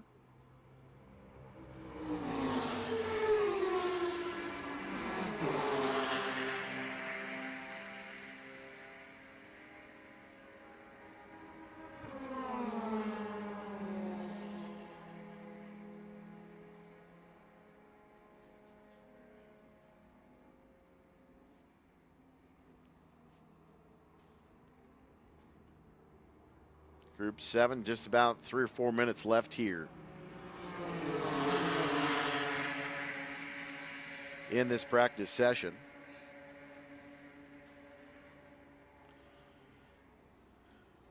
Group 4, again, final call to the grid here. Group 4, to the grid, please.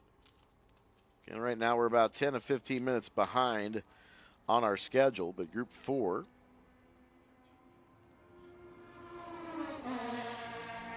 To the grid, please.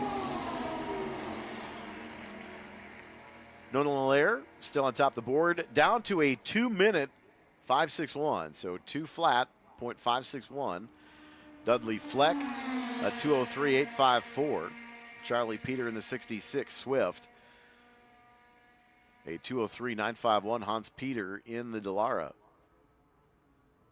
IL-15 out of Olathe, Kansas, a 2:04.131. And the 46 of Gerald Skulski, that is a Toyota Atlantic T97. Top 5 right there here in this practice session. Jean-Luc Liverato in 6th, another Dallara. That was the Infinity Pro Series car, if memory serves correct.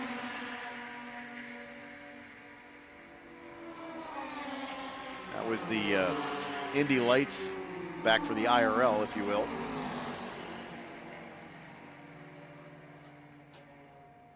Now, mind you, that was almost 30 plus years ago now. Memory's a little fuzzy on that.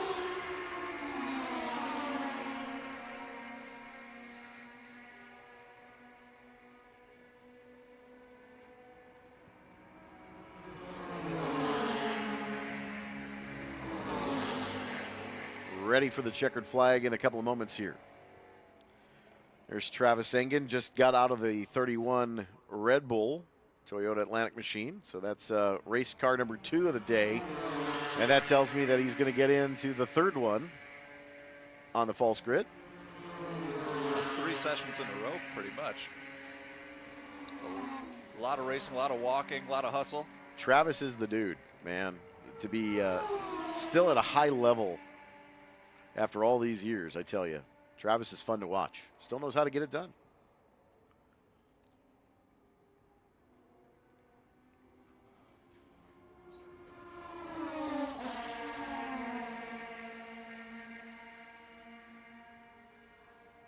WeatherTech weekend with Brian Redman here on a Fast Friday. Qualifying starts after our lunch break, right around the 1 o'clock mark today. Group 2 will be our first qualifying session. And that's when these cars will be going for some ultimate lap times. Look at the Motul Bridge, just 2 weeks away from the Motul Endurance Grand Prix of Road America. The IMSA 6 hour. Cannot wait.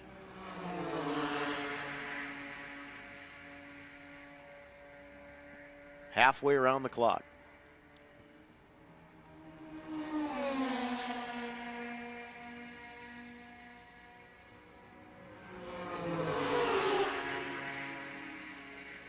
Tickets still available at roadamerica.com. Again, 16 and under, free with a paid admission of an adult. Always the story here at Road America. Family friendly, family fun. So much to see and do at the racetrack. Get to walk around in the open paddock area that weekend. You walk right up. I know, I'm sure Kelly Brule will be out trying to wrangle dinosaurs and a dragon. Maybe even a Pegasus at some point over the weekend. Would assume Rexy's racing, maybe Roxy. But Spike going to be racing just a couple weeks. They take such good care of our little race fans, I tell you what. That's a great program in the IMSA paddock area. We'll have a fan walk, grid walk before the start of the 6 hour. Checkered flag coming up shortly here at the TireRack.com Starters Bridge. It's WeatherTech Vintage Weekend at Road America. Sun, shiny skies. We can actually see some blue now over the front stretch and some bright sun reflection off of the Eagles' nest in the tent here in the main paddock area as well.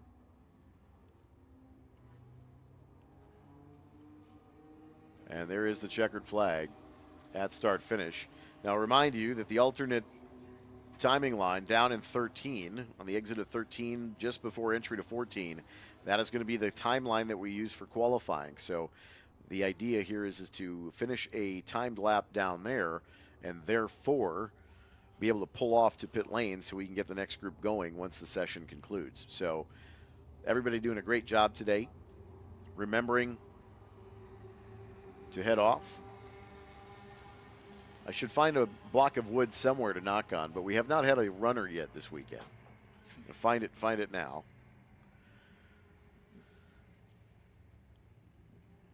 Well, the WeatherTech Vintage Weekend rolls on at America's National Park of Speed. Back in a few moments with more. Group 4 up next.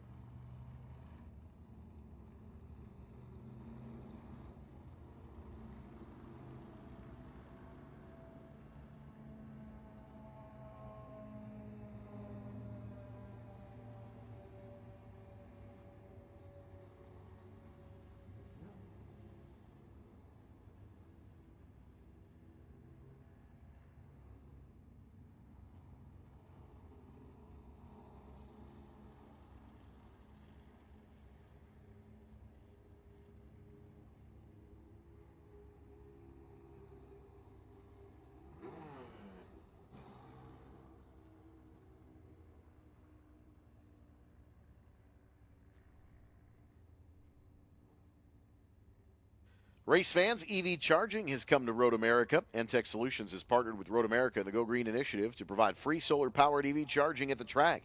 It's located at the top of the Paddock Hill. Visit energybynTech.com. The Village of Elkhart Lake welcomes you to Road America and the National Park of Speed. Following today's events, head north out of the gates into Elkhart Lake for great food and live lakeside entertainment. Let the fun continue at Wisconsin's legendary getaway, Elkhart Lake, Wisconsin. Spark Ops Metalworks is proud to be the official metal fabrication partner of Road America. Spark Ops is the professional partner you need when it comes to metal. Spark Ops provides fiber laser cutting with either oxide-free nitrogen or oxygen with cutting capability up to 1 1/2 inches thick. Press brake and part forming up to 3/8 inches thick on CNC Bystronic brakes. Spark Ops offers both robotic and manual welding services along with full metal finishing for your parts. Contact Spark Ops today or visit them at sparkopmetalworks.com. One of Road America's most exciting turns is even better thanks to the CollinsClassicAuto.com Speed Zone in Turn 5. Walking around Road America with a radar gun kind of cuts into your broad eating, beer drinking, and race spectating time. So check out the CollinsClassicAuto.com Speed Zone in Turn 5. Brought to you by Collins Classic Auto, proud sponsor of Road America. Visit CollinsClassicAuto.com today.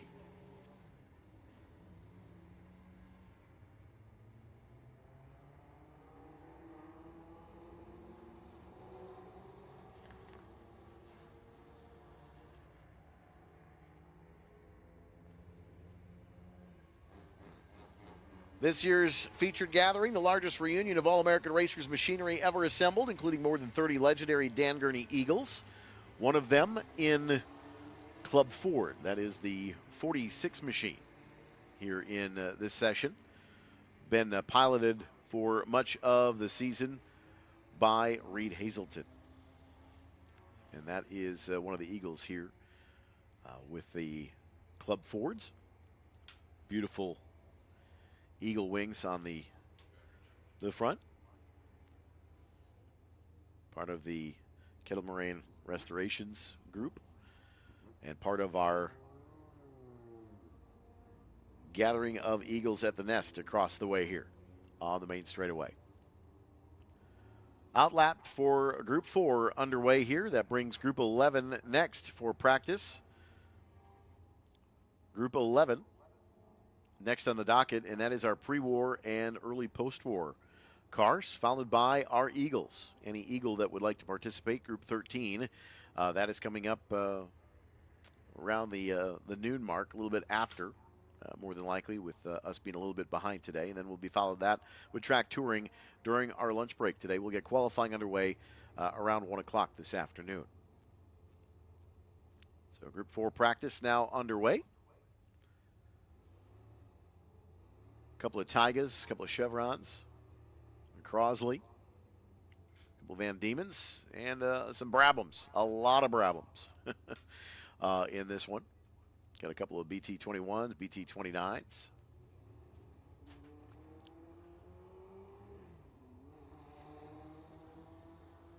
John McMurray's got one of the Royals. Got a Merlin out there as well. James Buchanan, the 66. It's Merlin Mark 11A.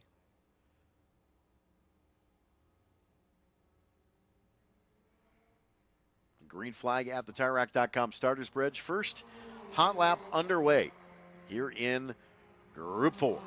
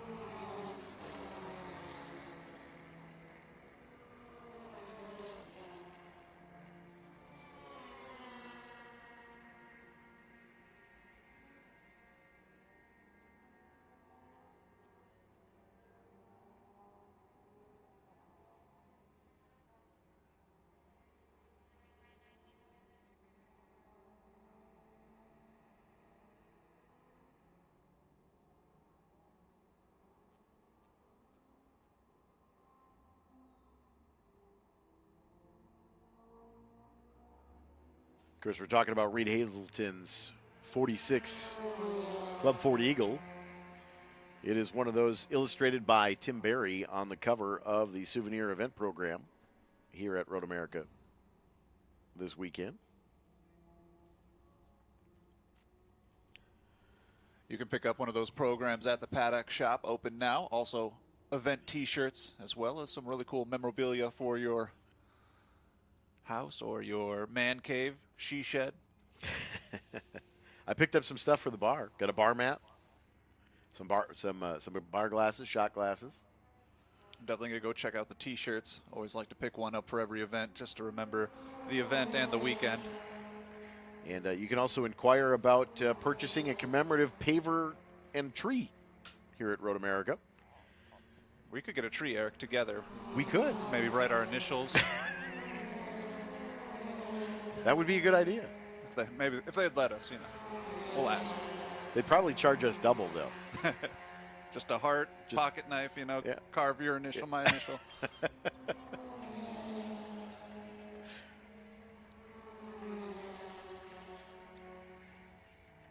It's a great idea, though.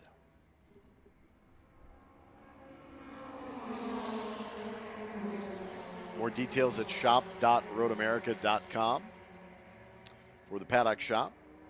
Much better in person, though.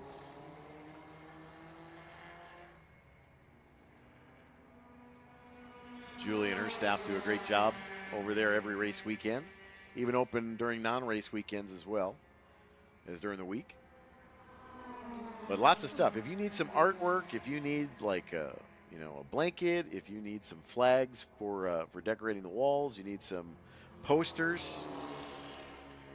They've got it all there. Plus Road America swag. They've even got stuff for kids and pets. I mean, and some essential goodies for campers too, if you forgot something. Yeah, absolutely. Also, one of the perks of that is the RaceQuip has some stuff there. We fully kitted up in RaceQuip gear for our 24 Hours of Lemons event. So I got it. So I'm on a pit crew with for a Mini Cooper during 24 Hours of Lemons. We raced earlier this year in May. Did you make it? We did not. We suffered a collector failure that we think that we were running a little rich, and it kind of detonated the flex pipe. So we only ran Saturday, but we ran about, I think, 89 laps on Saturday. The year before, we ran 97 on Saturday, 98 on Sunday. So that car has a top speed of about 85 miles an hour. It is race prepared, but not quite. We did go faster this year, however, because we put a wing on it. All right. Some extra downforce. It did absolutely nothing but give us 3/10 just because it was visually faster. It definitely probably looked a lot cooler with that wing on it. Way cooler with the wing on it. No question. I'm sure you put all sorts of decals and stuff on that Mini Cooper. And then we had rain gear for the car, which was the hood of a 97 Toyota Celica that we were going to bolt to the roll cage with clamps if it rained, because it's an open cockpit Mini. So wasn't quite a cabriolet when it started. It was a coupe. And, we have the Eagles here, all about problem solving and innovation. And Eric, that is some innovation there. Clamping a hood to the roof of your car. Yep, it worked. And we could put it on in about 8 minutes. So we wouldn't lose that much time. But yeah, because we'd have to do a fuel stop. You'd have to do a driver change probably, since you're stopping for fuel. Driver's got to get out, and then you put the roof on. But it's a ton of fun. I highly recommend that series. If you want to just kind of get a chance to be competitive here at the racetrack, obviously that's an event every year I highly recommend coming out to. It's fun. We did a Mother's Day brunch this year, in fact, that race weekend. So a lot of families took advantage of that. So got some laughs at some of the cars. There's a lot of fun stuff that goes on the side during that event. But that was back in May. I think we're doing it again next year if series comes back. But this is an event you don't want to miss. If you're watching on our YouTube stream as well, don't miss out on coming to this event, our Aaron's Art on Wheels weekend. Many of these same cars come back in fall with the fall colors. It's a gorgeous weekend with all the changing leaf color in the paddock area and around the racetrack that matches a lot of the car colors that you'll see racing around this 14-turn, 4-mile race course. David Oddie out of Elkhart Lake. That is the Van Diemen. He won the Formula Ford event here during the Trans Am weekend. Ran the professional event with FRP. Of course, we're celebrating 60th anniversary of Trans Am this weekend as well here at the National Park of Speed with the over-under 2.5 liter divisions, groups. Great shot overlooking the flag station at 15. So when you hear corner net say there's a car coming on pit lane, they're rolling for the start, safety car is in, that's exactly what that flag station does underneath the bridge. That's not officially turn 15, but that's what we call it.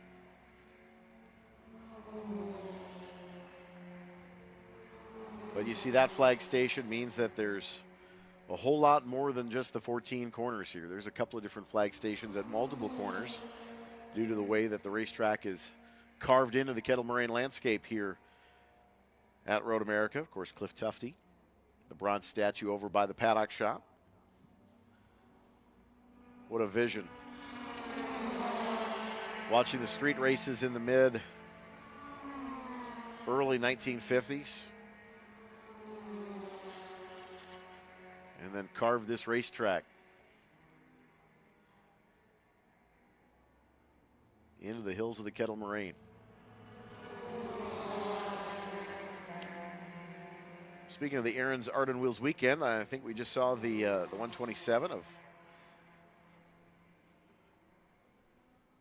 Mr. Aaron's.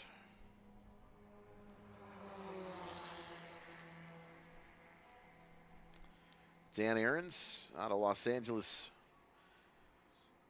in the Crosley. It's on the advertisement. There he is in turn 8. And sounds like we're going to get a red flag here. And we've got an incident down in the kink. So red flag is going to come out. Our field will come to a safe stop here. Red flag out at the National Park of Speed for an incident over in the kink.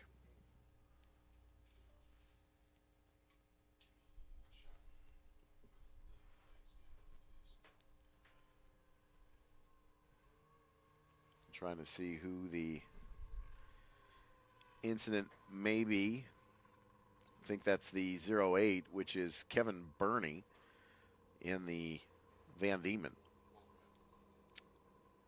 Not official yet, but we do have a red flag here. So the car stopping on the racetrack for safety. So red flag out here at the TireRack.com Starters Bridge and all the way around Road America, the National Park of Speed. Safety team responding to the kink.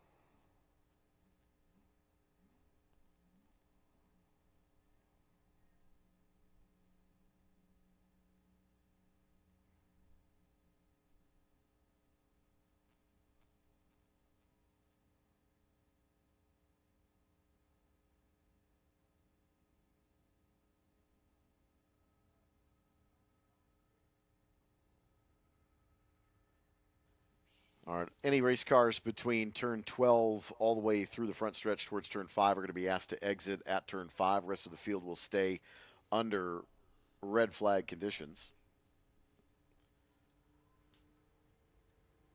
Road America safety team responding over in the kink at this time.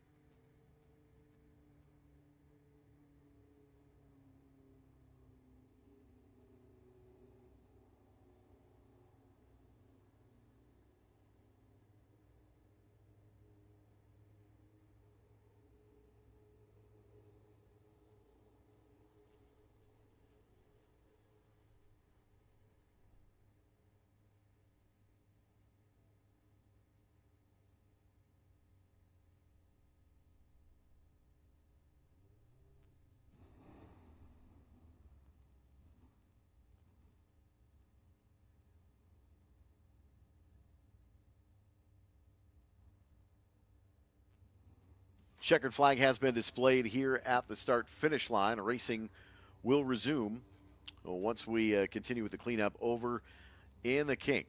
Back with more here at Road America.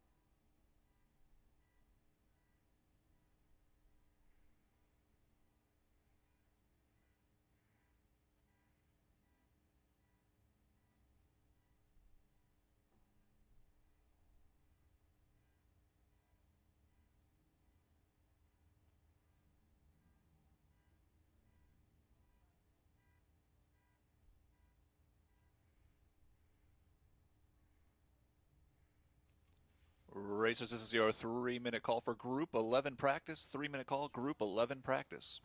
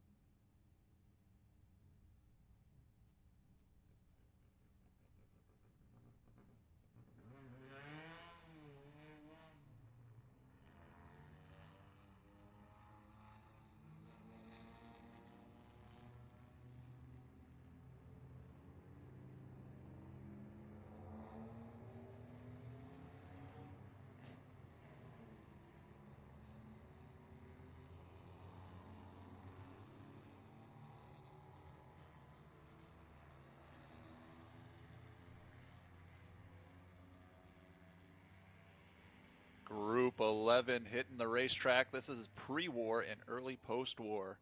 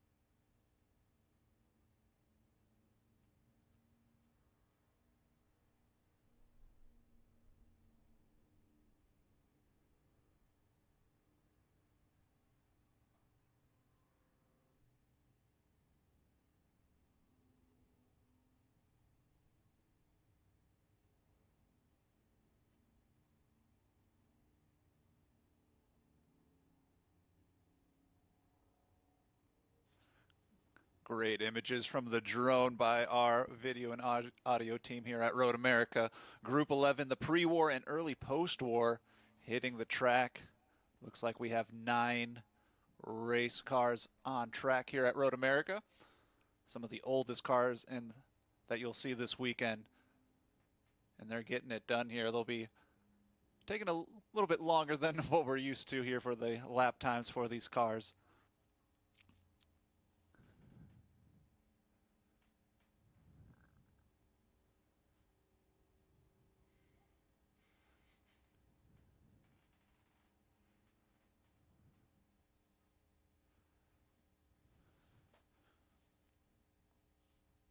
This is Group 11, the pre-war and early post-war. After this, we will have the Eagles hitting the track for the first part of our lunch session. So you'll hear them getting fired up here.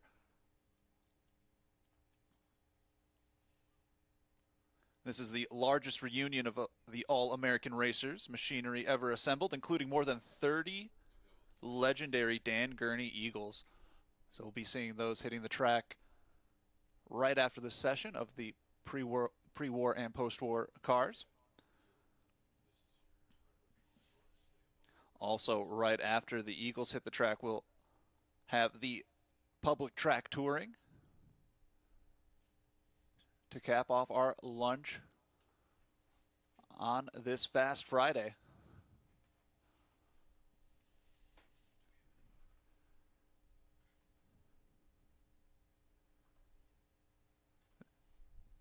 Nine cars on track. The 195 David Watts, the number 3 Richard Morrison, number 7 Robert Reiholtz, the 36 Gabriel Natenshorn, the number 4 Robert Weinstein, the 15 Patrick Morse, the 470 Mark Brando, 04 of Matt Premack, and number 44 Abigail Joseph.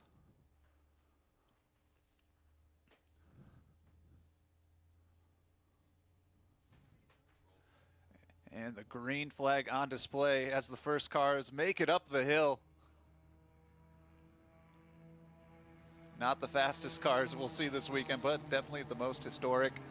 Group 11. We'll see what sort of times they'll be able to put down here and what speeds they'll be able to get up to.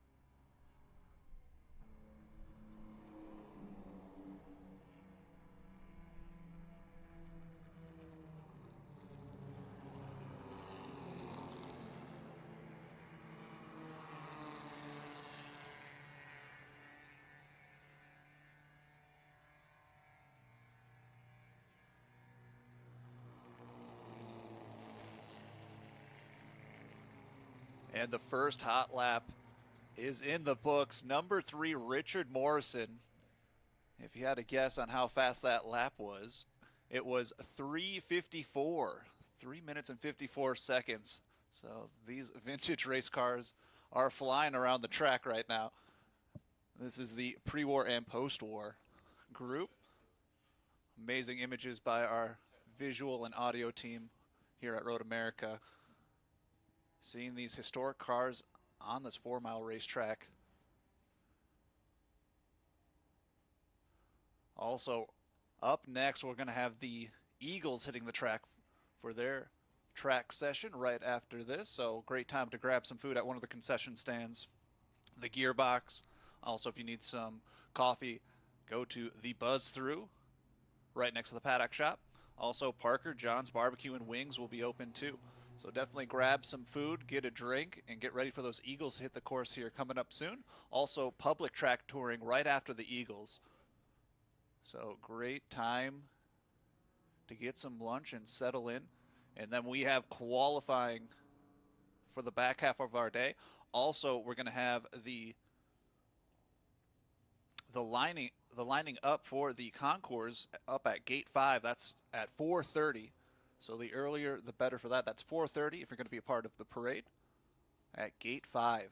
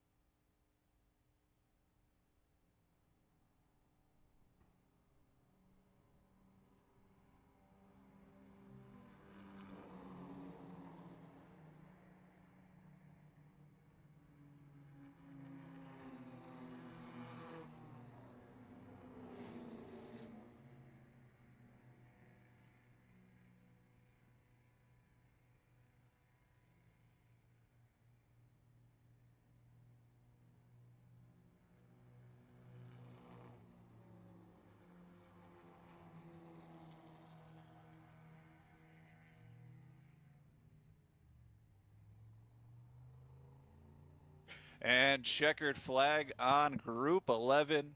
The 470 of Mark Brandau with the fast lap of 3 minutes and 46 seconds.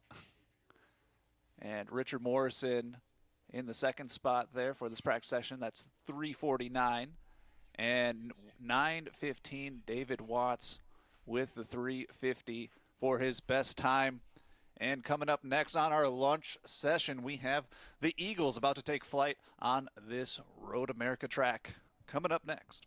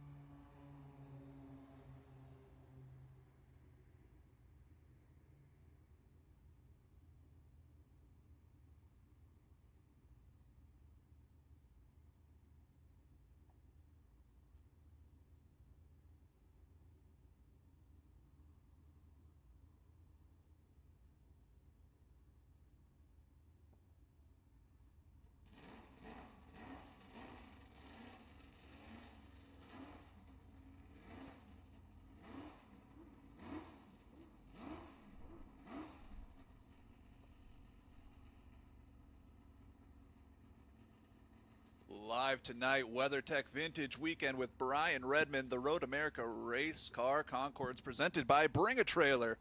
6 to 8 p.m. streaming live on YouTube at Road America.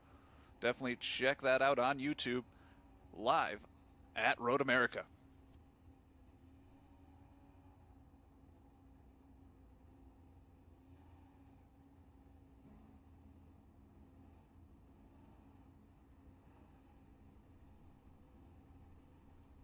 And we get to see those Eagles now out of the Eagles nest, about to hit the track. This is the largest reunion of the All-American Eagles machinery ever assembled, including more than 30 legendary Dan Gurney Eagles. And we're about to hear them and see them on track here at Road America to start off your lunch session. So grab yourself a brat, a drink, and get ready to see these Eagles hitting the track coming up very soon here at Road America.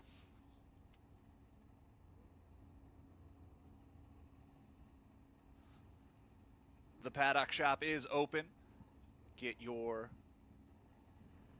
race t-shirts as well as your race programs. The concessions open. We have the gearbox. Also, if you're looking for some coffee, check out the Buzz Through Amazing Coffee down there. Also, Parker John's Barbecue and Wings open. Great time to grab some lunch here. We also have the public track touring coming up right after the Eagles. And also, if you are doing the parade, the concourse, you can begin lining up at Gate 5 at 4:30. So keep that in mind. The earlier, the better there. 4:30, the race car concourse begins lining up at Gate 5. The Eagles about to hit the track very soon, up next here at Road America.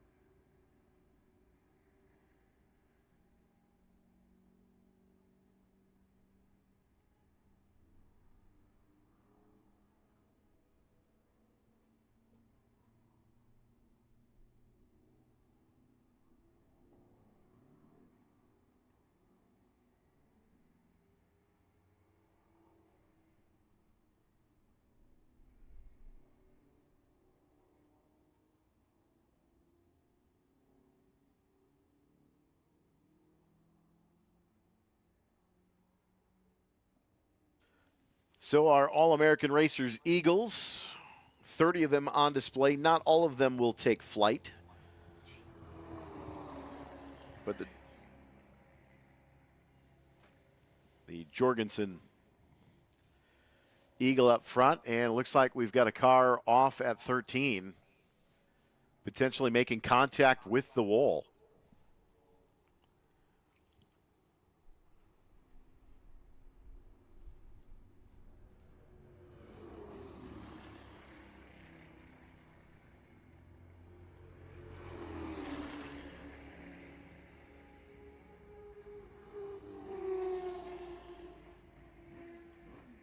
So these demonstration laps will also have track touring coming up shortly.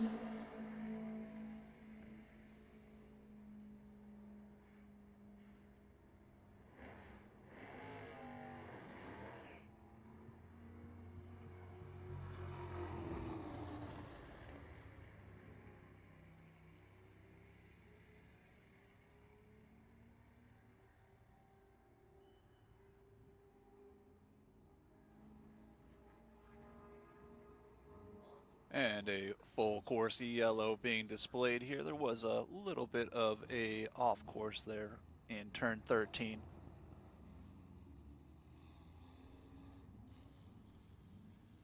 More than 30 Dan Gurney Eagles have been gathered at Road America for this reunion. They'll be displayed under the large white tent throughout the weekend and also hitting the track for a couple of sessions here for our lunch. This is the largest collection of the All-American Racers machinery ever assembled. And this might be one of the few times we'll see this many Eagles in one place. So definitely a historic event here, and one of the biggest historic events of 2026.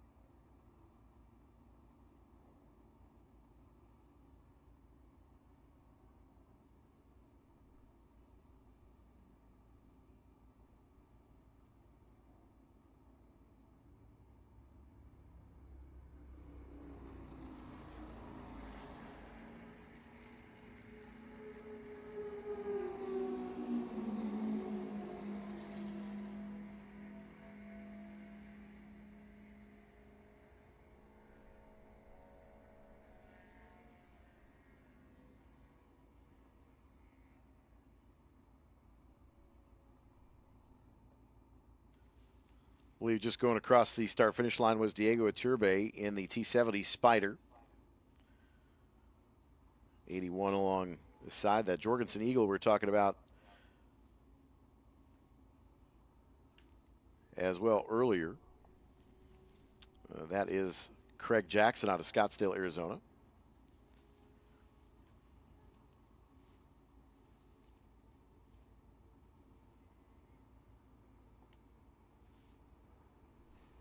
Actually, I take that back. That would be a Holfelder in the Indy 806. Barracuda is Craig Jackson.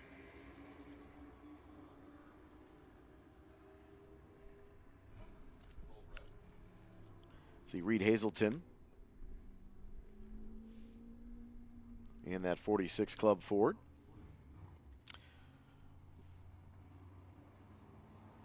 Rick Dressang and Jacques Dressang.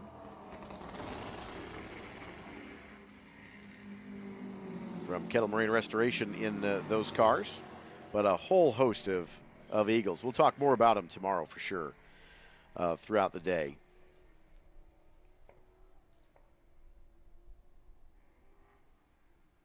But Gurney Dressang has the Maroon Eagle from 86. A lot of cars here this weekend. 30 overall registered. And here,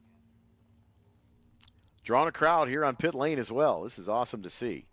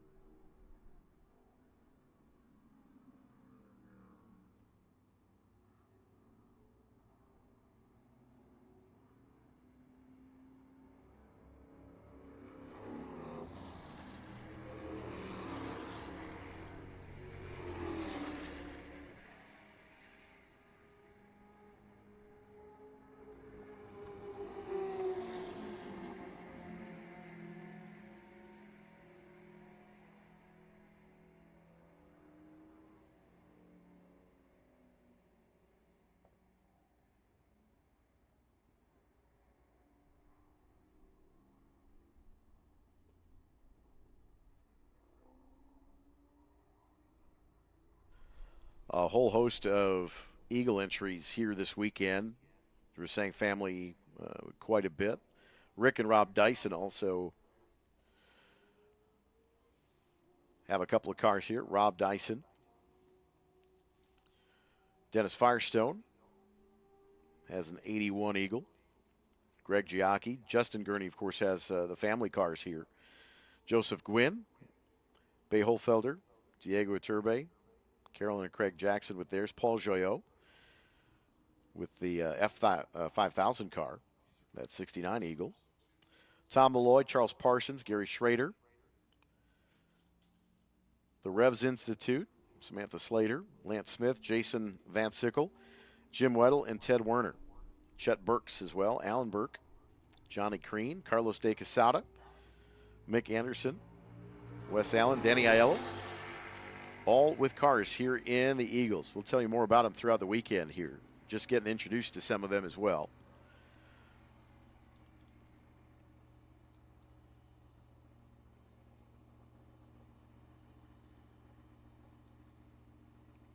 I think we missed Jeff Downs too. Jeff Downs has a car here this week as well. Part of the Dan Ernie All-American Racers Eagle entries, celebrating what an iconic builder, racer, and gentleman of Dan Gurney.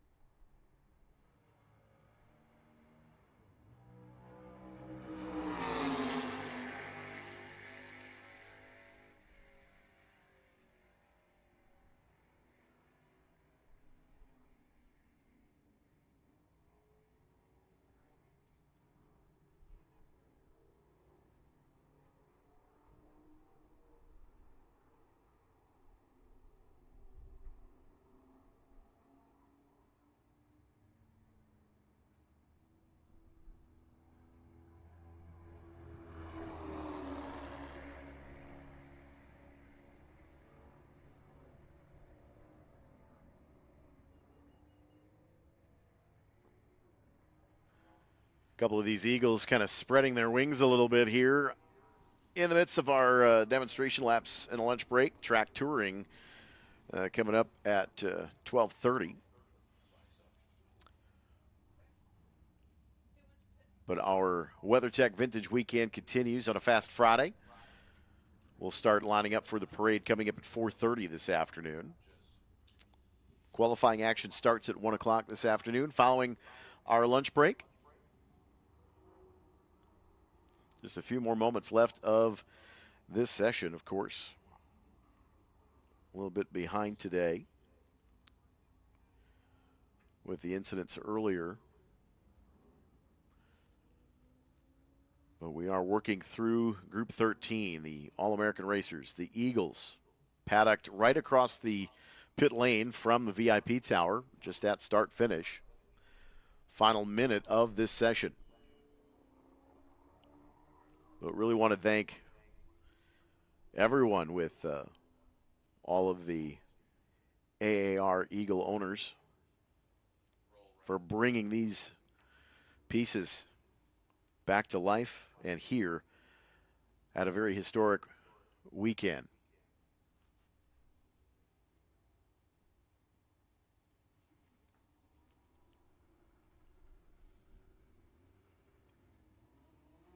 Unveiling of that never completed Formula One chassis this weekend as well. And we'll talk more about these Eagles throughout the weekend. Just kind of wanted to enjoy the sights and sounds of these cars today. We'll get into more of these cars throughout the weekend, through tomorrow and Sunday. Got a little bit more time to talk about each car through the weekend, but we are officially at our lunch break here. Track touring going to start at 12:30. This will put us back on schedule for the 1 o'clock qualifying start. So that is Group 2 for qualifying coming up at 1 o'clock. Group 2 qualifying at 1 o'clock. Next on the docket, we are officially at our lunch break here at America's National Park of Speed. We'll be back in 30 minutes on the stream for more exciting WeatherTech Vintage Weekend with Brian Redman here at Road America.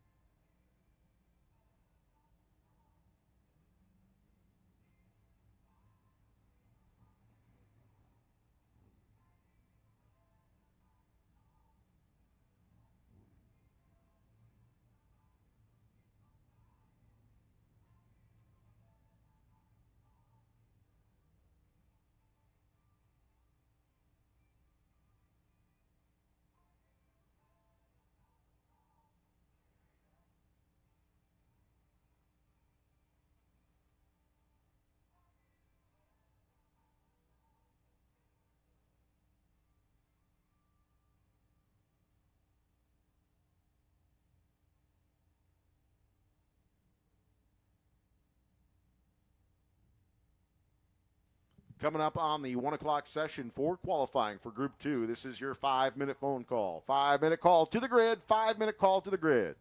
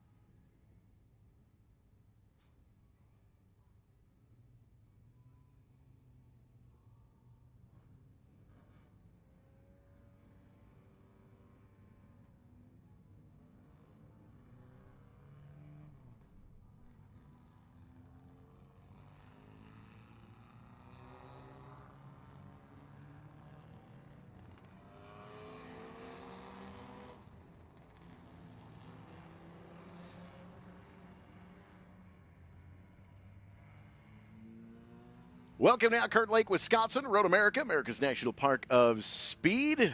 Getting our qualifying session underway here. Group 2 qualifying up first on the docket. Don't forget race teams as well. You can register your paddock space for the Paddock Spirit Award with the track ambassadors in front of the paddock shop until about 2 o'clock. So another hour to register your team for the Paddock Spirit Award competition. And then, of course, fans all weekend will be able to vote for your paddock space. Throughout the rest of the weekend, the voting ends at 9 o'clock on Sunday evening. So make sure that you participate with the Paddock Spirit Award. Make sure you decorate and have a little bit of fun this weekend here for the WeatherTech Vintage Weekend with Brian Redman at America's National Park of Speed. My name is Eric Miller alongside Brian Eden. We've got qualifying coming up here. These sessions about 15 minutes as well. Throughout the day today, 15-20 minutes for qualifying, and then 5 minutes between each session. So we are using the alternate timeline down in turn 13 as well this weekend. So we are set to go qualifying Group 2 from Road America.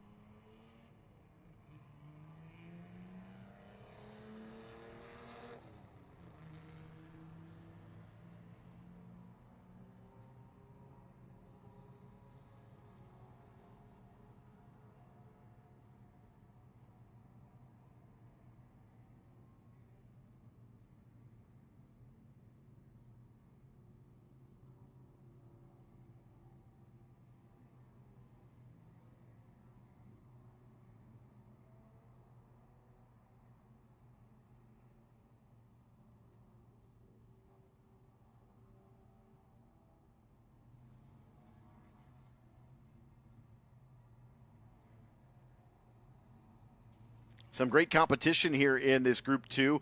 Obviously, a qualifying session, but one of the favorite events here for a lot of race fans at the National Park of Speed. George Ballback in that Porsche 356, these bathtub Porsches.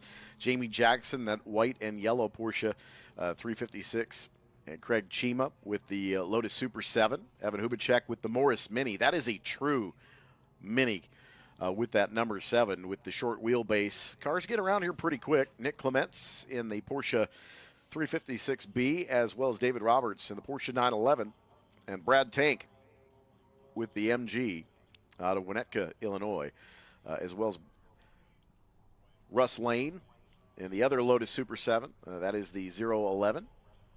Kent Prather in the 26. That is an MG.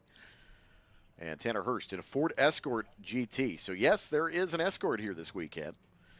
Green flag out here at the TireRack.com Starters Bridge. A little bit of cloud cover to start our qualifying, too, here at the National Park of Speed in the WeatherTech Vintage Weekend. Race car parade in the downtown Elkhart Lake tonight. Tomorrow night, a very rare sports car return for a second evening Concours d'Elegance, presented by BuildATrailer.com. Or BringATrailer.com is a partner here. So Bring a Trailer having a great weekend here. They've got a couple of cars on display as well down in the Turn 5 area. So if you'd like to learn a little bit more about Bring a Trailer, you can head down to Turn 5 and ask one of their ambassadors for more information.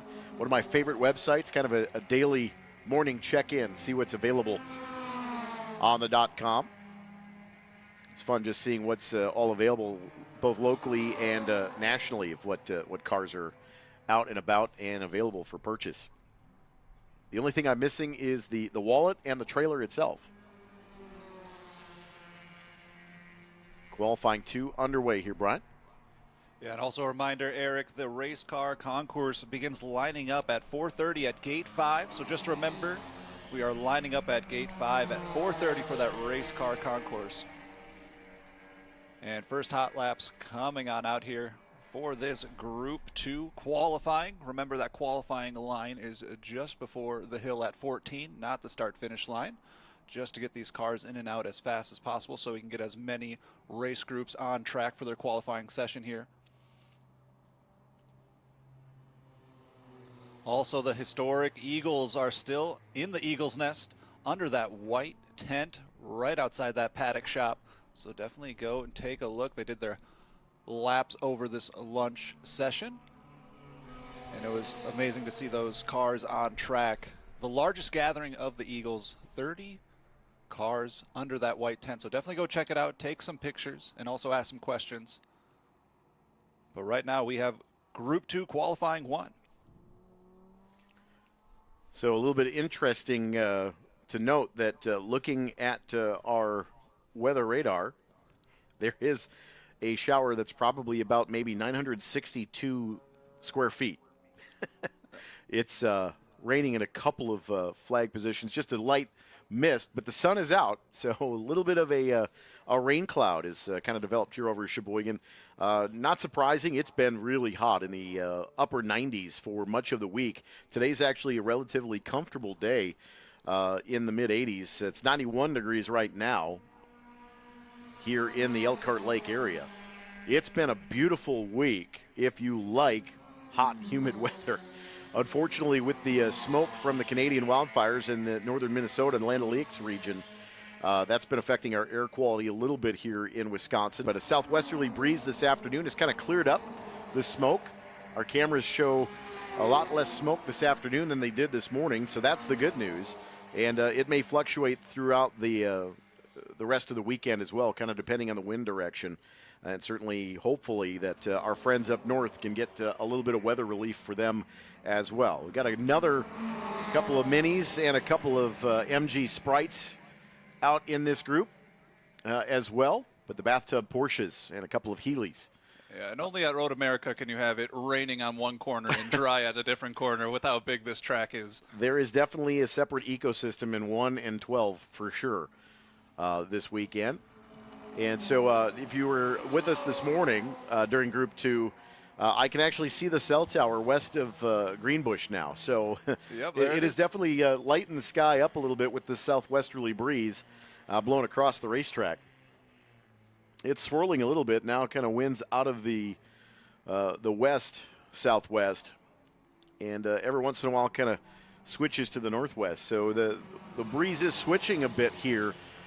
Which is pretty typical. Obviously, you do have some wind swirling in the paddock area as well. So some open spaces, and with all the trees around the paddock area, as well as down into the Moraine Sweep and Kettle Bottoms, as we see, looks like I think that's Colin Comer diving inside the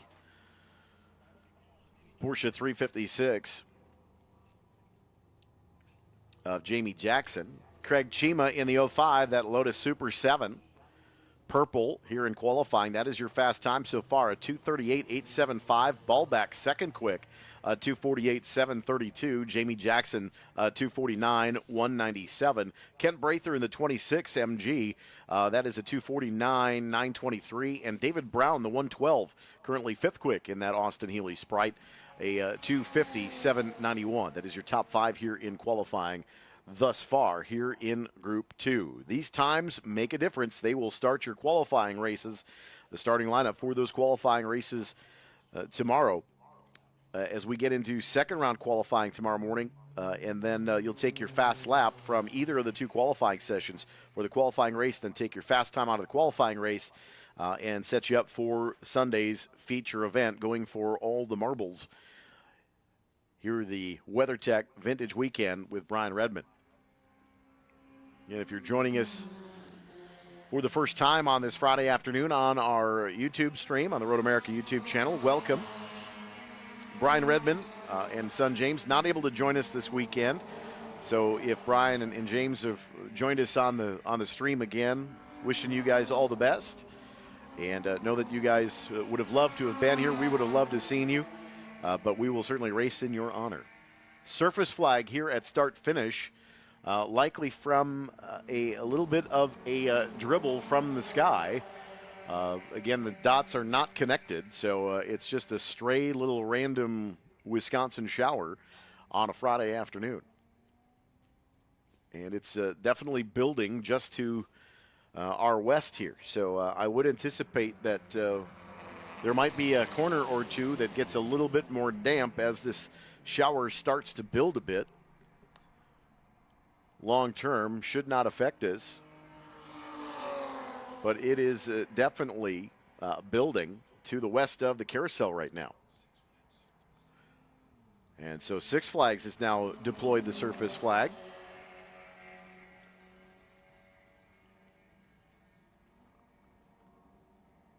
A lot of these cars circulating here with about 10.5 minutes, just past 10.5 minutes of qualifying. Past here.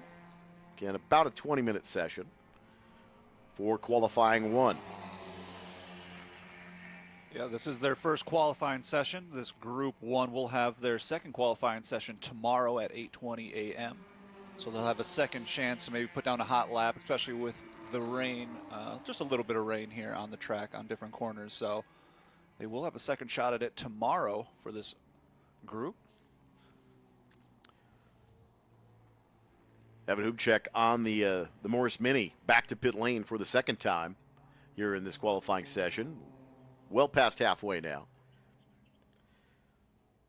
Tickets available at roadamerica.com for the remainder of the weekend. Kids 16 and under receive free general admission at the gates with a paying adult.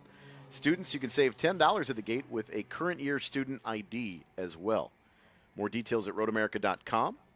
Don't forget you can listen to the Track PA at 87.9 FM as well as in the Road America app.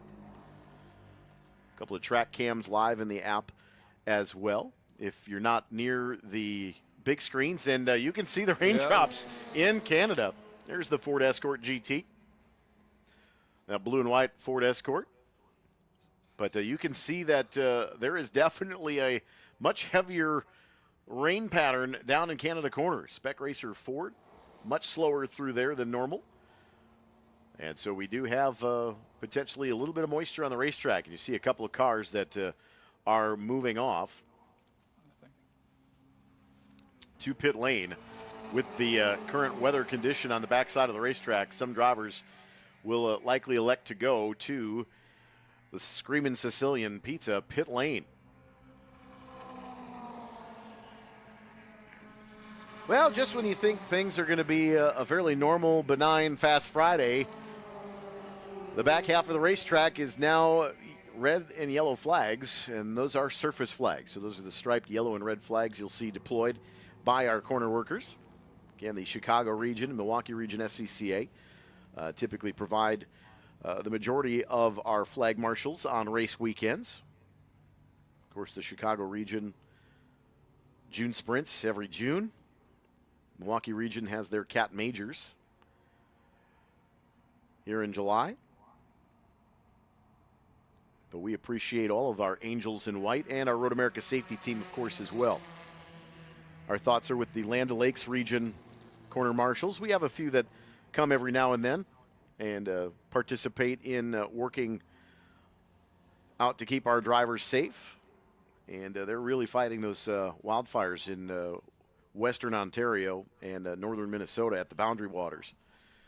Some 173,000 acres, I think, in the last couple of days have been ablaze, and that's where the smoke has come from. Yeah, and this rain and the surface flags being displayed definitely slowed down the cars quite a bit here. So I would imagine Craig Chima's going to hold pretty firm on that time here. We saw Ballbach come through on his last lap, well off the pace of that first lap. Yeah, Ballbach, his fast lap at 2:48, and we're looking at about a 2:55 the last time through. Same thing for Craig Chima. His quick lap at 2:38.875 last time through at 2:51.4. So I would imagine that you'll probably see that these lap times considerably slower here. Yep, and a little bit of water rooster tailing off those tires now right under the Mission Bridge. Also looks like the wind is picking up just a little bit more than it was before, so race fans, make sure your easy up tents and also your paper plates and napkins are weighted down so they don't go flying anywhere. Joe Stiffel in that Austin Healey Sprite. Fast lap of a 3:23.905, but Stiffel, that's a beautiful Sprite. Great to see Joe here this weekend. That 59 Austin Healey, gorgeous race car. considerably wet down in 12. Yeah, Wow, definitely that's definitely a Yep. wet area. Wow.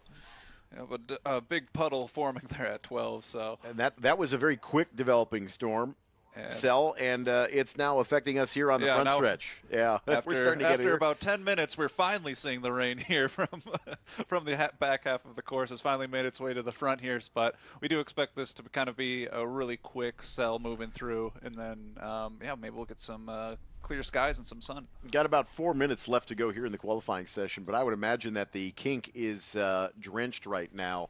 Very heavy rain over in the kink, and a lot of drivers electing now to slow the pace considerably. And there you can see that it is a very dense cell that just developed very quickly over western Sheboygan County. It literally developed right over Crystal Lake, and that's about 5 miles west here at Road America. And it has definitely affected this qualifying session for Group 2. Good opportunity for you to order your WeatherTech floor mats. If you didn't have them for your car already, this would be the perfect opportunity to go to WeatherTech.com and find your fitment. Don't let rainy days like this get you down. You can protect your car just like an investment with WeatherTech floor liners, laser measured floor liners, custom fit for your vehicle. And everywhere has started to see the downpour, and this is a considerable downpour. It went from a light sprinkle to, yeah, like you said, a good downpour now. So I'm assuming a lot of these racers are going to come back in now, especially a lot of these open cockpit cars too.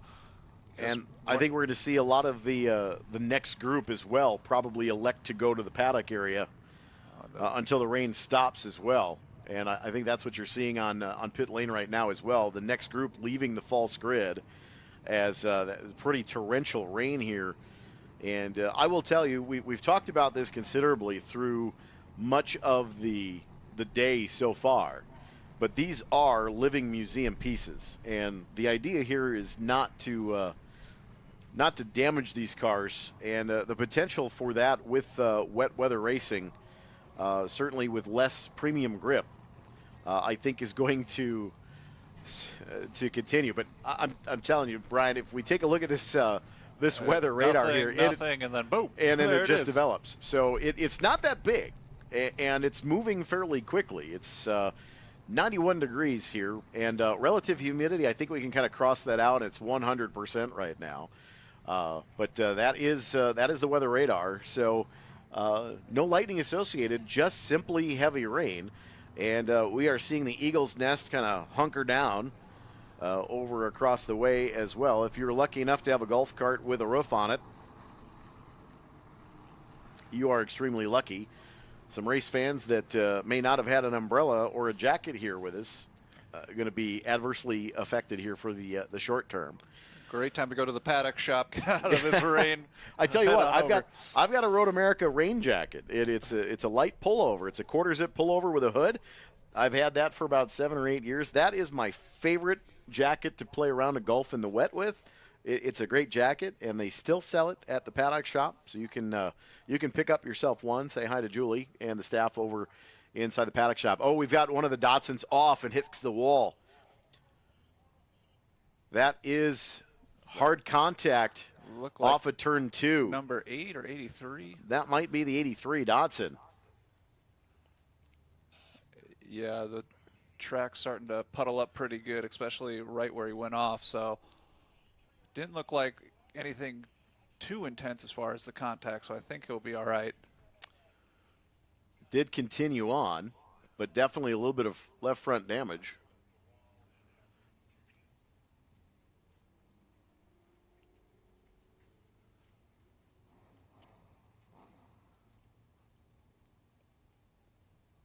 Trying to see who that may have been.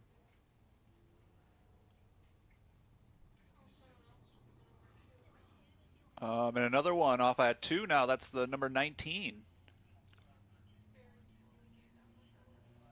And they're going to throw the checkered flag here wisely, I think. And this is going to end this qualifying for race group 2.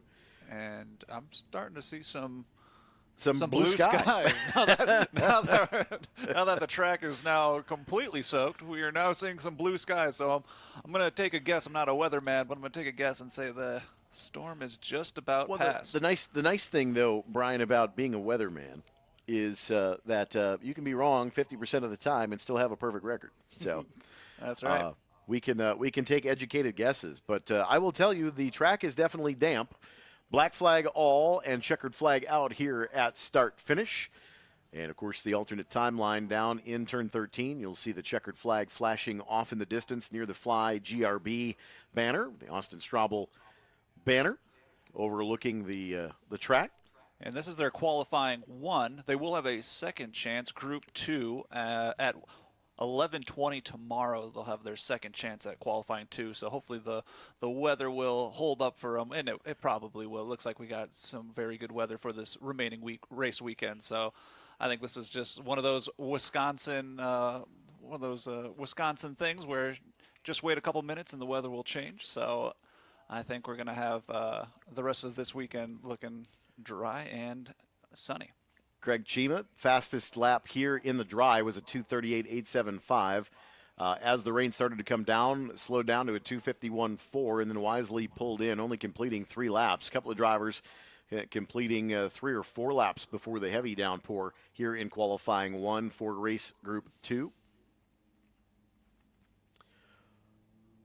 But looking through the field, that looks to be all lap times in the moisture.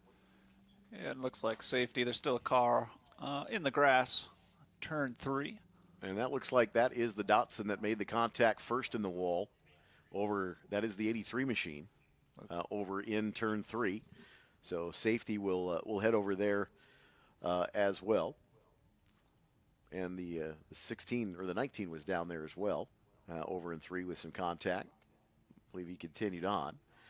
Yeah, it looks like the rain's kind of stopped over by 11, but it's still coming down pretty hard over at the start finish. So. Yeah, straight right here in front of us. When the gutters are overwhelmed a little bit above us, we have a kind of a waterfall that happens right in front of our booth here, and had that for about 30 or 40 seconds, and that's started to slow down as well. Sun and blue skies behind it. So I would have certainly tried to warn you that the rain was coming, but we didn't know until it happened. So as you can see by that radar just a few moments ago, that is one of those Wisconsin weather traditions. If you don't like the weather, wait 10 minutes. It'll find it for you. Hopefully the rain clears the sky a little bit as well, exactly, taking some of that smoke out of the air.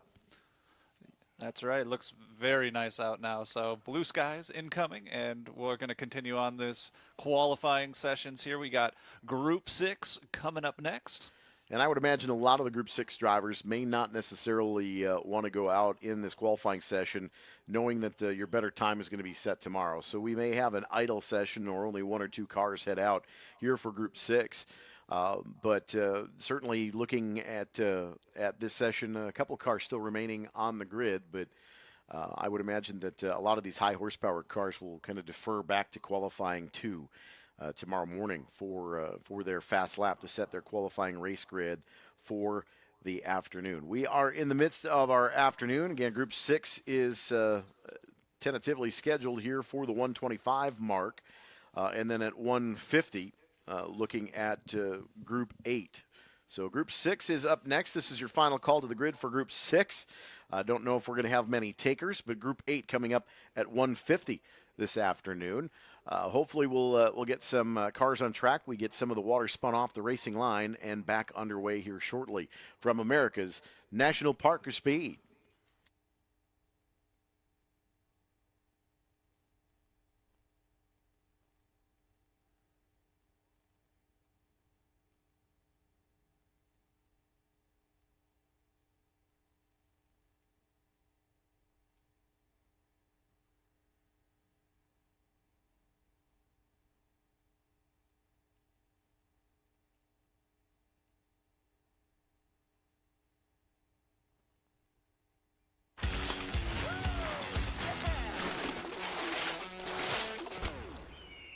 And that's why I never drive those guys. Party's over, big guy. We're tired of hearing, I don't want to get my truck dirty. With WeatherTech laser-measured floor liners front and rear, a seat protector, and full bed protection, trucks are totally covered. You just got WeatherTech. Yeah, buddy. Let's get dirty. Order your premium American-made products at WT.com. Spark Ops Metalworks, the official metal fabricator of Road America. Our collapsible containers easily transport 8 at a time on a single flatbed from shop to site. Our product is designed to be set up quickly within hours. They are portable, stackable, compact, and sustainable structures. They're not just quick to set up and easy to transport. They're robust and reliable, built to withstand the demands of construction sites or marketing activations. Visit our website at sparkopsmetalworks.com to inquire.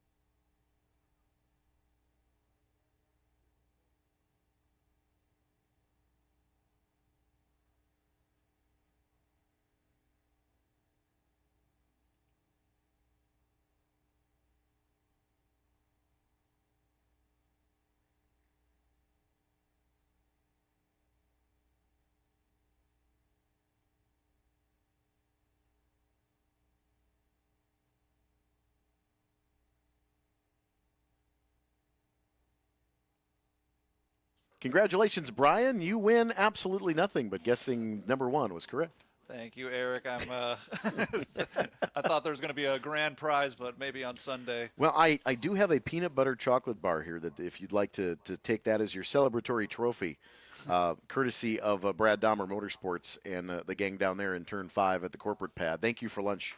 The hot dogs were amazing. Appreciate the lunch today. And the sun is out, Eric. We were just talking about it. And a little bit of steam rising up from the asphalt here at start finish. And so we will likely evaporate a little bit of this water here before we get back underway. But Group 6 tentatively scheduled here for the start here coming up. A couple minutes behind schedule, but I would imagine that there really are not a lot of takers. But we do have a rollback coming out right now to address the Group 6 car. That is the 83 Datsun that left pit lane with the wrong group. I think there was a little bit of confusion there with the weather. And also, Eric, let's not forget the race car concourse begins lining up at Gate 5 at 4:30. Just a reminder, 4:30 begin lining up at Gate 5.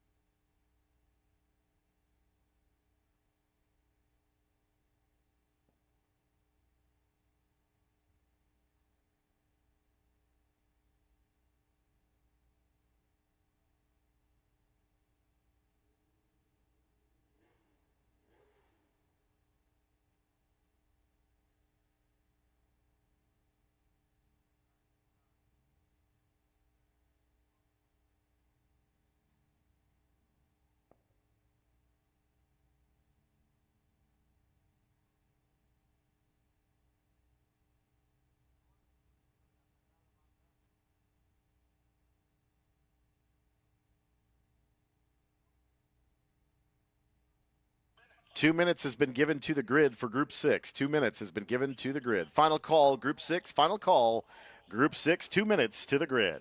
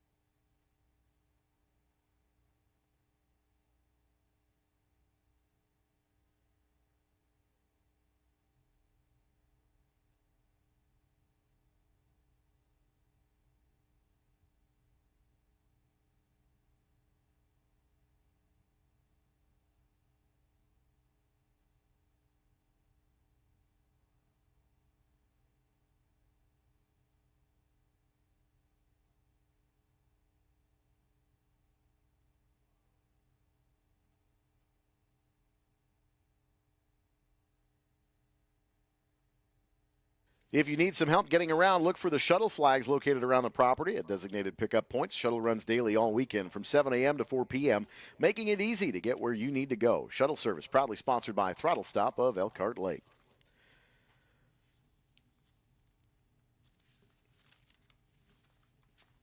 Road America, proud to welcome Bring a Trailer Auctions, presenting sponsor of this weekend's Road America Race Car and Sports Car Concours d'Elegance in downtown Elkhart Lake. If you don't know, BringATrailer.com is the best place in the world to buy, sell, and talk about interesting vehicles of every stripe.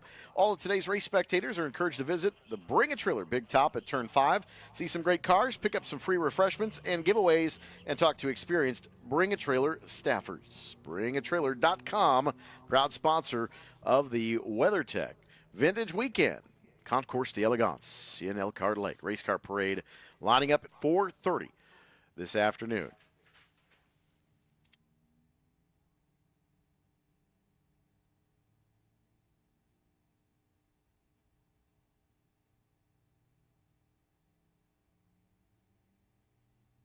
We have some takers, Brian. Philip Taxman in the Jaguar and one of the Cobras. That is the 96 of Jim Farley.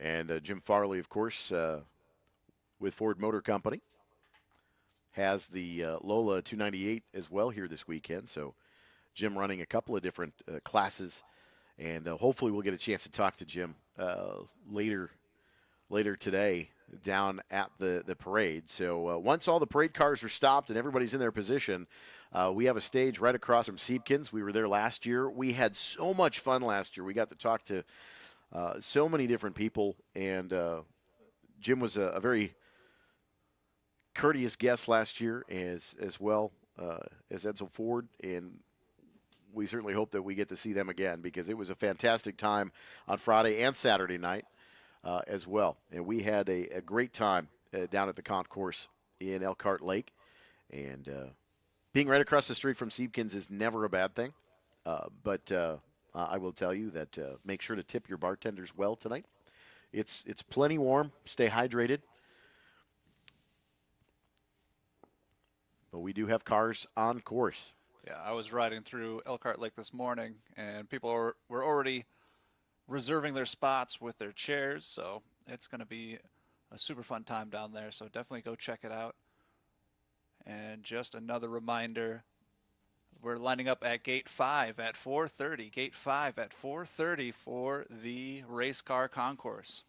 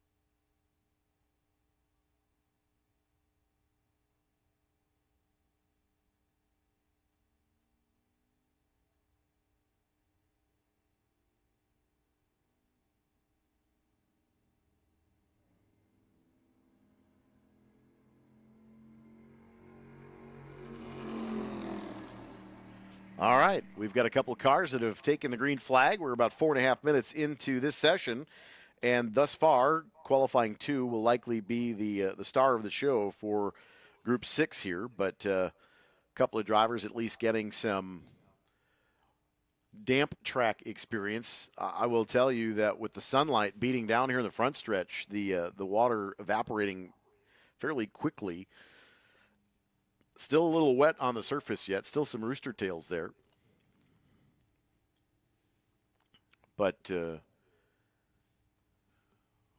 Jaguar, Philip Taxman, and the AC Cobra, Jim Farley, the 96, underneath the Sargento Bridge.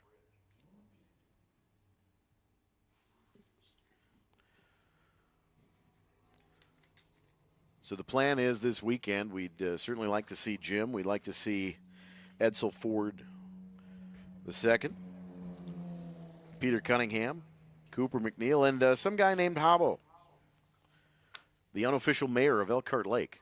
See if we can rope him into sitting with us for a minute at the stage tonight or tomorrow night.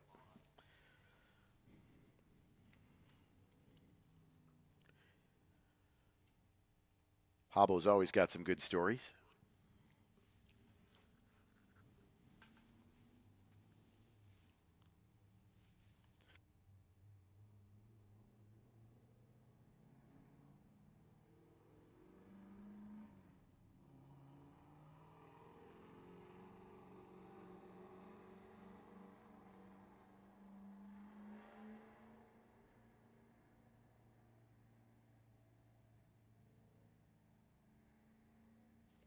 Sean Duncanson in the 18. That is a Ford Mustang out of De Pere, Wisconsin. Sean Duncanson making his way out from the end of pit lane, out onto the racetrack, past the blend line. And playing a couple of puddles here. So 3 cars now have made their way out for Group 6 qualifying. 7 minutes into the session, a couple of streams of water run across the racetrack, so still need to pedal a little bit here. Notice I said pedal and not paddle. Pedal the throttle, stay offline, where the best grip is a little bit off of the more traditional line. But with the sunlight out and get some cars circulating here, get some air moving, this racetrack will dry pretty quickly. Already a couple of dry spots here in the front stretch right past start finish. Pit lane looks a little soaked yet. That's a little bit newer asphalt as well, a little bit less worn than the racing surface. Hard to believe, though, it's been 4 years since the repave in 2022. Time flies when you're having fun at the racetrack.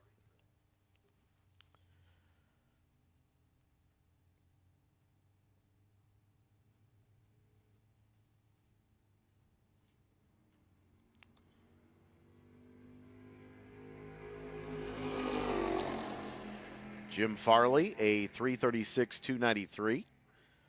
First timed lap. After a very ginger out lap.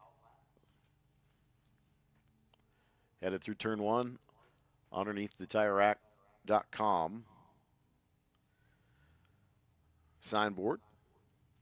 Guess we could call it the TireRack.com tunnel underneath it, to be fair. Just 2 weeks away is the Motul Sports Car Endurance Grand Prix of Road America with IMSA. 6-hour IMSA showcase event. One of the Endurance Series championship rounds. We are so excited to have the 6-hour here. Coming up on August 2nd, Sunday, August 2nd. Just a couple weeks away. The WeatherTech Sports Car Championship.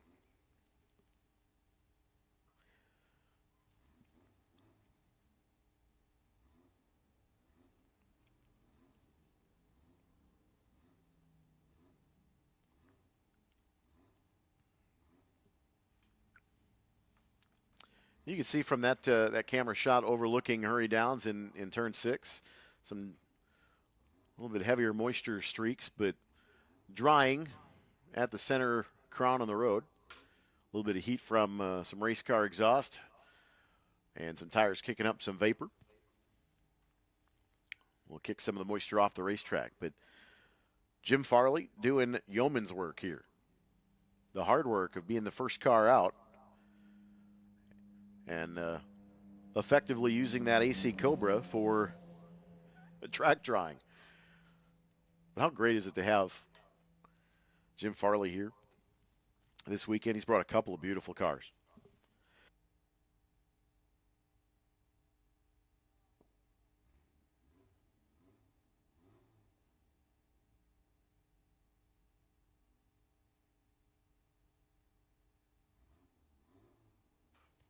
Farley still purple in the session of 336, 293. Still very ginger on that opening lap. This would be lap number 2 when he gets to the alternate timeline down in 14. There's Sean Duncanson in the 18 across the start-finish line.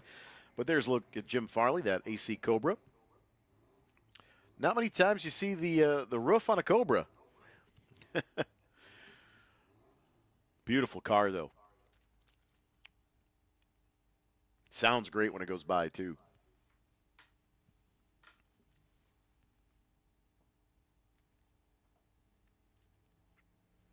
And at the alternate timeline,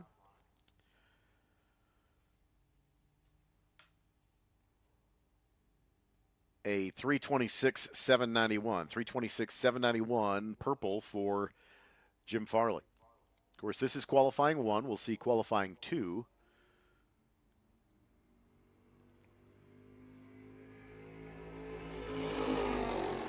Tomorrow morning for this group. This is Group 6 qualifying, and we will get qualifying at 10:20 tomorrow morning.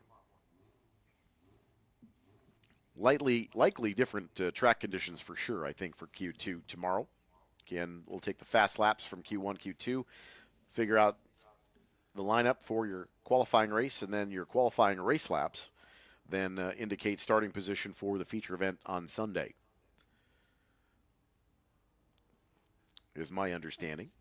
Yeah, and it's also good just for these racers just to get out there to get a qualifying time just in case something happens. You just never know, because Exactly. in this situation, if we end up with an incident or oil down, something that goes through the entire length of your qualifying session, and you don't get a chance to set a time, these laps, even though they're in the damp, are marked your fast laps for the round. Now they could certainly go back to somewhat being fair of a practice times, but in earnest, the qualifying session was provided, and that would definitely jumble the field up.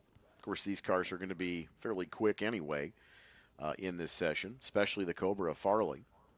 Sean Duncanson in the 18 Ford Mustang, very gingerly going through the carousel. And you can see the crown of the road starting to dry out. Yeah, lots of dry lines on this track as the sun starts to shine upon the track. Sean very ginger through the kink. I guess I would be too with the dampness on the racetrack. Slow and steady wins this qualifying session for Group 6. 13.5 minutes out of a 20-minute session. A little bit of a delay, but I believe we're going to shorten the session just a little bit here from the late start, so about a minute left in the session. Sean Duncanson working the back half of the race course. Again, a great look at just before the alternate timeline. So the tire wall just to the right there is where that alternate start-finish line is. Checkered flag displayed at 13. You can see it off in the distance. So that is Sean Duncanson's final trip across the line. And Sean Duncanson ends up with a 346.657 out of De Pere. So Duncanson second quick here in the qualifying session. Philip Taxman, a 407.507. And Jim Farley will complete lap 3 next time through the alternate timeline. But sunshine is out. The crown of the road starting to dry considerably. And I don't know if Sean Duncanson got the memo that he was supposed to head off after seeing the checkered flag at 13. So again, trying to route these drivers off. We'll try to exit at 5 for Sean. But checkered flag displayed here for Group 6 qualifying 1.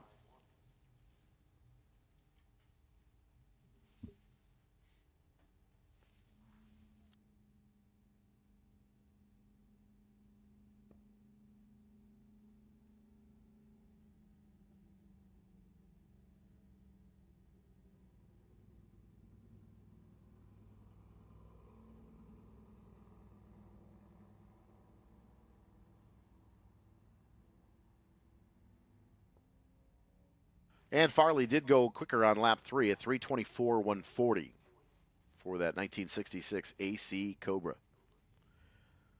Jim Farley, quickest in Group 6. More qualifying. Our next group here is Group 8, coming up in about 5 minutes. Group 8 qualifying in 5 minutes. It's on the way next from America's National Park of Speed, all part of the WeatherTech Vintage Weekend.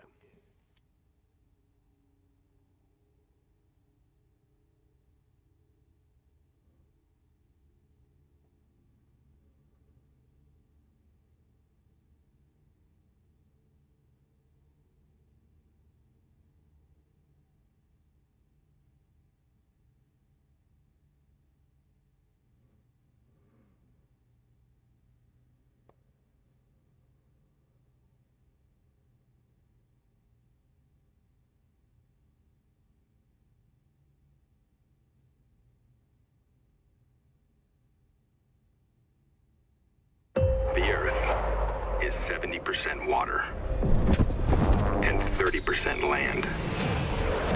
But the entire sky belongs to us.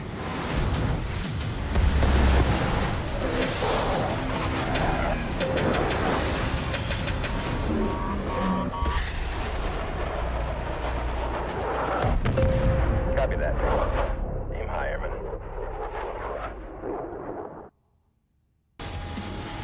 Buckle up to get fueled by Mission as classic rides and tasty products team up on the track to fuel your flavor.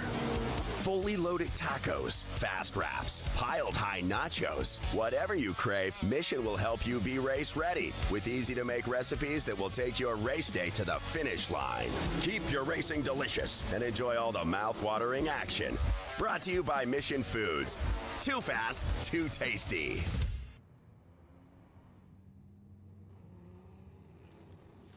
Keep your hearing safe, Soundhouse safe. Soundhouse is the official hearing safety partner of Road America. You can visit Soundhouse next to the paddock shop or one of the vending machines for your hearing safety gear. Soundhouse, preserve your hearing. Race fans know how to get out and do. Ice Cold Mountain Dew available at all trackside concession stands here at Road America. Pepsi, the official soft drink of Road America. Group 8 qualifying 1 now coming trackside. Led off a pit lane by the 2002 BMW. That is the 58 of Steve Walker, the 78 of Kevin Shaha out of Paradise Valley, Arizona. That is the Datsun 240Z. Mark White in the 935. The 66 is David Agratellis in that Porsche 911 ST. Joe Dillon in the BMW M3. Mark Hill, Brad Carroll in the 56. The 27 is Matthew Lawson in the Porsche 944 Turbo. Jerry David in the 895 BMW. Ed Dulski in the 15 Datsun 260Z. Don Myers in the 52 Porsche. Rob Davenport out of Louisville, Kentucky in the Alpha. And Craig Watkins out of Palm Grove, California, the Porsche 911. So this is the group that the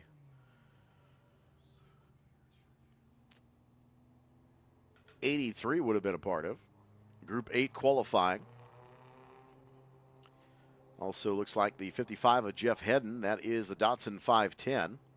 That is the car that was stricken in turn 3 earlier in the day for the practice session that we had a hard time making out who that was in the smoke-filled air. And so Jeff Hedden able to make some repairs after the mechanical pull-off in practice today.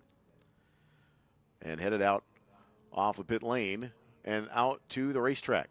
So these cars will gingerly make their way around and then in earnest, get a qualifying lap started at turn 14, just prior to corner entry is the alternate timeline near the Fly GRB, the Austin Straubel Field sign over the top of the racetrack.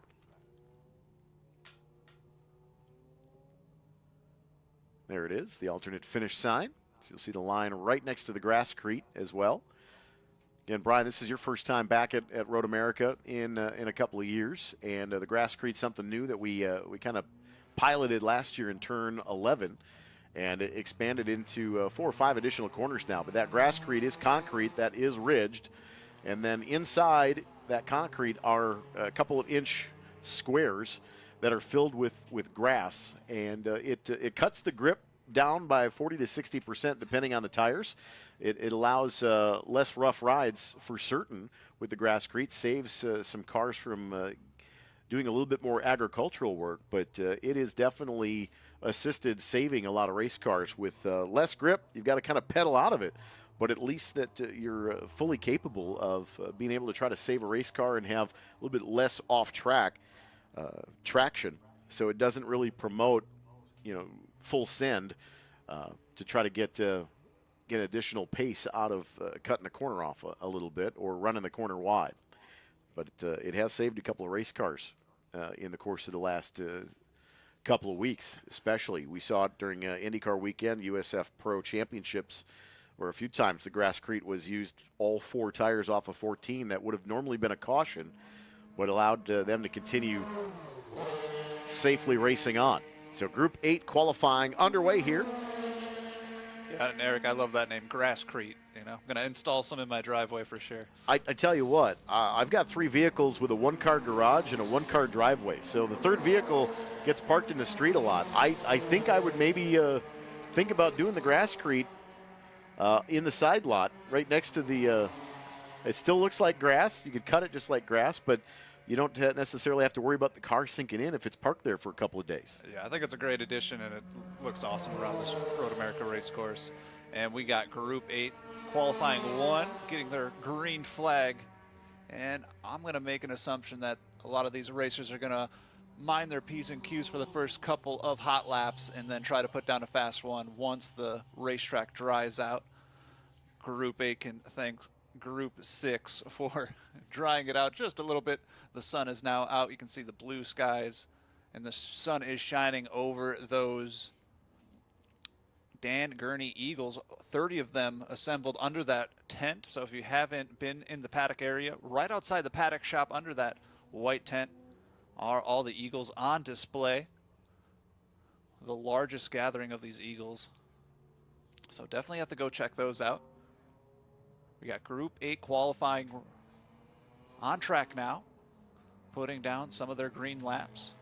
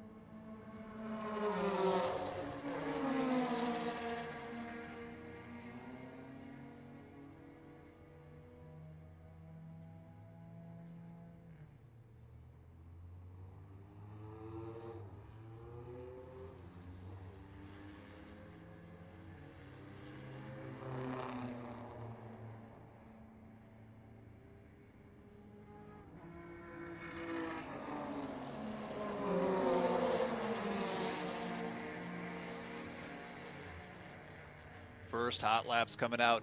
The 935 Mark White in that 911 Porsche, 257.847.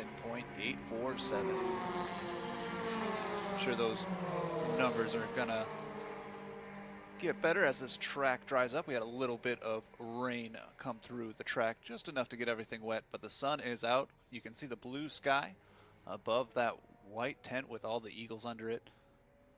This is Group 8 qualifying 1.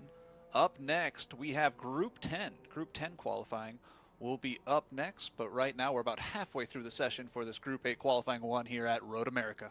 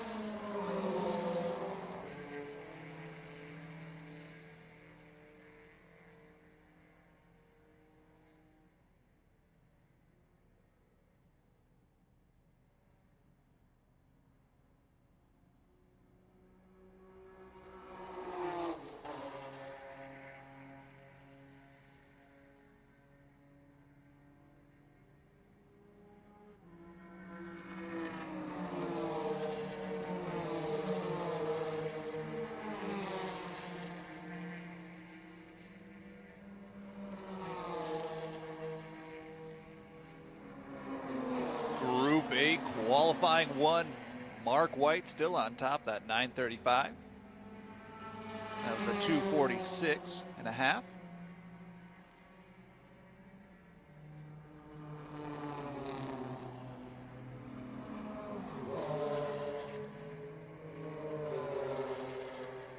You know what makes this event so special, Brian, is that there's more than 400 vintage and historic race cars here, from pre-war cars, production GT machines, obviously the over and under 2.5 Trans Am also being celebrated here with the 60th anniversary of Trans Am this weekend. And it's just, you know, I keep coming back to it, but it's just so cool to see these museum quality pieces like the 944 open cockpit Porsches. You've got you know, the Sprites, and you've got some MG midgets, and it's just such a wide variety of cars here. And you know that each one has, some of it's a history where it was a street car, it was, you know, grandma's car, and you turned it into a race car. You know, there's a lot of stories of that, but there's a lot of them that were, you know, brand new off the showroom floor that became race cars and have passed through a couple of different generations or a couple of different owners that have logbooks. And it's just the history of motorsports very strong with these vintage weekends. We get to do it 3 times a year here at Road America. This is, you know, one of our favorite weekends, the WeatherTech Vintage Weekend with Brian Redman. Of course, Brian and James couldn't join us this weekend, but certainly wish them well, and hopefully they're kicked back in the air conditioning in Florida, kicking back and watching this weekend. Miss Brian and James, but appreciate them sending a message earlier this week as well, and wishing everybody good luck. definitely a dry line. Yeah. that sun coming out, hitting this Welbeck Group asphalt. And the times are heating up as well. Fritz You bet. Seidel goes purple there on that one with his best lap there of a 2:39. 2:39.261 for that Porsche 911 ST. George Balbach in the 0, another Porsche 911. Second quick, Craig Watkins in the 46. And Mark White, fourth quick, and Matt Lawson, top 5. Now, Lawson, the lone Porsche 944 at the top 5. Everything else, Porsche 911s. We always call this the Brady Bunch group. It's all about Porsche, Porsche, Porsche. But there are a lot of cool cars in this group. A couple of Datsun 510s, BMWs. Love the 07 of Randy Alexander, the Datsun 510. It's a cool looking car as well. Stephen Hoke in the 19. It's a BMW M3. A little bit more modern of the cars.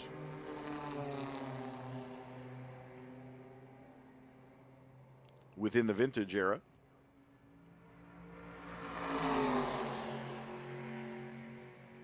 But a wide variety of cars in this group for Group 8 qualifying. 15 minutes and maybe a little bit longer, kind of the anticipated distance here.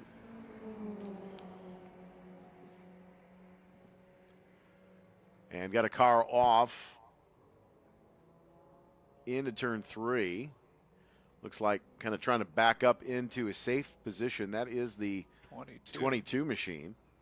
That is Rob Davenport in the Alpha. I thought that was a GT Alpha G, Alfa Romeo GT. Davenport in the 22, stricken along the side of the road over in turn 3. May have come across the rumble strips, had a little bit of a rough ride, maybe knocked the splitter off a little bit. Oh, that's the exhaust. I wonder if that's the other half of the exhaust pipe. That's definitely a rough ride when you're dragging the tailpipe. That's got the collector sticking up out of the grass. That's going to be a tad warm as well to touch, I think. But that is definitely less than ideal. Looks like he may have had a rough ride. Knocking the clamps off. That looked like the collector sticking up. That's the second exhaust we've seen lost this weekend.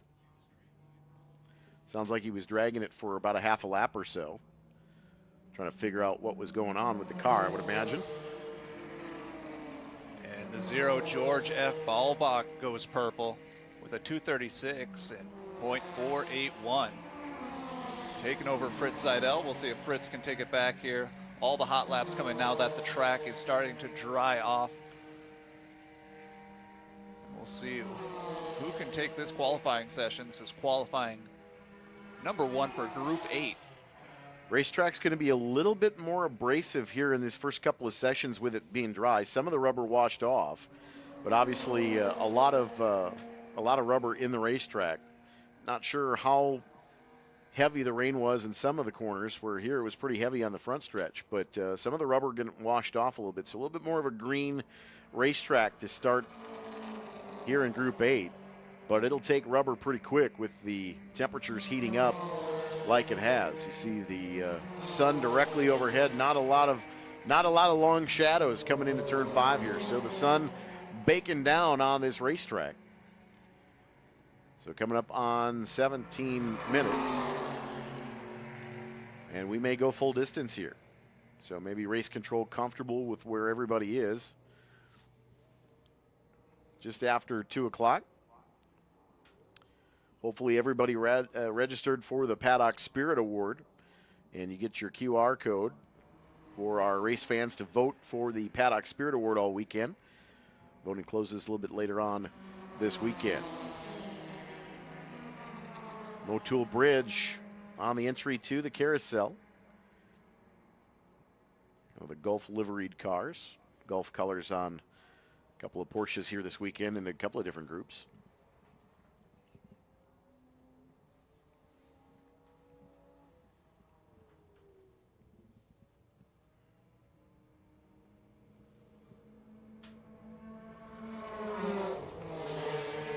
Good to see Dawn Myers out of Naples, Florida here. She's got a Porsche 911. That is the number 52.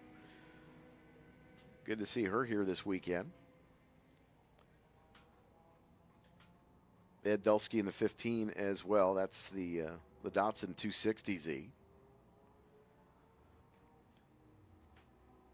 The number 46 of Craig Watkins. That's his Porsche 911.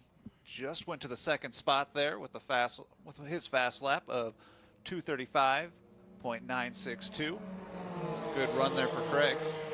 Fritz Seidel, purple up top.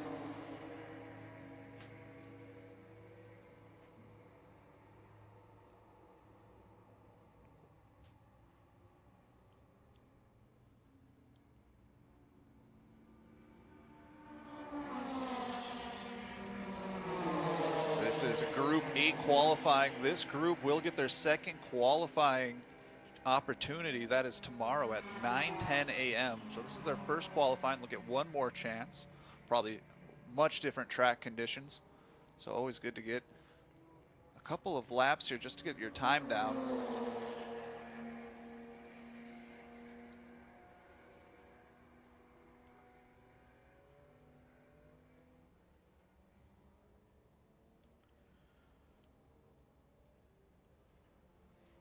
No, when we talked to Joe Stiffel earlier this weekend, he said he was running in Group 8 as well as Group 2. Don't see that the Miller had made it out for this qualifying session for Group 8, so we'll likely have to wait to see that Miller, red and white Miller, for Joe Stiffel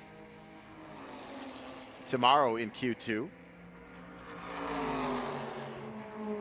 Beautiful car, by the way.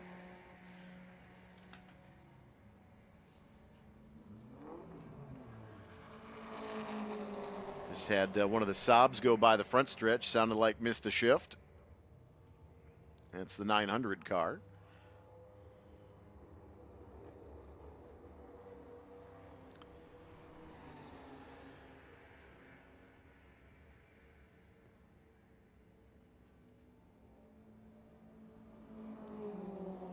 That is Chris Simpson, the Saab 900.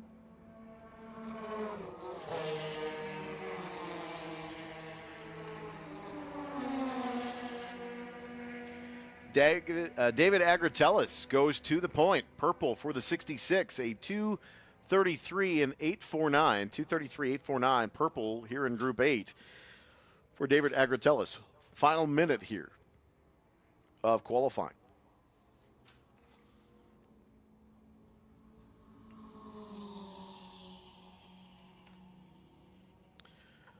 Coming up at 2:15 will be Group 10. Group 10 is our next group on the docket. So Group 10. Final call to the grid for Group 10. This is your 5-minute final call to the grid for Group 10. 5-minute final call to the grid, Group 10.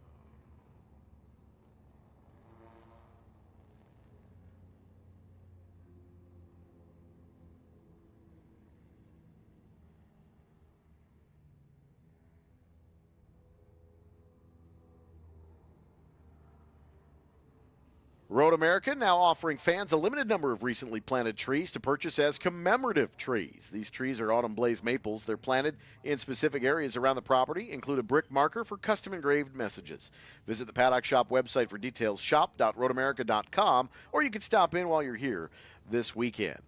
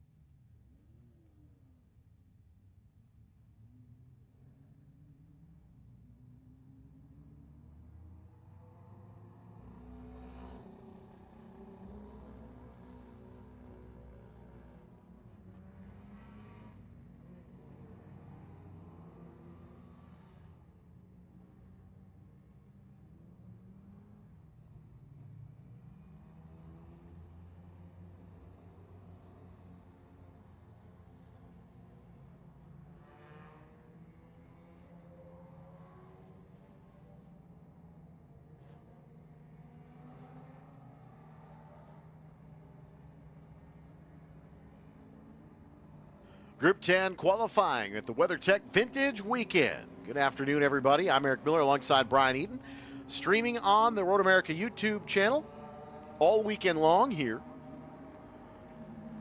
Got a treat for you as well. We're going to at least give you some images from the parade starting at 6 o'clock tonight. So we'll get that taken care of for you. Brian will get you covered with the final qualifying sessions of this afternoon as well. As we'll be making our way down to the parade route, setting up our stage. We've got some big guests coming up tonight, hopefully. Want to talk to maybe Edsel Ford, Jim Farley, Cooper McNeil, Habbo. Hopefully have a couple of different guests tonight, as well as tomorrow night. We'll try to sprinkle everybody in. But we've got 2 hours tonight, as well as tomorrow night. Get a chance to chat with some guests.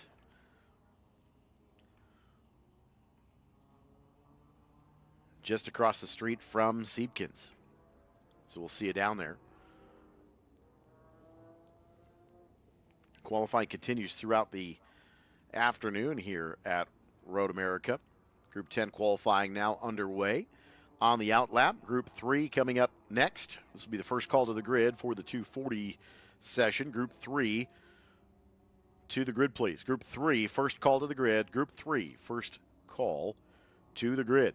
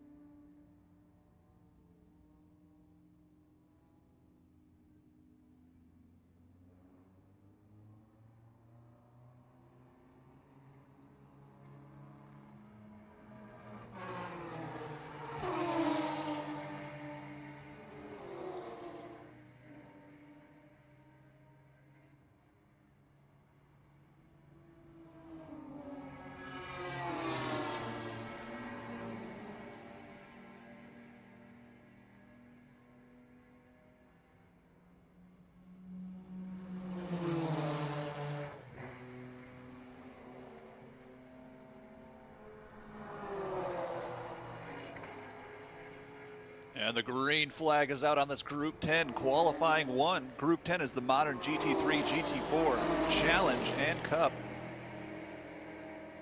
Here at Road America, first qualifying session for this group. They'll have one second chance to do qualifying tomorrow at 8:40. They'll have their second qualifying then. But right now, qualifying 1, their first session here. Looks like we got one car slow, maybe just looking to rejoin the pack here. I think he's all right and on his way. Under the Sargento Bridge now.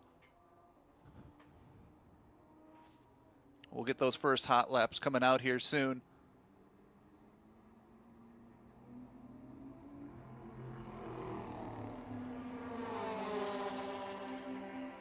Peter Cunningham, Tom and Jimmy McGlynn.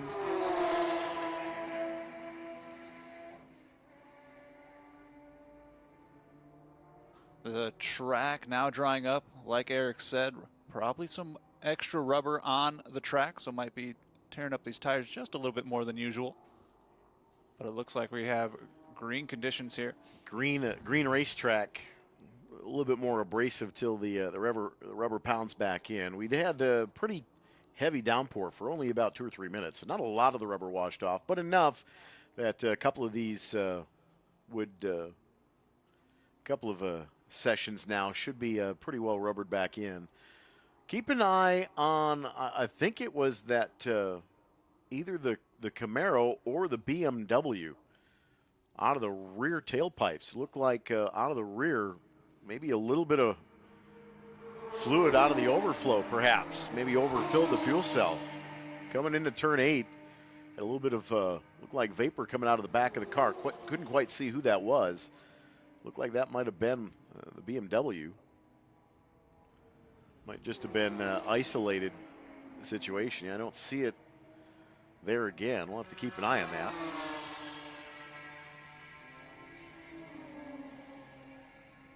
A little bit more cloud cover here this afternoon. So now that the sun came out, baked the racetrack, got some of the moisture off, now we're starting to see a little bit of cloud cover, which will cool the surface a little bit.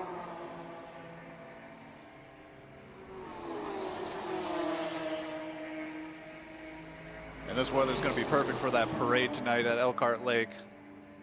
We're really excited for that. Remember, we are beginning to line up at Gate 5 for the race car concourse, beginning at 4:30. That's Gate 5 at 4:30 if you're going to join that parade. Of course, the route going from Gate 5 down 67 to the four-way stop. And then making the left-hand turn, and then we'll go all the way down to Lake Street, make that left-hand turn, and then come past Siebkens through the hard left, and then down by the Osthoff, and pull the field to a stop, and lined up line of stern on either side of the road. So there are plenty of cars headed down to the parade tonight is the plan.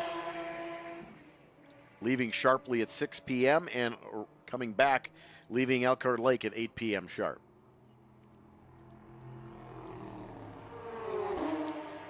WeatherTech Vintage Weekend with Brian Redman here from America's National Park of Speed.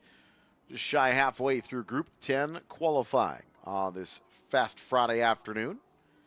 Group 3, second call to the grid. Group 3, second call to the grid.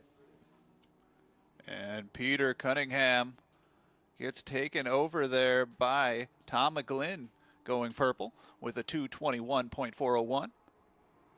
So we got Tom McGlynn, Peter Cunningham, and Jimmy McGlynn. Mark Bowden, of course, in that fourth spot. I'm sure he'll make his way into the top 3.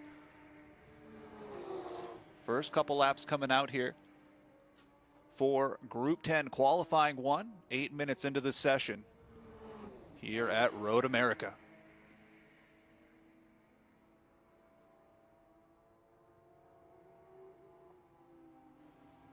Of course, the WeatherTech Vintage Weekend with Brian Redman running through Sunday, July 19th here. One of the largest vintage racing events in the United States. It features more than 400 cars here this weekend. It is a fantastic event to see in person. The YouTube stream, while great, does not do this weekend justice. It is a fantastic race weekend.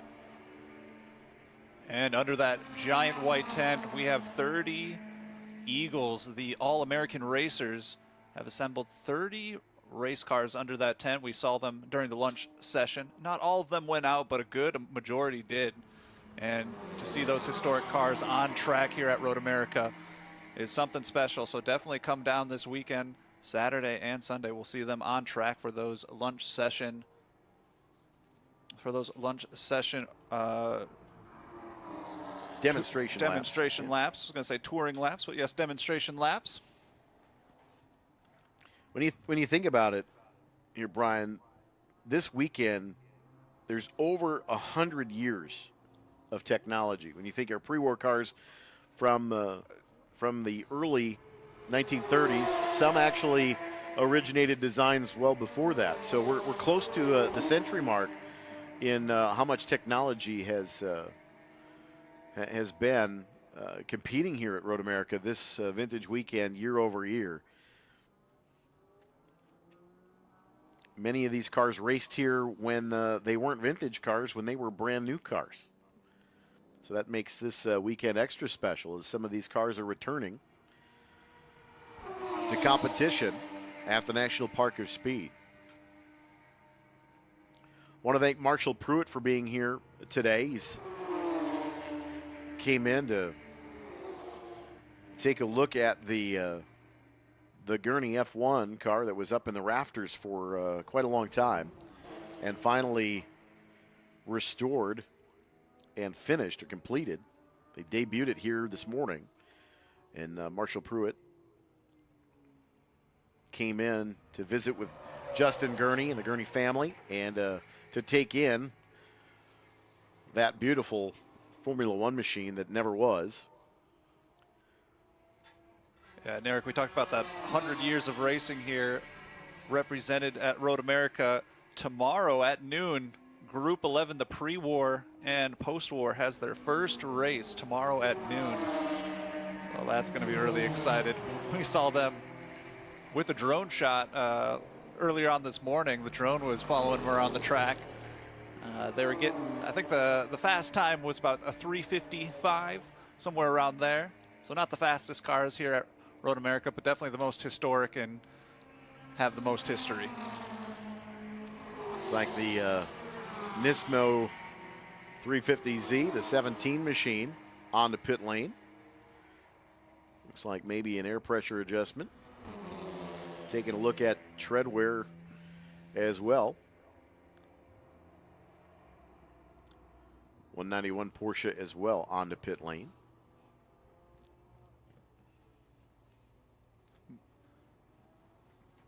Right now, the 81 Tom McGlynn in that first spot, 46 Mark Bowden, number 2, and in that third spot, 43 Howard Swig. Mentioned the 191. That is Thomas Hayes in that Porsche 911 on the pit lane. And I mentioned as well the 17, Steve Simchek. That is the Nissan 370Z here in Group 10 on pit lane. Looks like they're checking out the tires. Can't tell if they're making an adjustment here or just taking a measurement.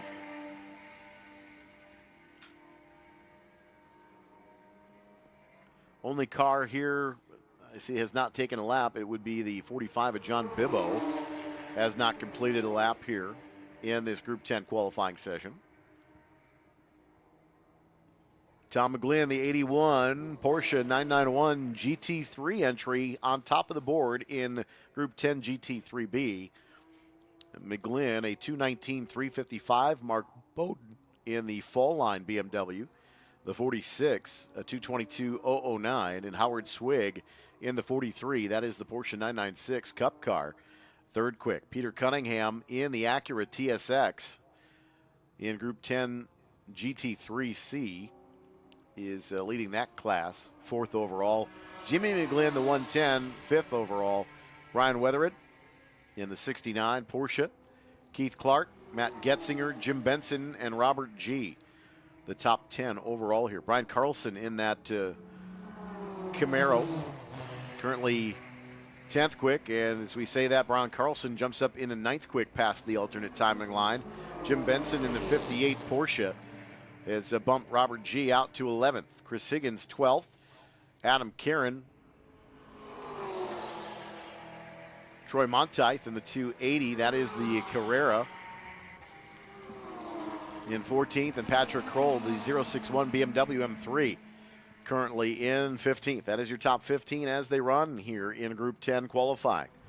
Just shy of 15 minutes into this qualifying session. Again, Group 3 next on the docket. That is the 240 start. So Group 3, 10-minute call. Group 3, 10-minute call. Group 3, 10-minute call.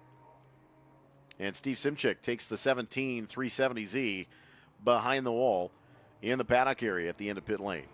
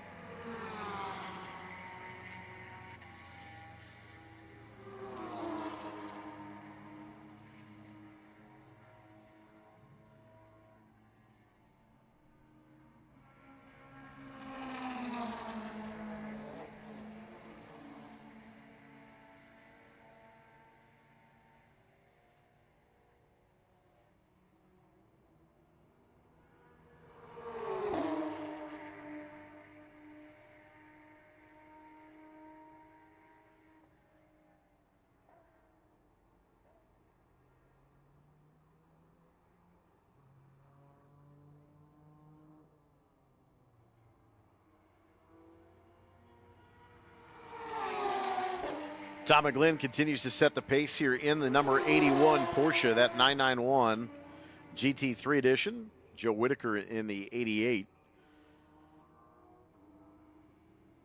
Making his way down pit lane in the real-time racing Honda Civic Type R.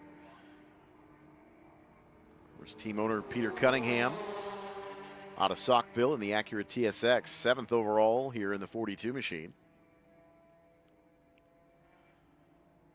Peter also on the Road America Board of Directors as well. True steward of the sport. And one of the nicest people you'll ever meet in the paddock area as well.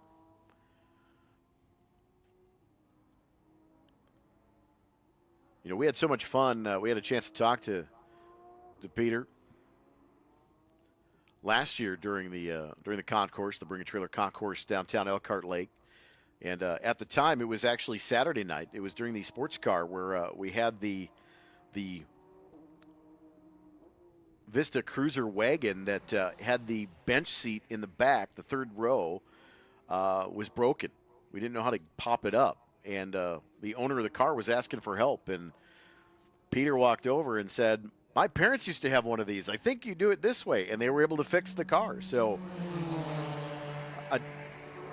I asked on my socials earlier in the week, I said, you know, for the concourse, can we fix another car this weekend? So let's see if we can do it again. All of the car experts in the world, some of the best ones, are here this weekend. Under a minute to go here for qualifying in Group 10. Group 3, 5-minute call to the grid. Group 3, this is your 5-minute call to the grid for the 240 session. 5-minute call to the grid for Group 3. One of our grid marshals, Dan, walking onto pit lane.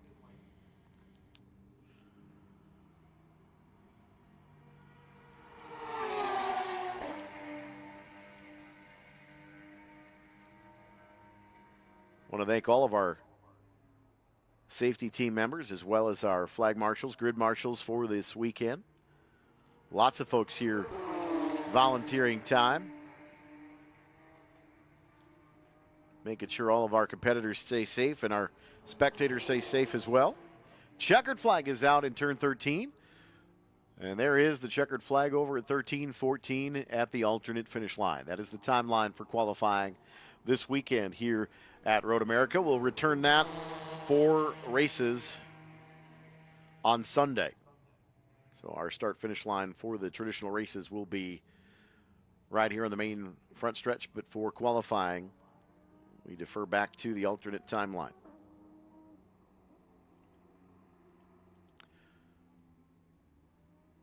Good look at the Elkhart Lake Lions, the party deck over on top of the hill. Fun place to watch. They've got the golf cart terrace, kind of right side of your screen, the big shuttle flag there. But the golf cart terrace where you get 2 rows of elevated golf cart parking. And on cue, there's the terrace seating there, but just to the right of that, going up the road,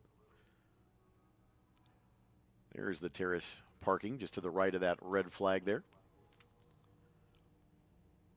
with the Elkhart Lake Lions party deck. High above the Road America Center, got a view of the Turn 7 big screen. It's right on the backside of the billboard, just to the left of the Road America Center there. Plus, of course, the big screen at Turn 5.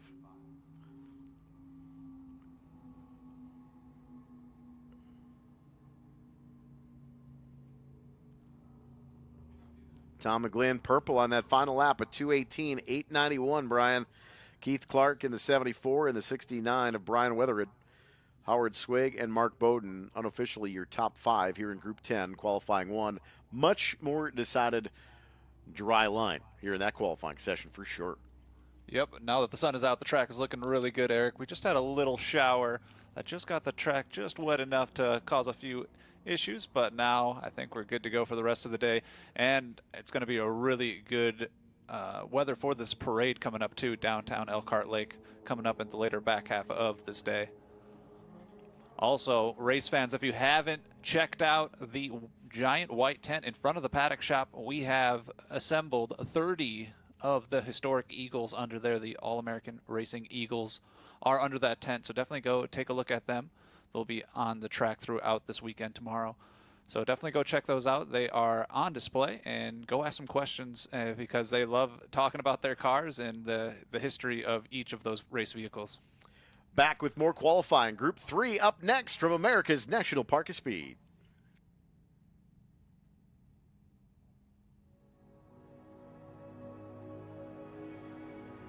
A lot of people don't know this, but the Air Force actually has the ability to refuel aircraft in the air, and that's my job. I'm Master Sergeant Ryan Cornell. I'm an in-flight refueling specialist in the United States Air Force. I'm more commonly referred to as a boom operator. A boom operator is responsible for operating the air refueling system at the tail end of the aircraft in what's known as the boom pod. So the Air Force needs in-flight refueling in order to extend how long other aircraft can remain on station.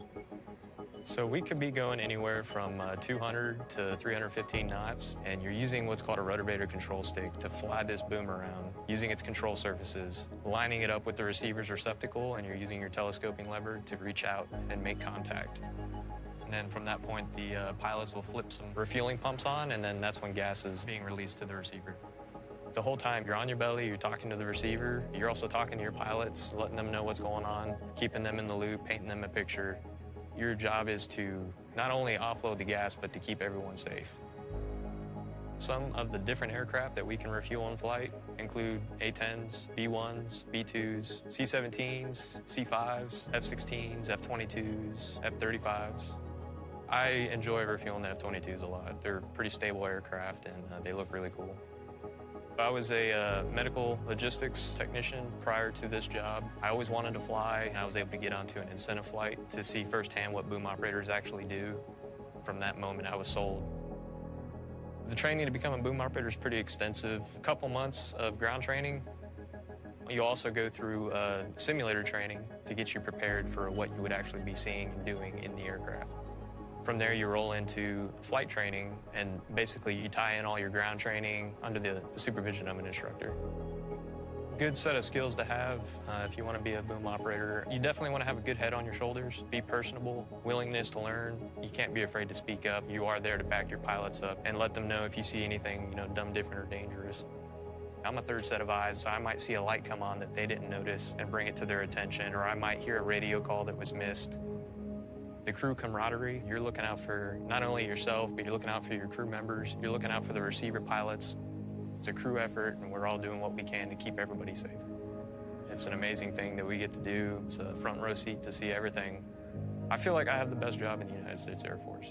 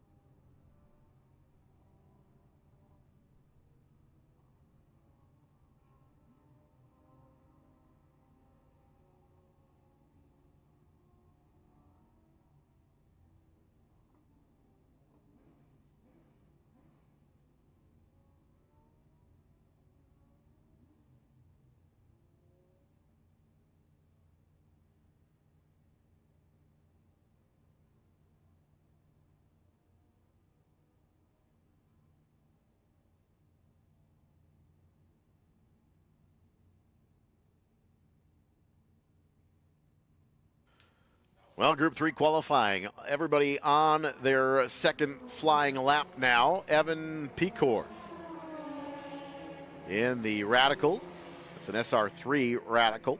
The 94 machine, a 222.701. Avery Stuckert in the Carbier C Sports 2000 entry. Peter Scushy in the Swift DB. That is a Sports 2000. Andrew Jacobs also Lola T88 with the 90 update in fourth. And Jim Cope in the Swift, all in Sports 2000. Qualifying 3 underway. Ryan Leach in the 56. Luke Krepsky, the 38. That is the Rush. That looks a little bit like a Radical, but a much shorter wheelbase and a little bit more darty with the very narrow track width and length. An oversized go-kart is what I've heard that people describe that Rush as. But it looks like a fun car to throw around here at Road America. We've got a Spec Racer Ford entry, Robert Ablard, as well as Mark White in another C Sports 2000, and Ethan Alexander in the LeGrand. 12 cars here in Group 3, qualifying 1.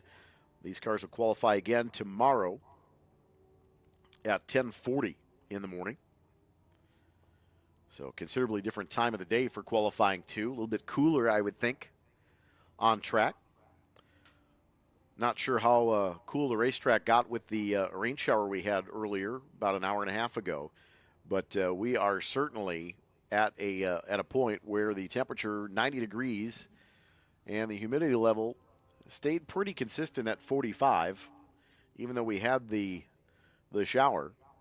But the sun baking down.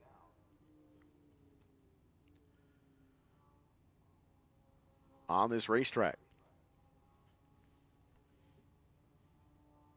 So Group 3 qualifying well underway. Evan Pecor, top of the board, the 221.44, completing second lap here at the alternate timeline. Andrew Jacobs in the Canon 34 C Sports Racer. Avery Stuckert, the 31, the Carbier. Second quick thus far.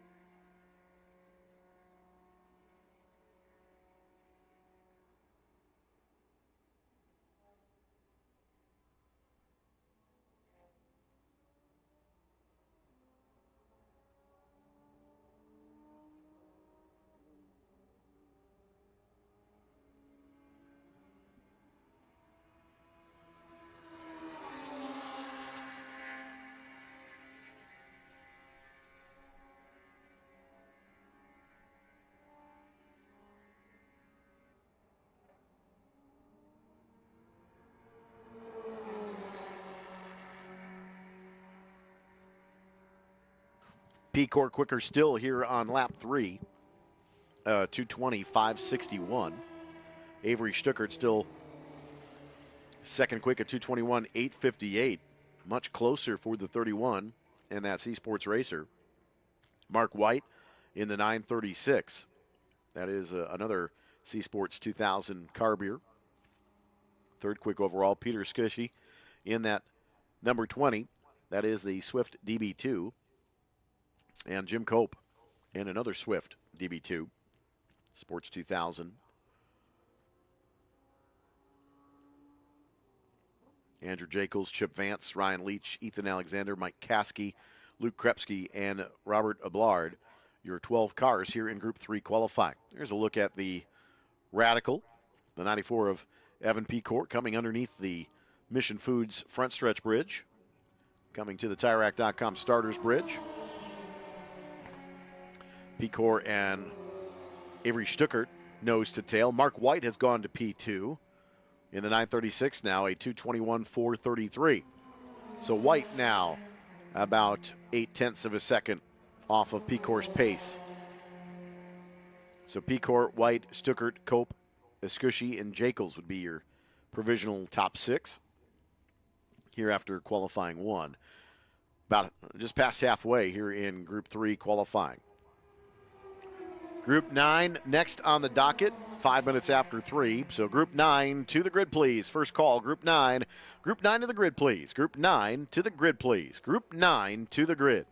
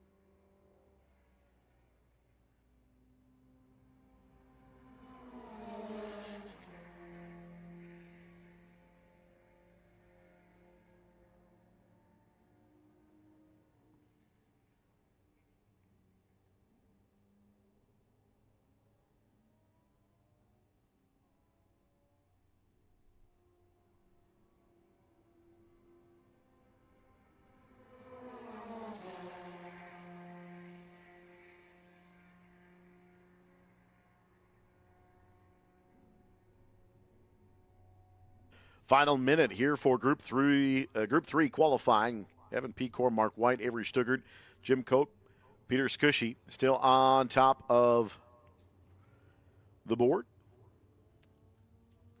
That Radical SR3 for P-Core.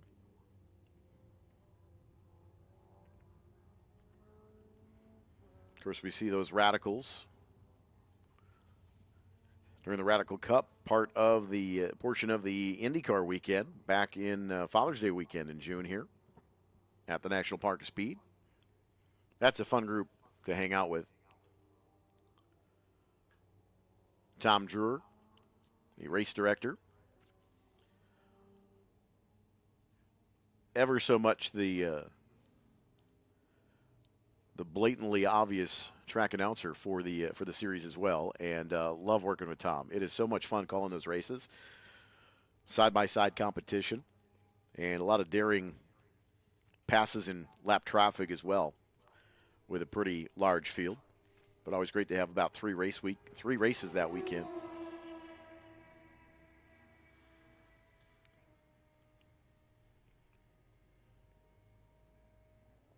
But that Radical Cup North America customer base is fantastic. It's great looking race cars. They sound pretty cool. Even the SR8s and the SR10s.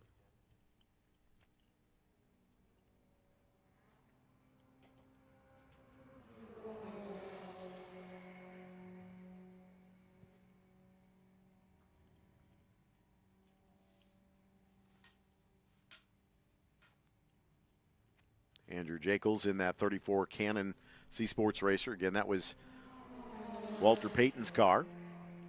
Many couple of June Sprints runs for Walter as well. Headed into turn one.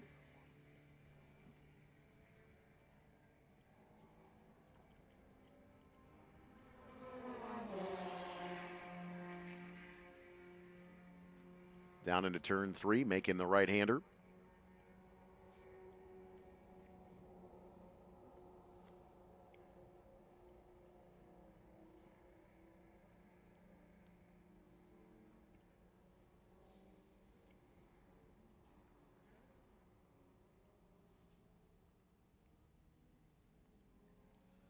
P-Core off the button there at 2:48 last time through. A fast lap at 2:20.561 to Mark White's 2:21.433.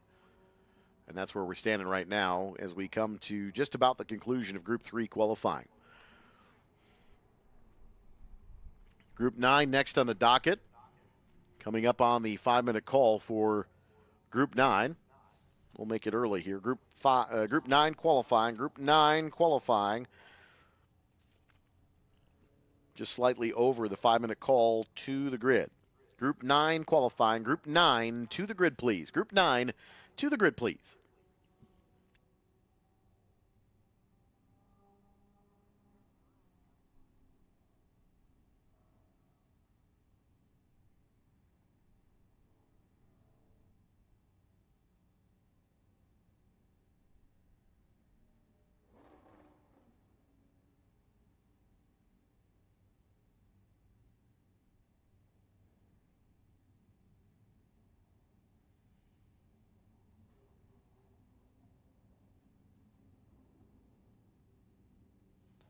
And just a reminder, at 4:30, the race car concourse begins lining up at Gate 5 at 4:30, coming up here very soon. So make sure you're prepared. That is Gate 5 at 4:30 for the race car concourse.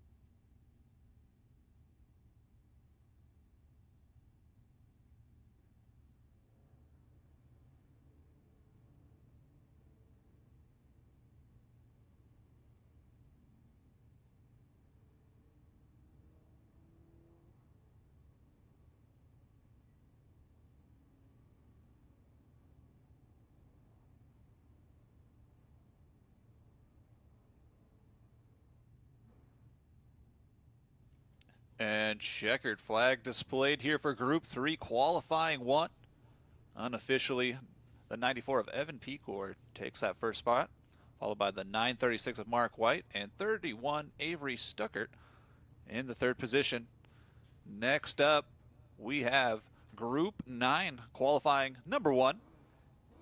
And just one more reminder, race card concourse beginning lining up at Gate 5 at 4:30.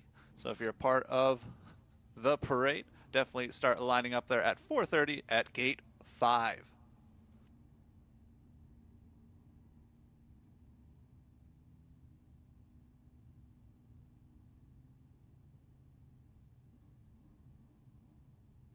And live tonight, the WeatherTech Vintage Weekend with Brian Redman, the Road America Race Car Concourse, presented by Bring a Trailer. 6 to 8 p.m. streaming live on YouTube at Road America. So if you're not able to join us in person, check out the YouTube live stream at Road America, 6 to 8 p.m. for the Road America Race Car Concourse, presented by Bring a Trailer. We are lining up at Gate 5 at 4:30 for the Road America Race Car Concourse, presented by Bring a Trailer, 6 to 8 p.m. at the YouTube live stream at Road America.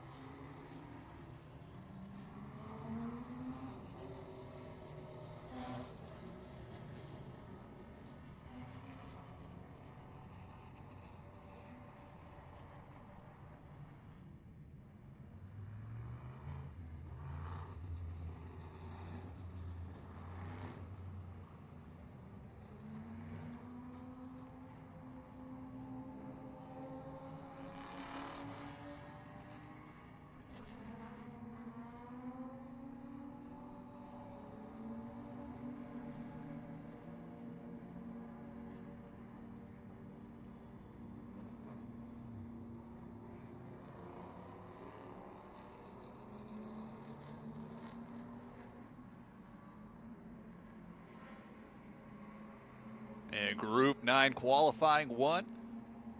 Hitting the track here, Group 9 is the Modern GT Production and American Stock Cars through 2019.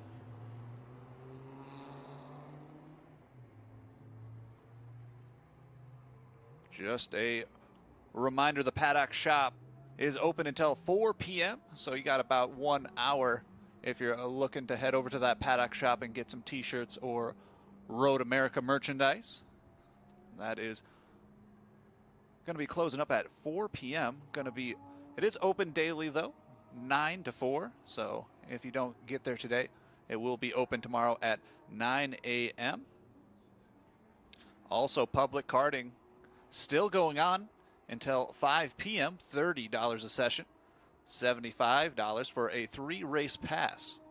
So definitely go check that out if you're looking to go do some racing yourself in those karts. Right now on track here at Road America, we got Group 9 qualifying 1.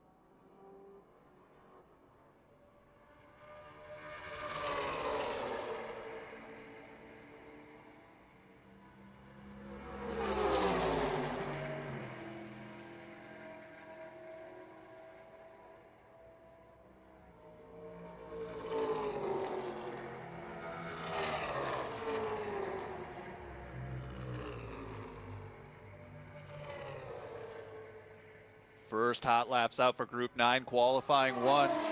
The number 3 in the Corvette, Pierce Marshall. Number 2, Rick Dickman. And in the third spot, the 701 of Andy Rupp in his Ford Mustang Cobra. That is their first lap out here for their qualifying session here at Road America, the National Park of Speed.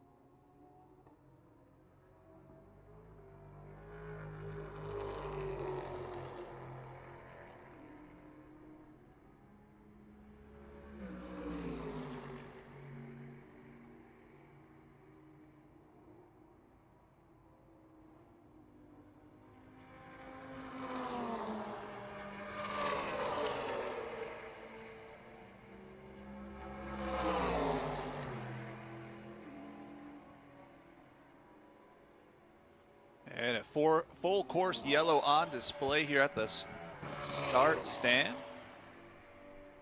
Taking a look here to see if we can see what is going on track. But number 3, Pierce Marshall in that Corvette is still in the first position. In the 116, Colin Comer takes that second spot in his Ford Mustang TA. And in the third spot, the 701, Adam Rupp, followed by the 32 of Randy Rupp. So 3 and 4 taken over by the Rupps. And we got the yellow flag on display, and looks like we got one car off. Looks like it's the number 5.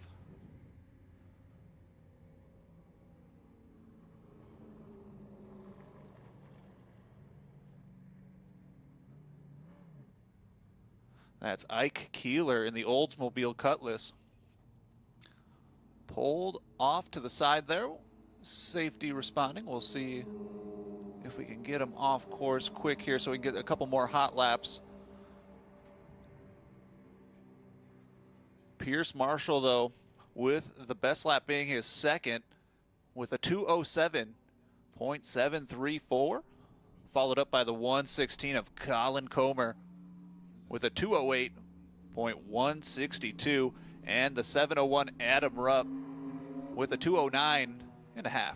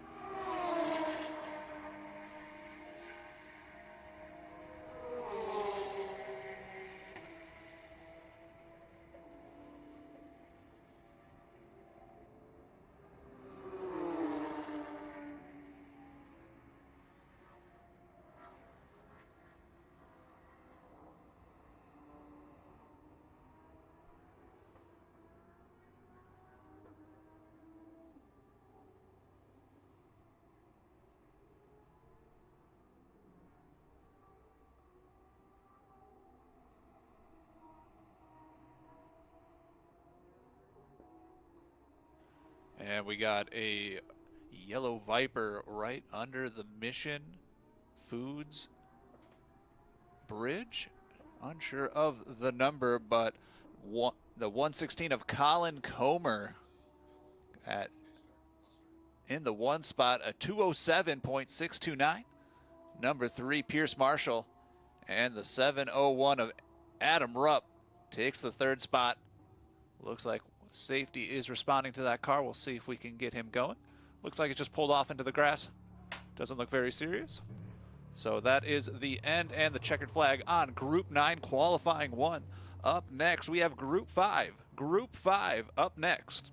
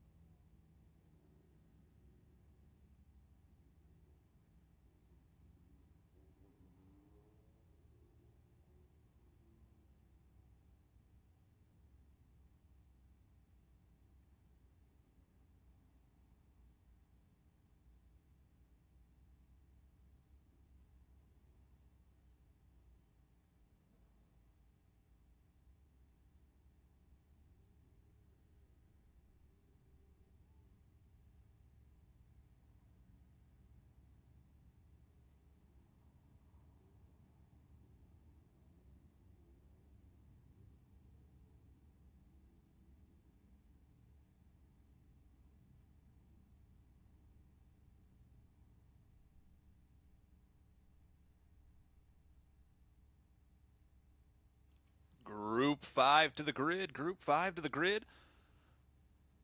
That is Group 5 qualifying 1 is up next here at Road America. That last session, Group 9, the 116 of Colin Comer and his Ford Mustang TA taking the top spot, unofficially of course. And we are about an hour away from lining up at Gate 5 for the Race Cars Concourse. So this is your 1 hour call to the Race Car Concourse to start beginning to line up at gate number 5. So if you're a part of the festivities, make sure you're lining up on time. And it should be an amazing time downtown Elkhart Lake. We still have a couple more qualifying sessions here. And then we're going to continue the qualifying 2s tomorrow. And then our first race of the day at noon is going to be those pre-war and post-war cars. Group 11. Excited for those. Some of the most historic cars that will be hitting the track. And to start off our racing festivities here at Road America. Next up here, Group 5 qualifying 1. Up next, Group 5 up next.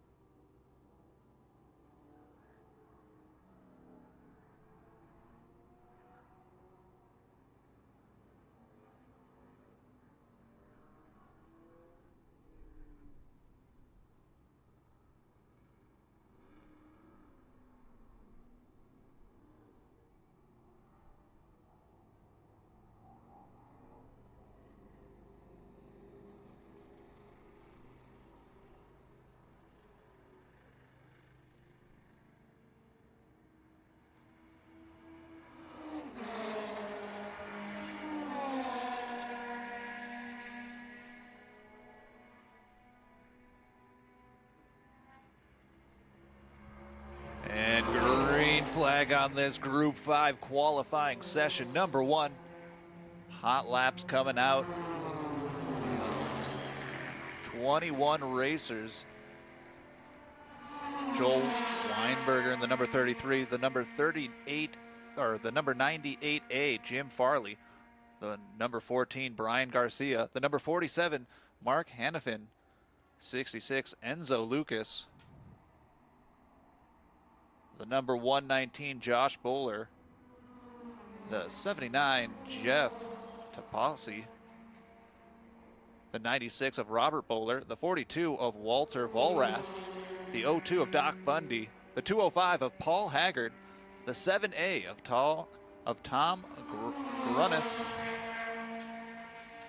the number 23 is Seb Coppola, the 27 Damon DeSantis, the 98 of Bob Lima, the 13 of Mike Helgren, the number 17 Paul Joyix, 118 Darren Mann, number 6 Ron Pace, and number 22 Gary Gold. First hot laps starting now. We'll see what the times are for this Group 5 qualifying session 1 here at WeatherTech Vintage Weekend at Road America. Next up is going to be Group 1 qualifying up next. Group 1 qualifying up next. And a reminder that in about 1 hour, less than an hour now, the race card concourse begins lining up at Gate 5 at 4:30. Just a reminder, the race card concourse begins lining up at Gate 5 at 4:30. Right now on track, Group 5 qualifying number 1. This group will have their second qualifying session tomorrow at 9:30 a.m. So completely different track conditions. Going to be a little bit colder in the morning compared to now.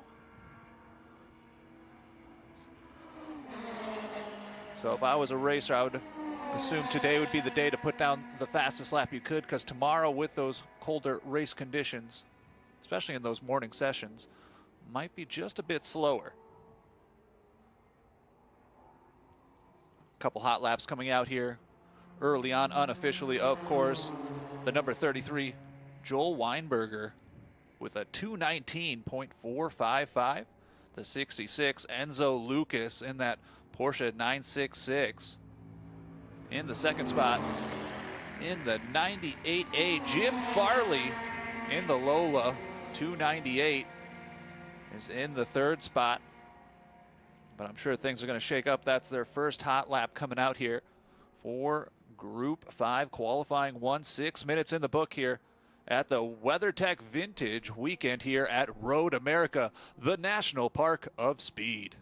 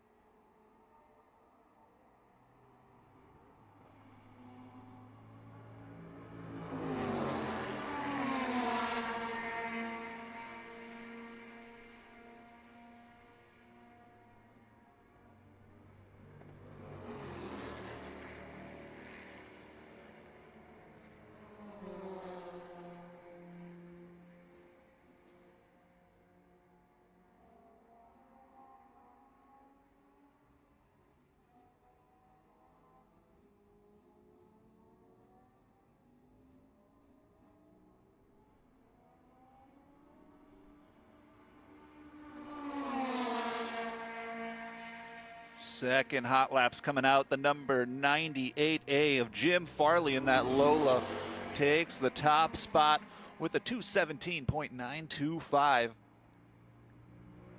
In the second spot, number 66, Enzo Lucas in the Porsche 966. And in the third spot, the 33 of Joel Weinberger. Fourth spot, Damon DeSantis. Fifth spot, Tom. And in the 14th spot, Brian Garcia.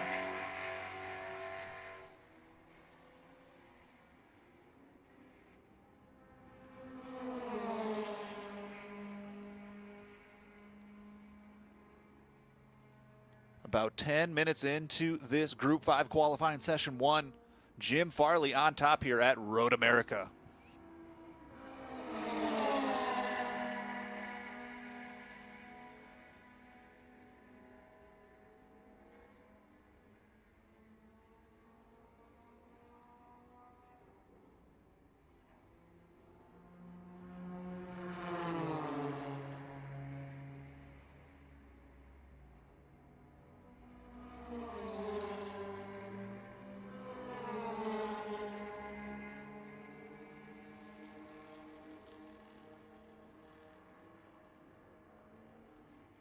The number 27, Damon DeSantis, gets his fastest lap of the session, his second fast lap in that Lola T70.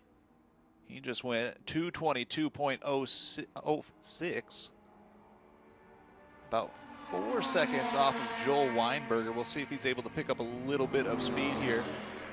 Coming into about 11 minutes into this Group 5 qualifying session 1. The number 98A of Jim Farley in that Lola, still in that top spot. In the sixth spot, the 119 of Josh Bowler. He just did his best lap number 3 here in that Chevron B36.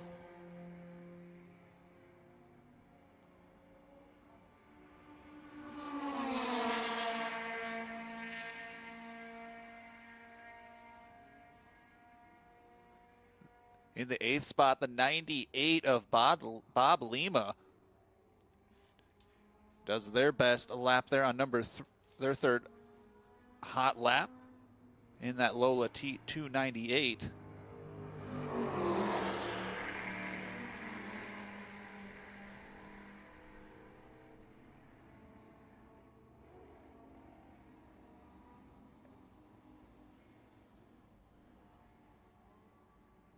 And Jim Farley just goes purple there on his 4th hot lap, a 2:16.320. Jim Farley in that Lola 298. And Enzo Lucas in the 66 Porsche 966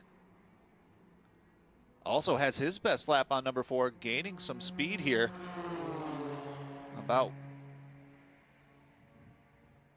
Just about a second off of Jim Farley.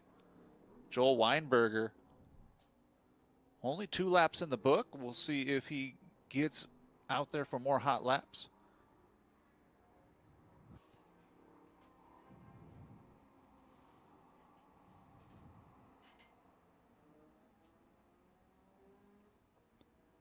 The WeatherTech Vintage Weekend with Brian Redman brings more than 400 historic race cars together for one of America's largest celebrations of racing history. This year's featured gathering is the largest reunion of the All-American racers, including more than 30 legendary Dan Gurney Eagles. Race fans, if you haven't checked out the large white tent in front of the paddock shop, all of the Eagles are gathered. Eric and I have nicknamed that spot the Eagles Nest, where they're all hanging out. 30 of those historic Eagles under that tent. Definitely go check it out and take some pictures, of course. They were on the track here around noon today for our lunch session. Really cool to see those cars at full song.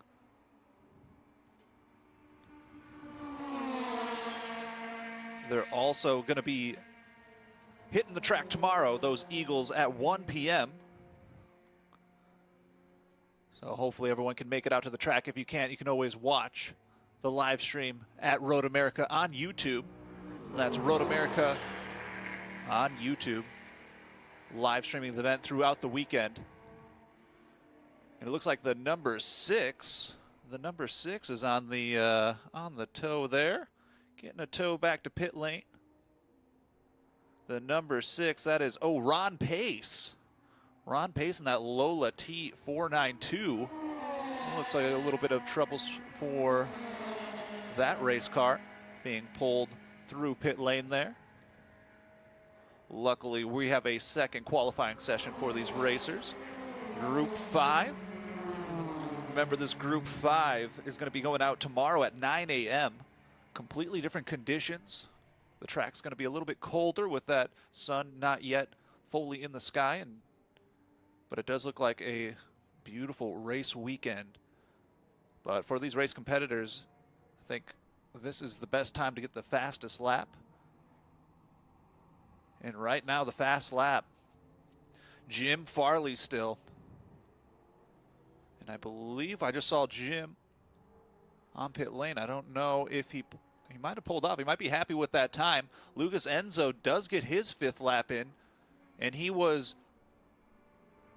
0.16 off, 0.16 off of taking that top spot from Jim. So Enzo Lucas super close here.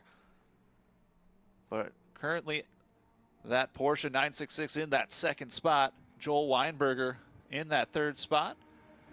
He's only did 2 laps, but still holding strong on that in that 3rd spot. Josh Bowler still out there. He did just have his fastest lap on that 5th one there. Still 3 seconds off of that 3rd spot. 16 minutes in the book. Group 5 qualifying session 1. Here at Road America, the National Park of Speed.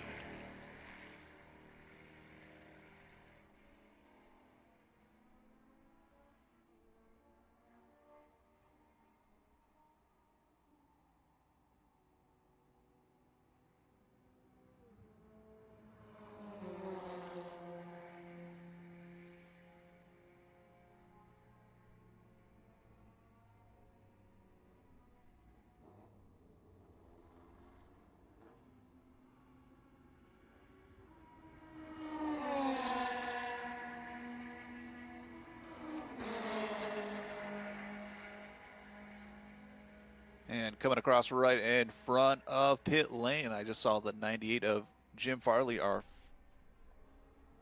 top spot, pull off into pit lane. See if they're just checking tire pressures, seeing how the car performs. Doing pretty well. Hopefully, it doesn't look like they'll have to change much. Enzo Lucas still out there looking to see if he can take that top spot.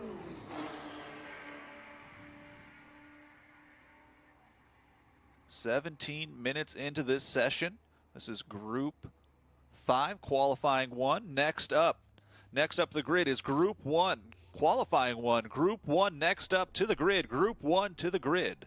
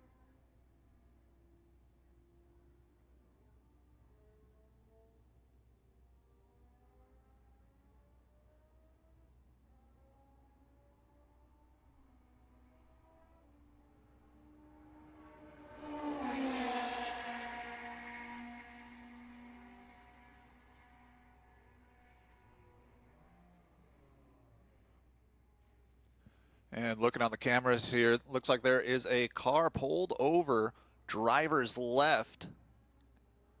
Can't really get a number there. Looks like maybe some sort of mechanical issue and they just pulled off.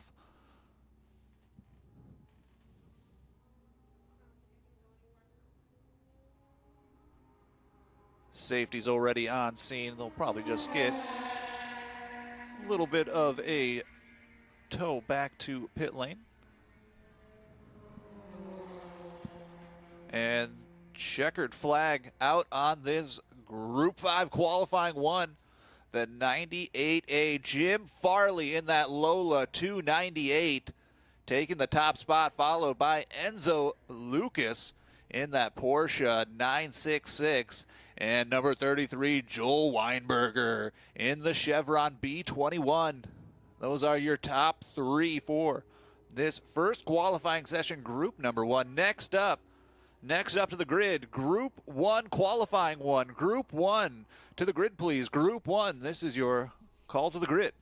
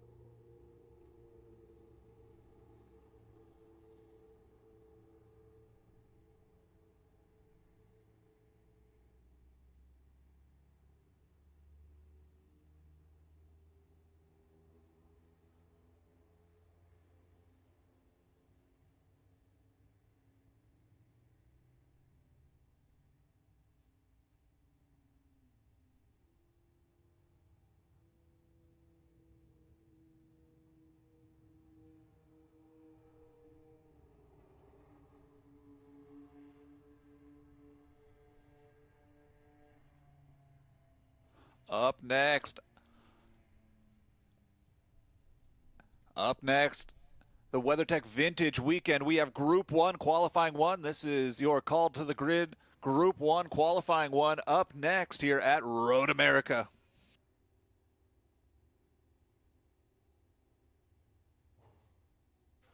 Also, we're about half an hour away from the race car concourse to start lining up at Gate 5 at 4:30. We're about half hour away. So get ready to start lining up there at Gate 5 if you want to be a part of the parade, the race car parade. So definitely start lining up or start preparing to head on over to Gate 5. Next up to the grid, Group 1 qualifying one. Group 1 qualifying one up next.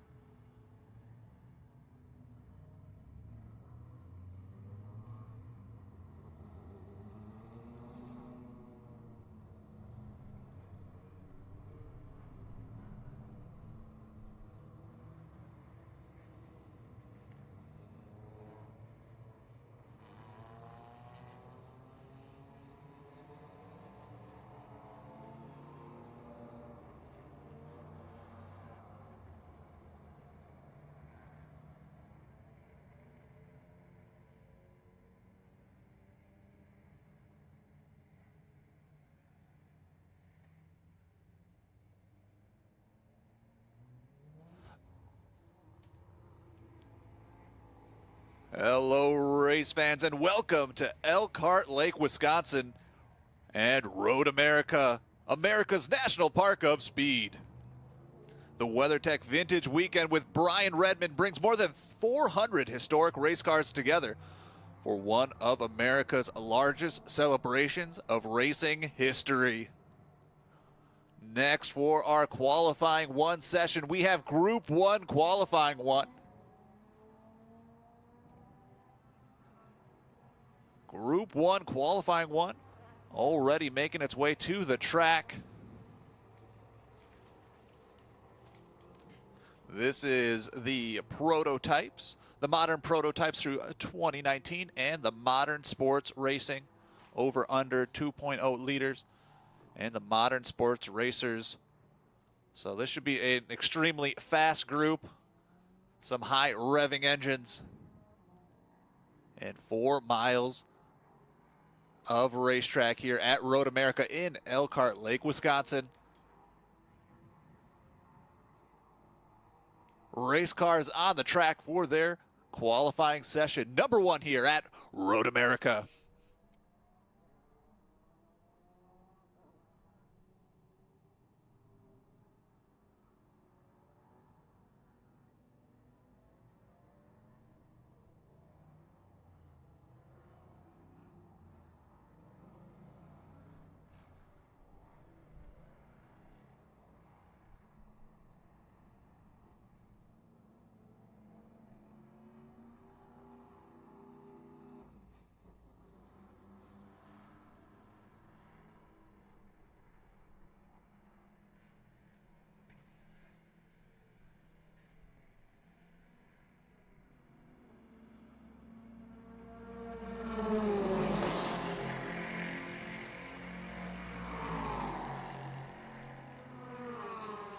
And the green flag is out here for Group 1 qualifying one. We're definitely going to see some of the fastest times here of the race weekend. These prototypes of modern sports cars flying past start finish.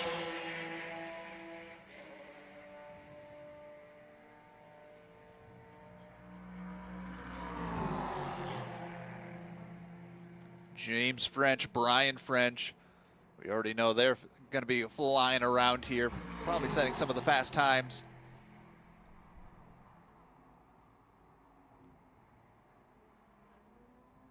Joel Quadracci and the number 48, Robert Blaine, Tony Smith, the 29 of John Godin, the number 10 of Jason Ross, 37 Wes Allen, number 2 Travis Engen, the 78 Mark Brannon, 57 Adam Mancuso,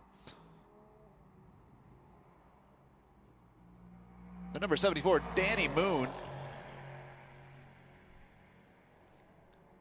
and we got Chip Romer in the 5.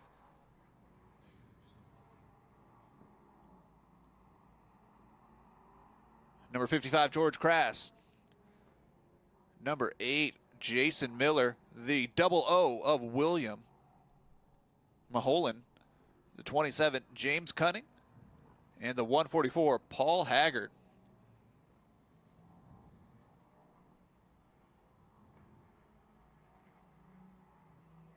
First fast laps coming out.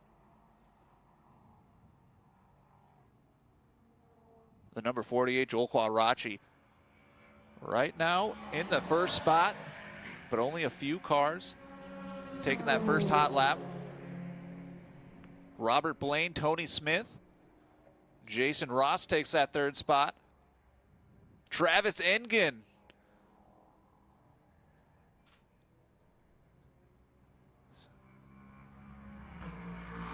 we'll see here who's going to take it over. Chip Romer takes the top spot.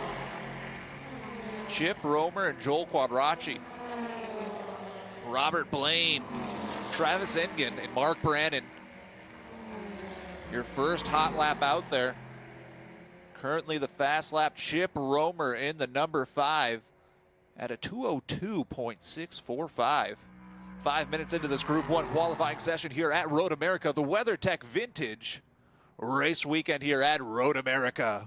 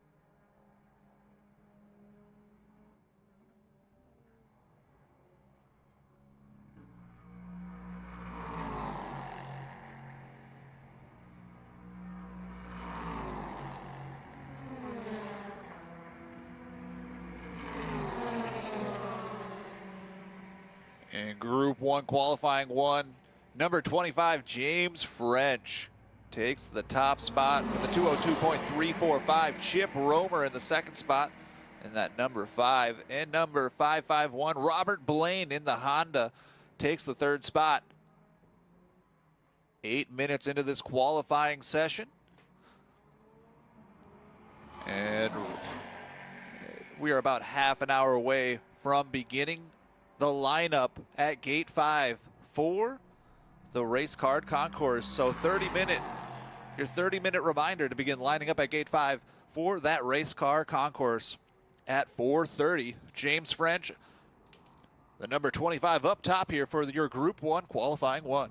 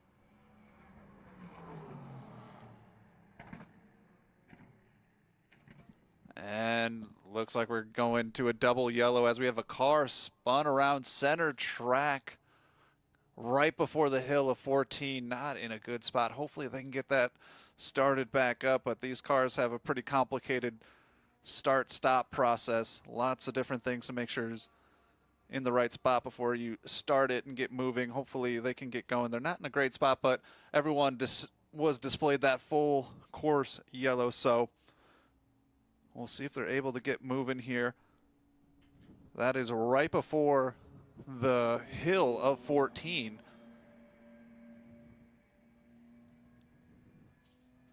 Spun around, facing the wrong direction. Not sure exactly which car that is.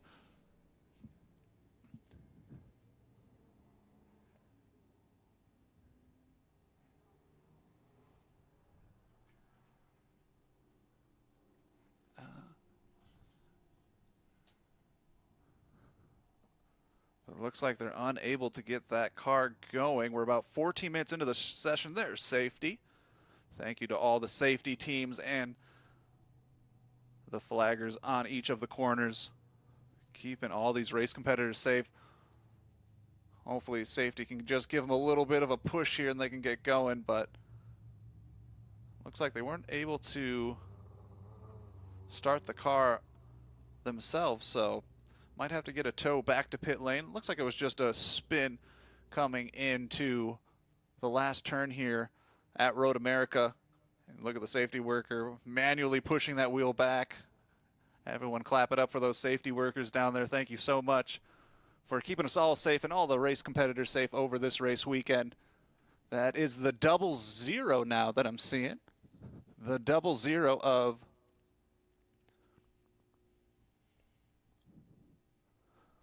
see if we can take a look here. The 00 of William Maholand.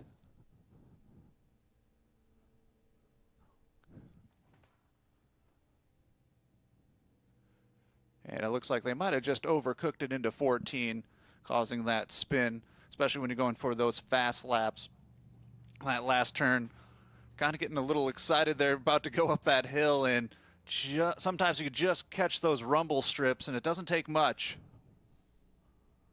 And we'll see if they're able to get back out for maybe another 1 or 2 laps here. James French still in that top spot with a 157.301. Chip Romer in that second spot. And the number 551 of Robert Blaine in the Honda ARX 03 is going to take that third spot here for Group 1 qualifying 1.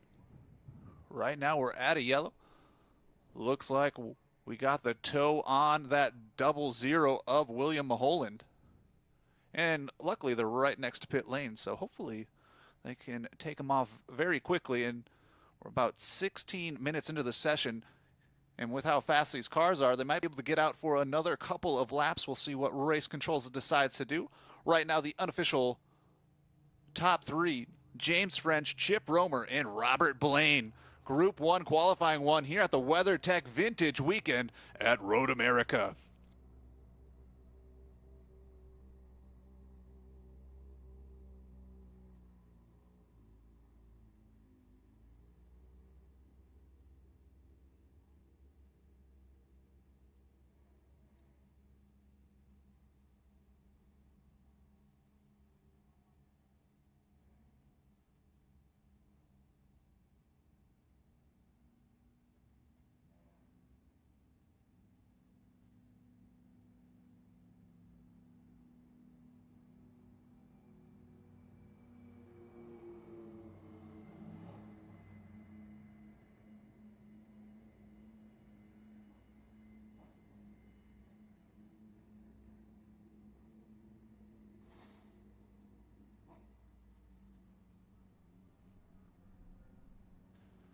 And they're waving the green flag. Looks like they were able to get that 00 off the track of William Maholand.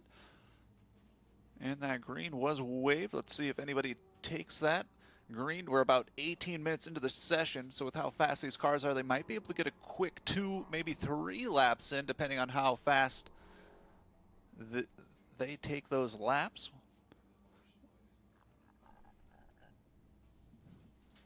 Taking a look, a couple cars now back on course.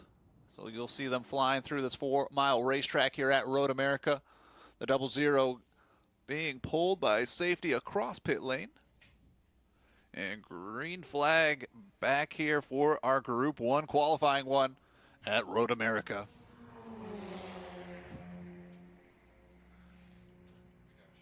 And we are about 15 minutes. We're about 15 minutes away from lining up at gate number 5 for the race car concourse. So if you're a part of that race car parade, we're about 15 minutes away from lining up at that gate 5 location. James French still up on top. Chip Romer, Robert Blame in the 4th spot. Travis Engen in that Audi R8. Joel Quadracci in the 5th spot, and Chip Romer. It looks like Chip Romer's got 2 cars out there. Not sure who is driving which one, but the number 5A is in the 6th spot. And in the 7th spot, we saw William Maholan with that spin out at 14. He's in 7th, so at least he was able to put down a 209.508. He's got one more chance for qualifying tomorrow. This is Group 1, and tomorrow, Group 1 qualifying 2 is at 8:20 a.m. So almost completely different time, all things considered. A morning session compared to a later afternoon session, so the track conditions are going to be completely different. The track's not going to be up to optimal temperature, especially with these cars, how fast they run and how much they depend on that aero and grip. So right now, I think if you have the fast time for this session, it's probably going to be your best time, all things considered, with that time of schedule for the Group 1 race, Group 1 qualifying 2. And the qualifying race for Group 1 is tomorrow at 1:55 p.m. So if you're looking to watch these racers, it's 1:55 p.m. for Group 1 qualifying race.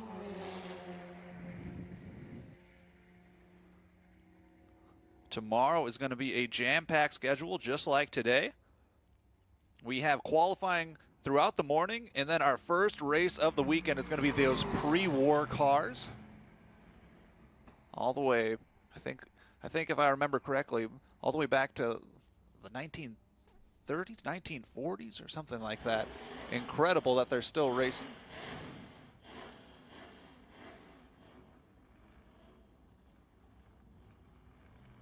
This is the WeatherTech Vintage Weekend here at Road America. Just a few more moments remaining on this Group 1, qualifying 1. James still up on top. Don't think anybody's going to take over his time. He's 4 seconds faster than Chip Romer in that number 5.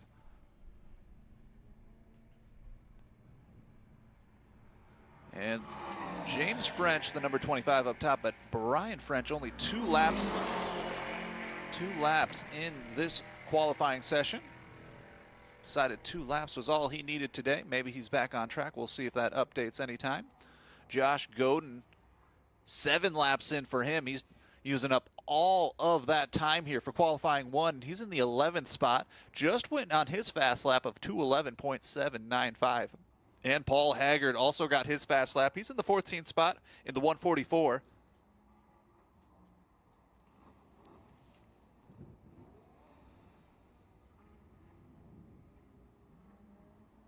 Danny Moon was also able to get out there for their first lap.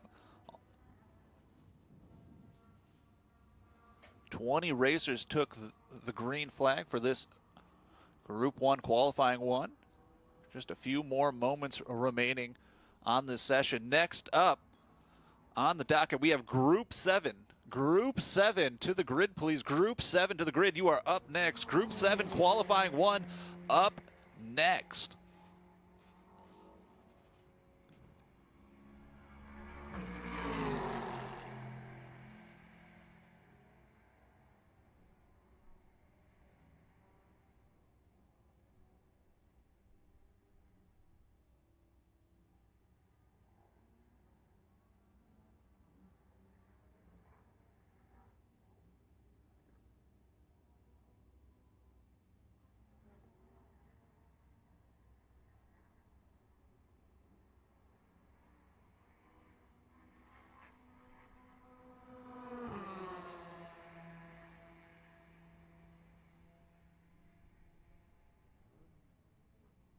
And checkered flag out on this Group 1 qualifying 1. James French, the number 25 in the top spot. Number 5, Chip Romer in the second spot. And in third, we have the 551 of Robert Blaine in his Honda ARX-03.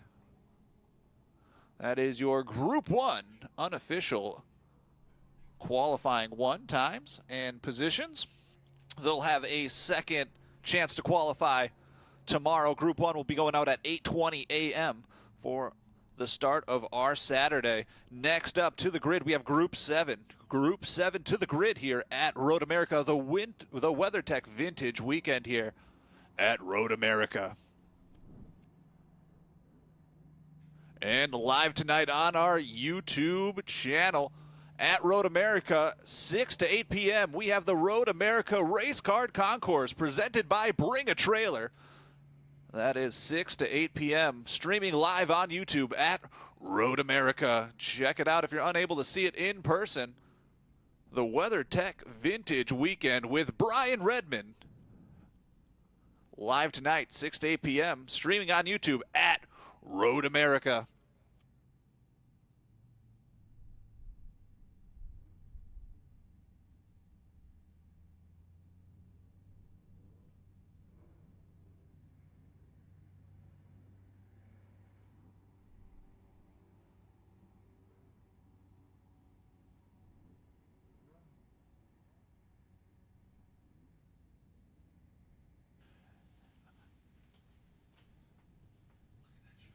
And getting some images from the Road America drone up in the skies, the paddock shop. Tomorrow, the paddock shop will reopen at 9 a.m. to 4 p.m. tomorrow. So if you're looking to get some Road America merch or some WeatherTech Vintage Weekend with Brian Redman apparel, 9 a.m. to 4 p.m., the paddock shop will be open all race weekend, and also it's open all throughout the year. So anytime you want to go check out the paddock shop, it will be open from 9 a.m. to 4 p.m.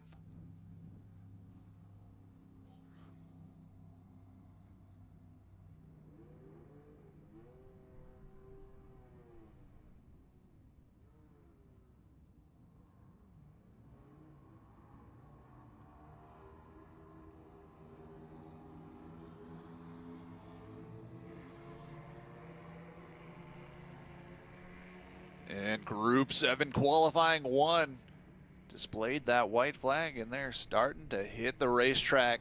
We'll see how many competitors take advantage of this qualifying 1 session. Group 7,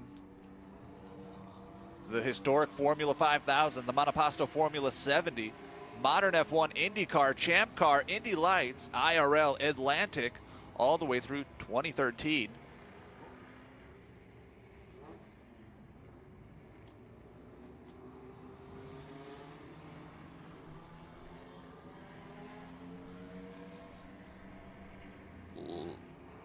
We'll see how many cars take advantage of this Group 1 qualifying session here at Road America. Mark Brannon, Joel Quadracci, Travis Engen, some familiar names here. Jim Stengel.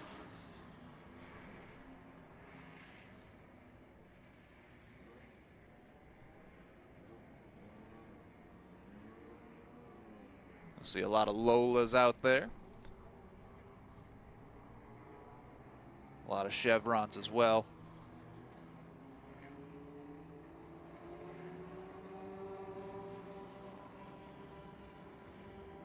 Jean-Luc Liverato in that Dallara IPS Infinity Indy Lights car. That's going to be one to watch out for. A lot of Lola T97s. The Swift DB4 of Jim Wright.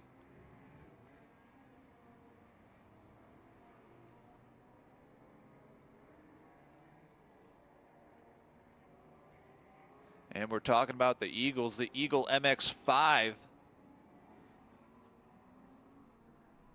by Johnny Crane. He will be out on track. The Eagles under the giant white tent in front of the paddock shop. Eric Miller, the voice of Road America, and I've nicknamed that the Eagles Nest. 30 Eagles on display from the All-American Racers. The Dan Gurney Eagles, the largest group of Dan Gurney Eagles ever to be assembled here right at Road America. Green flag is out. Hot laps start here for the group number 7. Qualifying 1, 3 minutes have elapsed. Green flag, we'll see who takes that top spot early. Sessions are about 20 minutes plus 1. And I'm not gonna say anything or jinx anything, but we are, you know what, I'm not even gonna say we're right on schedule, but we're right on schedule. Which, thank you to the safety teams and the flaggers and race control. So far, a flawless weekend.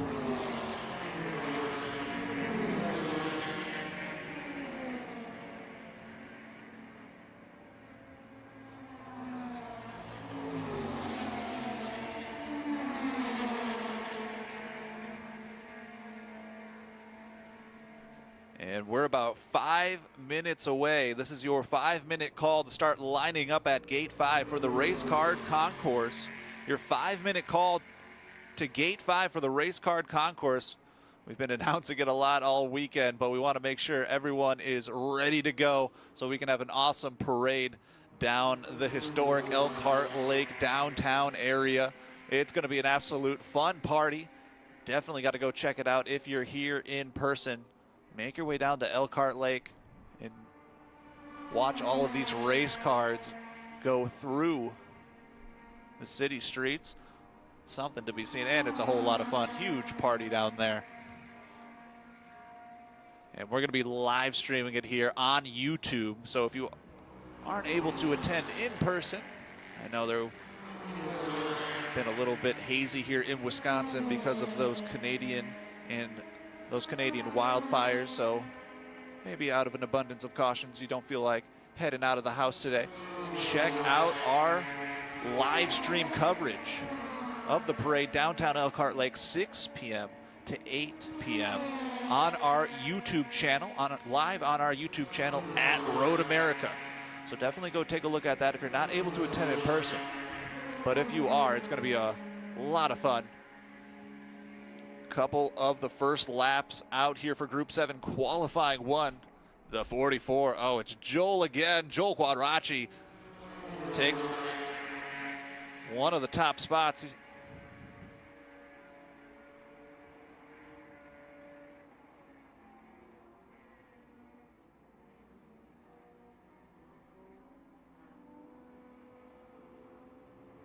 Five minutes into this Group 7 qualifying.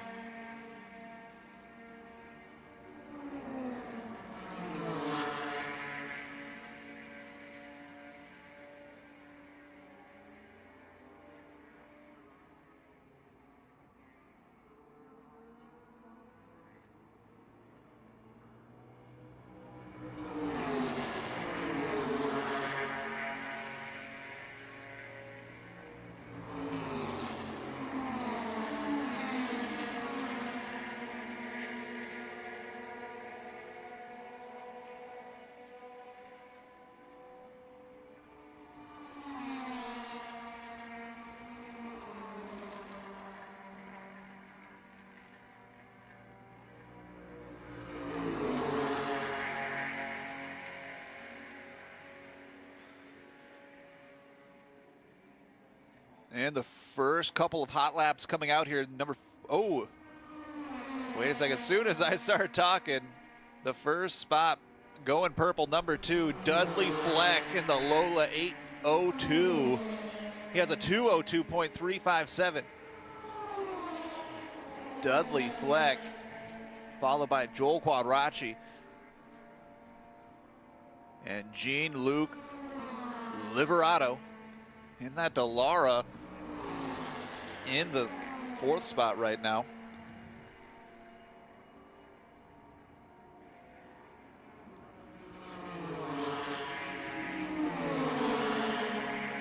The 09 of Mark Brandon pulls off into pit lane, or maybe he's going out. Just saw him go past. Maybe he is stopping in to check some tire pressures. Hans Peters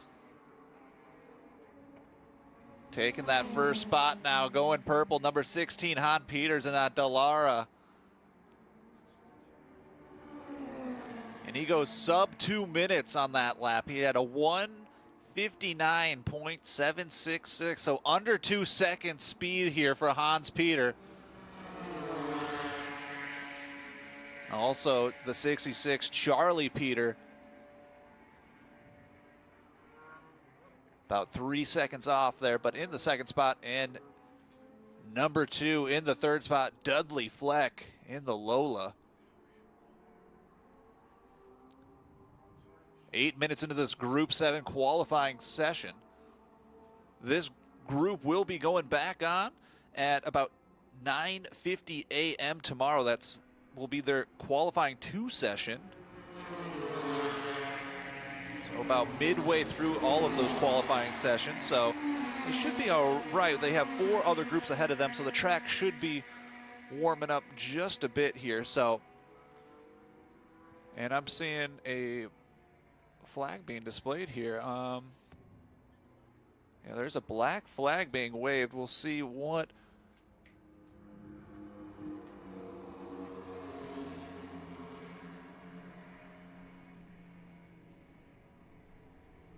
and it looks like we have the number 70 off in Canada corner. That seems to be a problematic corner this weekend. Lots of people having some issues there in that heavy braking zone. And yeah, I pulled off right out of that turn on driver's left. Safety's already there. Yeah, that was a trouble and tricky corner here. A couple other competitors doing similar things. So there's always one turn or corner or straightaway that racers have troubles with, and it seems to be Canada corner this weekend. Very dry conditions here in Wisconsin over the last couple of weeks here, especially last weekend.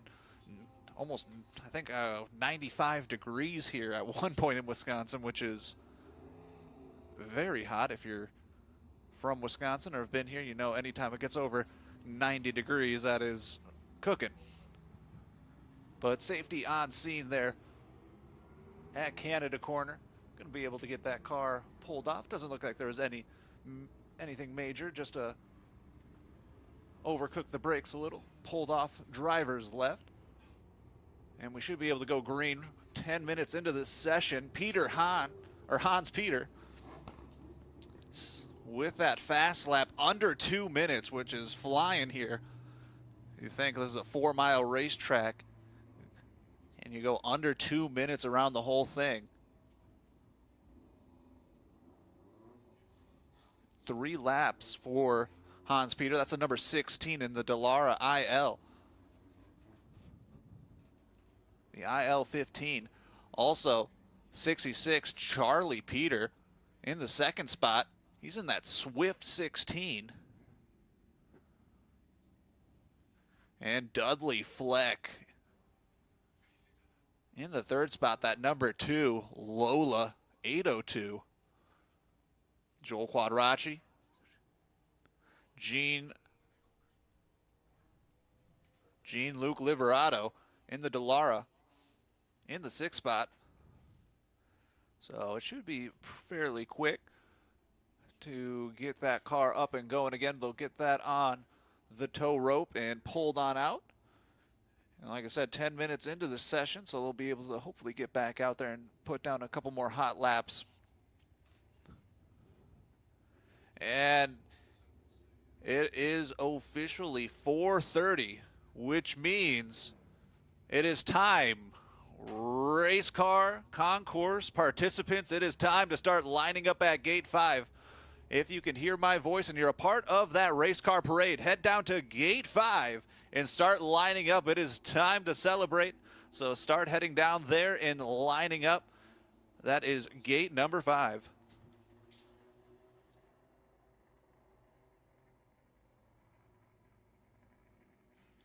Yeah, of course, unless you're Group 4. Unless you're Group 4, you still got one more qualifying session.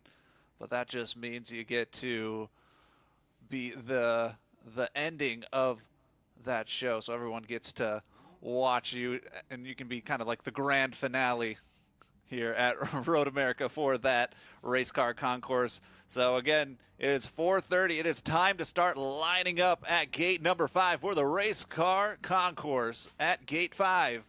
Start lining up here at Road America. Getting that car pulled off now. We should be able to go back green very shortly. This is the WeatherTech Vintage Weekend with Brian Redman here at Road America.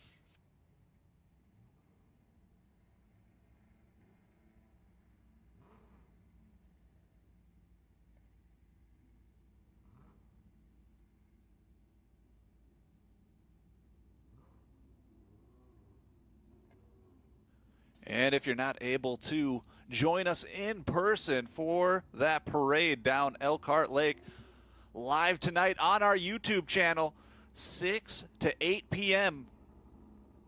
It is the Road America Race Car Concourse presented by Bring a Trailer. That is live on our YouTube channel, the Winter WeatherTech Weekend here with Brian Redman. Check out the YouTube channel if you're not able to join us in person at Road America on YouTube.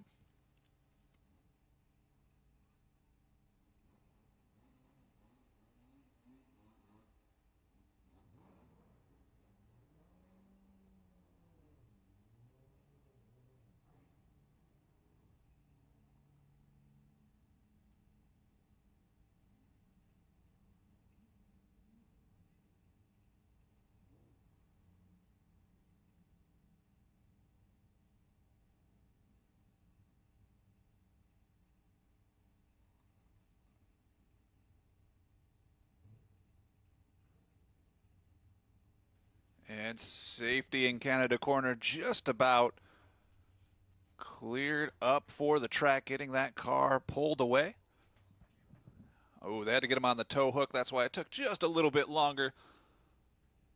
Looks like, oh yeah, that suspension, that left side suspension, just a little askew. So hopefully they're all right. It wasn't anything too major, and they can get back on track tomorrow for their qualifying 2 session. Thank you to all of our safety team, flaggers, and our race control keeping us safe this weekend here at Road America, the WeatherTech Vintage Weekend. This is Group 7 qualifying 1. 15 minutes have elapsed on this qualifying session. These sessions are 20 minutes plus 1, so they should have plenty of time to get back out there. We've already had a sub 2-minute lap by Hans Peter, so they should be able to get at least 3 more laps depending on when we go green here. Maybe 2 laps plus 1, maybe 3 plus 1. We'll see what happens here, but that incident just about cleared and ready to go. And remember, start lining up at gate 5 for that race car concourse. If you're part of the race car parade, begin to line up at gate number 5. Also, Group 4 is up next. We still have Group 4 qualifying 1 up next. So get ready, Group number 4, you're up next. But right now on track, still going, we have Group 7.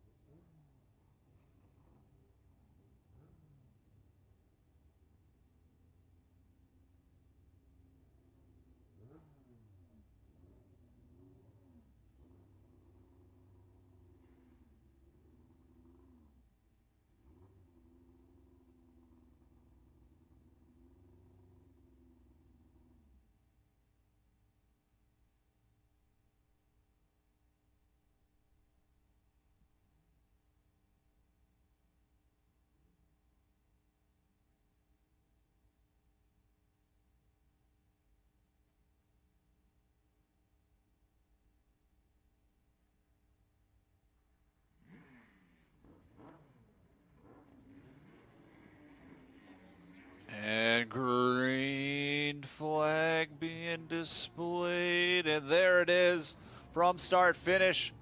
And away we go. Group 7 qualifying 1. Back on track. We are green. And we are moving here at Road America. Amazing drone shot here by our video and audio team. Amazing images here. You can see them going to turn 1. So they'll get 1 out lap. We're 18 minutes on the session. So if they can get around a 2-minute lap, they should be able to get 1, maybe 2 laps in, depending on when race control decides to throw that checkered flag. So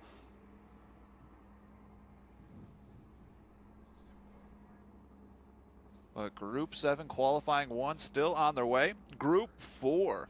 Group 4 qualifying 1 is up next. So Group 4 to the grid, please. Group 4 to the grid. You are up next. That is Group 4. Group 7 on course right now. 19 minutes into the session. We've already had a sub 2-minute lap. Number 16, Hans Peter, in that Dallara IL-15.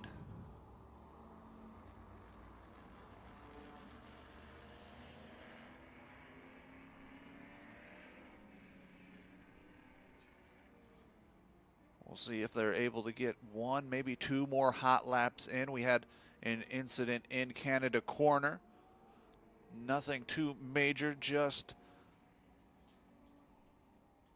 a car pulling off 2 drivers left. Just had to get it on the tow hook and pulled out, so nothing too dramatic here at Road America. This is Group 7 qualifying 1. They just went out there. They just went back green. And up next, we'll have Group 4 qualifying 1. Group 4 to the grid, please. Group 4 to the grid to cap off this day. And then it's time to celebrate the parade in Elkhart Lake from 6 to 8. If you're not able to attend that in person, join us on the live stream on our YouTube channel. We are live streaming the event 6 to 8. 6 to 8 on our YouTube channel. That is on YouTube at Road America. But beautiful conditions outside. A little bit of cloud cover, a little bit of wind. And thanks to that rain and the wind, a lot of that smoke from those wildfires up north was able to dissipate a little bit more for us. So definitely a lot better visibility wise. And here we go, starting their hot laps. We'll see how many they're able to get in. Right now, number 1, in the number 1 spot, we have Hans Peter. Number 2, the 66 of Charlie Peter. And in the 3rd spot, the number 2, Dudley Fleck. And we'll see how things shake out.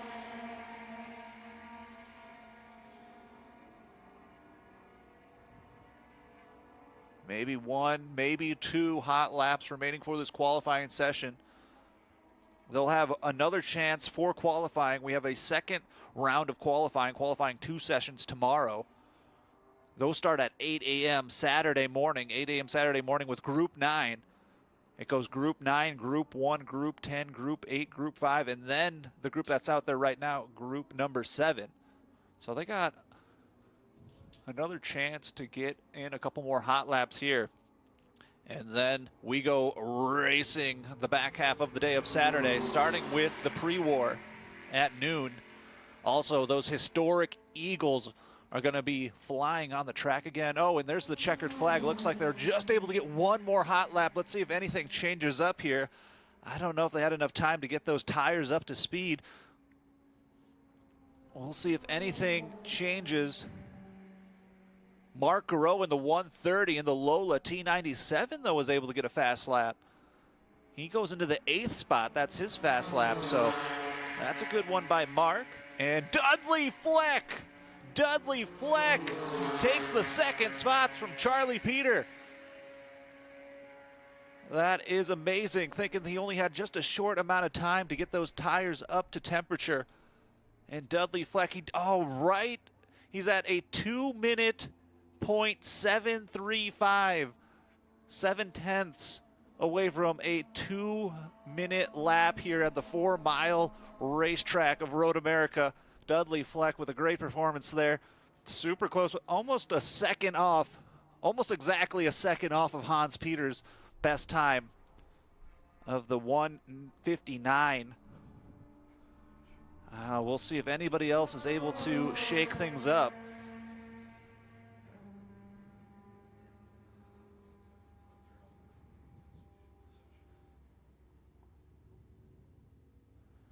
And it doesn't look like it. I think everyone, for the most part, got that checkered flag, and it looks like a lot of people are pulling off here.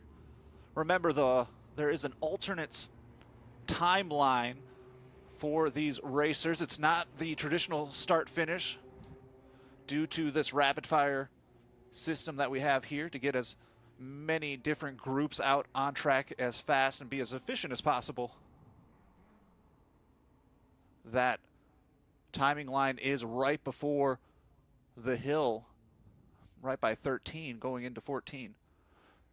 And again, live tonight, 6 to 8 p.m., streaming live on YouTube at Road America, the WeatherTech Vintage Weekend with Brian Redman, the Road America Race Car Concourse, presented by Bring a Trailer.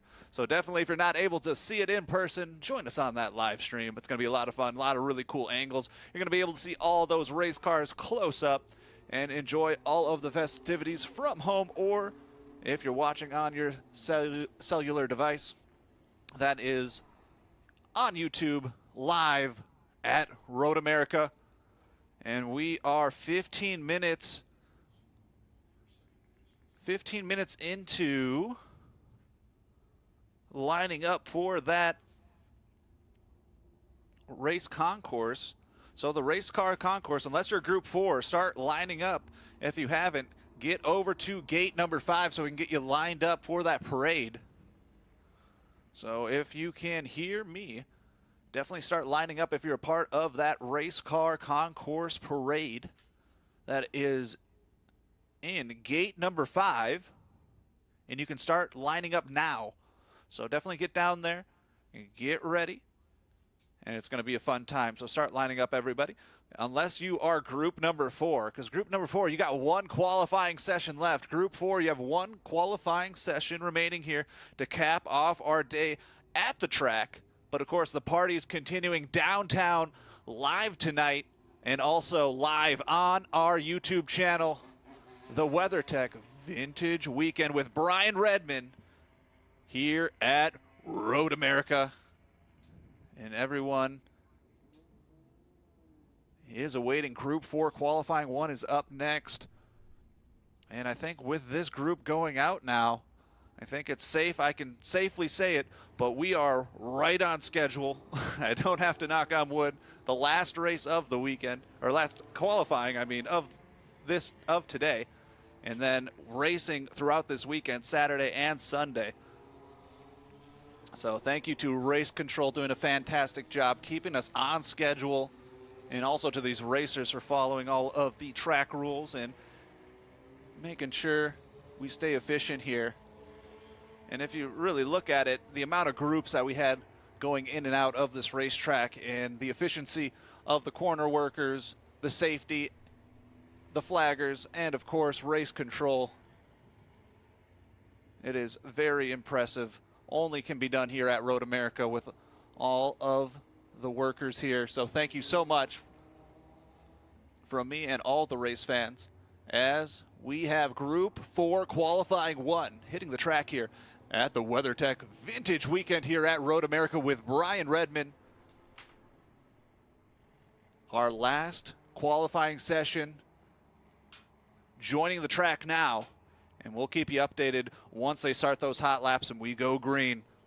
Road America, the WeatherTech Vintage Weekend.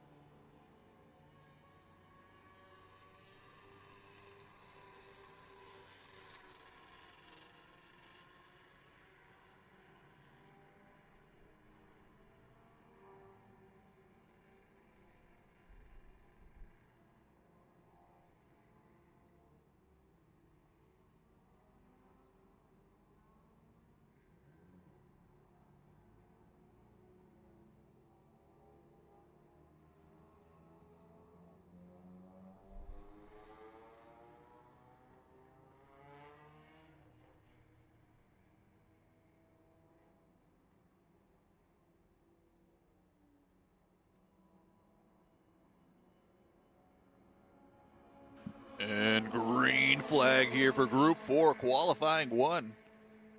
Green flag. Joel Quadracci, always the first one out there. Todd Willing, Mike Pop, David Oddie, Travis Ingen, Bill Washlinger, Rick Hill, Reed Hazelton, Daniel Hayes, and Dan Kane. First ones to see that green flag.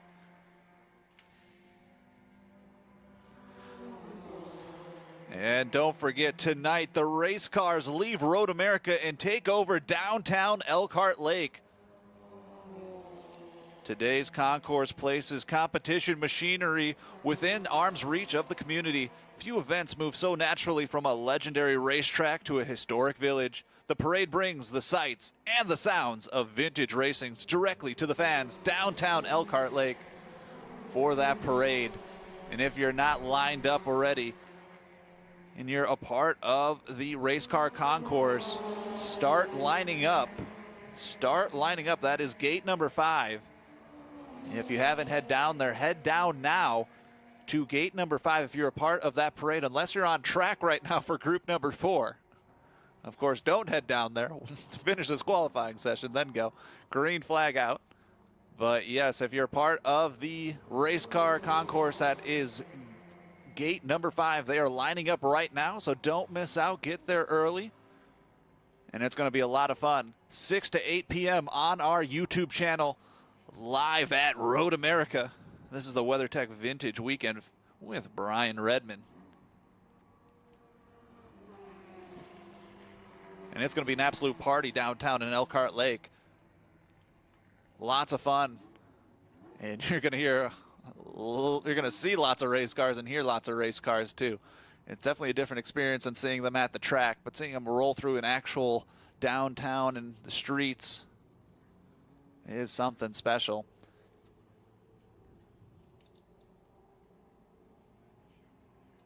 And let's see, first hot laps coming out here. David Oddie so far in that first spot, but only 4 people have taken their first hot lap, so we'll see how this all shakes up here. Joel Quadracci, of course, in the top 2 spot. Todd Willing in the 3rd spot right now, but only a few people have taken that first hot lap, so we'll see how things shake out. Travis Ingen, of course, in the mix. Dan Kane. Mike Pop. Daniel Hayes, Rick Hill, lots of familiar faces here and racers at Road America. David Oddie, though, looks like he's holding that top spot right now for the first fast lap. We'll see if anybody in the back half of this group takes over that spot. Still a handful of racers haven't taken the first lap yet. And, of course, David Oddie in that Van Diemen from Elkhart Lake, Wisconsin. A fan favorite, of course. Lots of people are going to be cheering for him downtown with that parade of race cars going through Elkhart Lake. Fan favorite. Joel Quadracci, of course.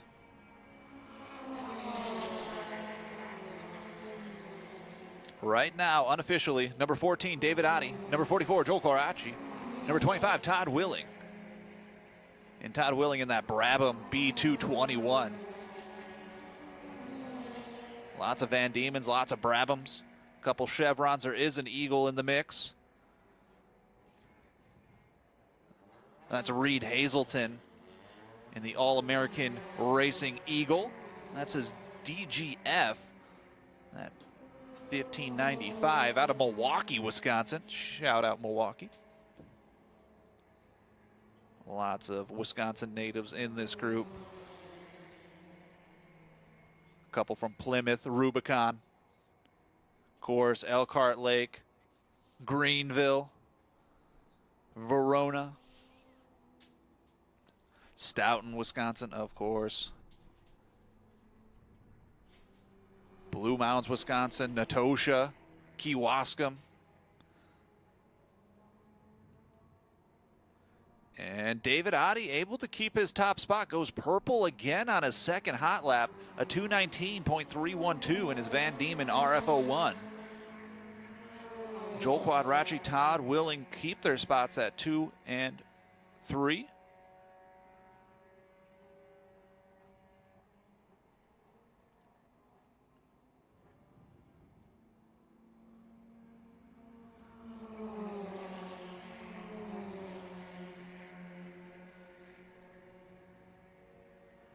This is our last qualifying session here today at the racetrack, but the fun continues downtown for our parade through Elkhart Lake, the race car concourse. And if you haven't started lining up, get down to gate number 5 if you're a part of the parade. If your race car is part of the parade, get down to gate number 5. That's where everyone's starting to line up here. Don't miss out. Get there early. And if you can hear my voice, now is a great time to get down there. They already started lining up almost half an hour ago, so definitely get down there. The earlier the better. David Adi on top for your Group 4 qualifying 1 session.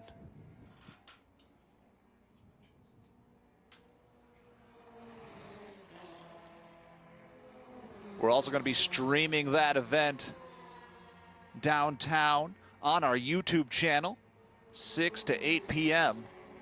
So if you're a part of the race car concourse, begin lining up at gate 5 now. Get down there to gate number 5 and start lining up. I know I'm saying it a lot, but we want to make sure everyone gets there on time so we can have a smooth transition from the racetrack all the way to downtown Elkhart Lake. I was there this morning about 6 a.m. driving through Elkhart Lake, and everybody already had their chairs set up, reserving their spots. Remind me of almost like a Black Friday sort of deal, with everyone having their fold-up chairs and different chairs holding their spots downtown there. So everybody already excited. It's definitely going to have a lot of people downtown hanging out. 10 minutes into this qualifying 1. This is group number 4. Because they're the last group today, they're also going to be one of the last groups tomorrow too. They go on track about 11 a.m. So pretty similar conditions overall. Not as much of a difference as if they raced now compared to 8 a.m. So they'll definitely a little bit more competitive on these race times. So you want to get a good time right now if you can, but you're going to have just as good of an opportunity tomorrow for this qualifying 2 session. That's 11 a.m. tomorrow. So they're the second to last qualifying session tomorrow, Saturday, July 18th, here at Road America for the WeatherTech Vintage Weekend. And then we have a race tomorrow at noon. That is the pre-war, post-war, and a great shot from the drone here. Amazing job here by our video team, bringing us some of the best angles that I've ever seen here at Road America. And just a group of cars here going through Canada Corner. Everyone minding their P's and Q's. These open wheel cars definitely don't want to get too close, giving them a wide alley to pass, of course. And we'll see if anything shakes up. David Adi still up on top. Only 2 hot laps in the books, but Steve Grundle in the Brabham takes the 3rd spot. Almost missed that from Todd Willing. Oh, Steve Grundle takes the 3rd spot in that Brabham B2 or the BT29. Steve Grundle, a familiar face, and I want to say a veteran racer here at Road America from Blue Mountains, Wisconsin. Takes that 3rd spot away from Todd Willing. And we got, and as soon as I say it, Todd Willing takes back his spot. We had a full Wisconsin top 3 there for a second. But the California native Todd Willing in his Brabham takes over Steve Grundle. So they are neck and neck. This is going to be a very close race, of course, when we start racing. We got the first qualifying race for this group.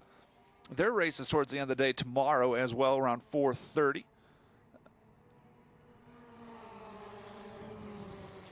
Nope, their race is at 4:50. Correction, 4:50. They'll be hitting their first qualifying race. And then on Saturday, race Sunday. They're one of the first ones out at 9 a.m.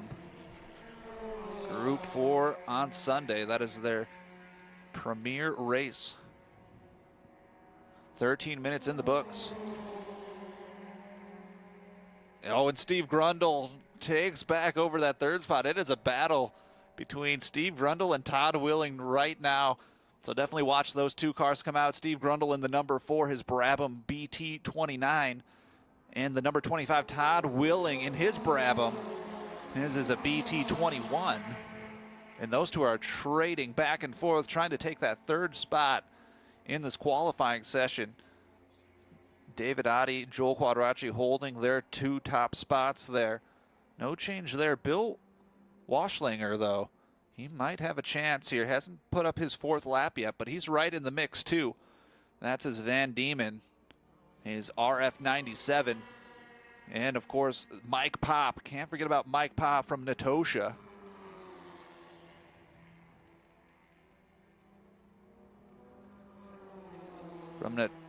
He is in the Van Diemen RF97. Mike Pop in the 113. See if he's able to shake things up here. A lot of cars coming past here. Stop, finish. Remember, there's an alternate timing line right before the hill of 14. That's there so we can get the cars off the track as fast as possible and kind of keep this race weekend moving as fast as possible. We got lots of groups, lots of different races, over 400 vintage cars here, the largest gathering here at Road America. So lots of groups. So if you're watching on the live stream or here in person, remember there's that alternate timeline. It's not start finish. Steve Grundle takes his 3rd spot back. And we're back to a top 3 Wisconsin podium here for our qualifying 1. Dave Oddie, Joel Quadracci, Steve Grundle. And can Todd Willing break up this Wisconsin top 3 from Dinuba, California? He's about half a second slower right now than Steve Grundle. Steve Grundle puts down his fast lap. He is 1/100th of a second away from Joel Quadracci in that 2nd spot. So Steve Grundle gaining speed now. He's making a run towards it. He might be able to take that 2nd spot, but Joel also had his fast lap on that lap number 5. So this is definitely going to be a close one. The 93 I see rolling past me on pit lane. That is the 93 of Sharon Frey. The Van Diemen RF93 pulls off there on pit lane. But right now, a battle here. Joel, Steve, and Todd. Watch those cars. The number 44 of Joel Quadracci in the Brabham. Same with Steve Grundle in his Brabham BT29. He's in the number 4. So watch for 44 and number 4. They're both battling. And Todd Willing in the number 25 in his Brabham BT21. Those 3 are super close. Within a couple 100ths of a second between each other. So it's almost anyone's game to take that 2nd or 3rd spot. And we still have quite a few laps here remaining. Joel takes his 5th spot. Not fast enough to be his best lap, but Steve Grundle goes faster again. He is now another 100th of a second away. He's 100th of a second, Steve Grundle, from taking away Joel Quadracci's spot. He is super close, right on the tail here. He needs 100th of a second faster, and he can take that 2nd spot. Todd Willing hasn't put up his 5th lap yet. I didn't see him go past the start-stop here at pit lane. I don't know if he's pulled off or he's still going. And David Oddie with his 6th lap goes faster even again, a 2:18.598. David Oddie in the number 14, the Van Diemen RF01. He just has his fast lap. I don't think anyone's catching him. He's 3 seconds faster than the field. Dan Kane in the 24 puts down his fast lap, goes up to number 5. And Steve Grundle in his Brabham takes a 2nd spot away from Joel Quadracci. or a 220.799. Wow, Steve Grundle is getting faster and faster, taking that second spot. I'm not sure if Todd Willing's out there. He did put down some really great times, but Todd Willing might be able to shake things up. Dan Kane on his 6th lap, as I was saying, before Steve Grundle does his fast lap, Dan Kane takes the 5th spot in his Van Diemen. He does a 224.489, so Dan Kane gaining some speed from Kewaskum, Wisconsin. And number 1, Travis Ingen, he's in that 9th spot. He just took his fastest lap at a 2:28. But Steve Grundle, man, he just keeps getting faster and faster. What a run from him. What a great qualifying session. If he can keep that up throughout this race weekend, he definitely has a shot of the podium and maybe even a gold medal finish.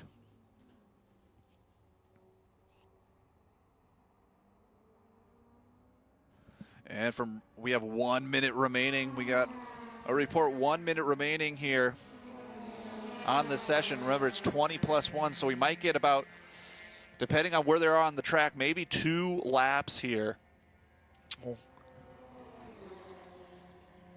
Steve Grundle, Joel Quadracci are the ones to watch. I haven't seen Todd Willing put up a new time. He's only 4 laps.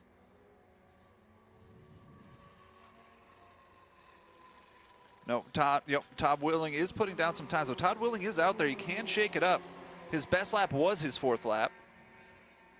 So he hasn't been able to replicate anything yet. Dan Kane, though, on the heels of Todd Willing, Dan Kane might be able to get into the top 4 here if he keeps up that speed. He goes green again, and he goes green one more time. His best lap is his 7th lap, so he's gaining speed now. He is 0.03 of a second away from getting that 4th position from Todd.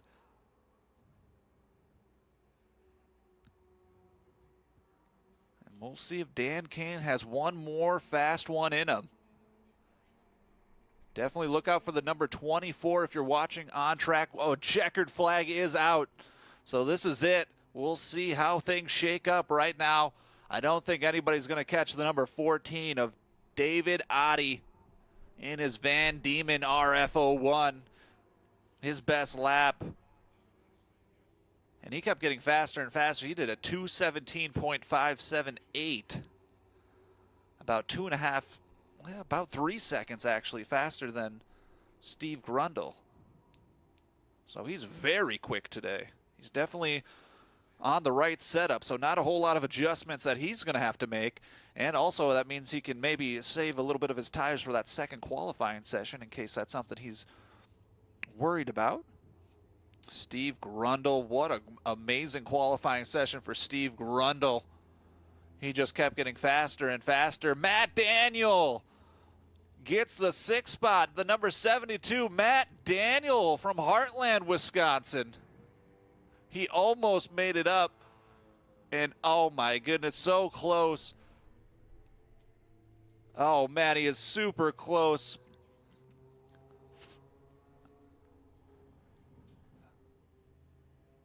0.05 of a second away from taking Dan Kane's spot. Oh my goodness, where did Matt Daniel come from Heartland?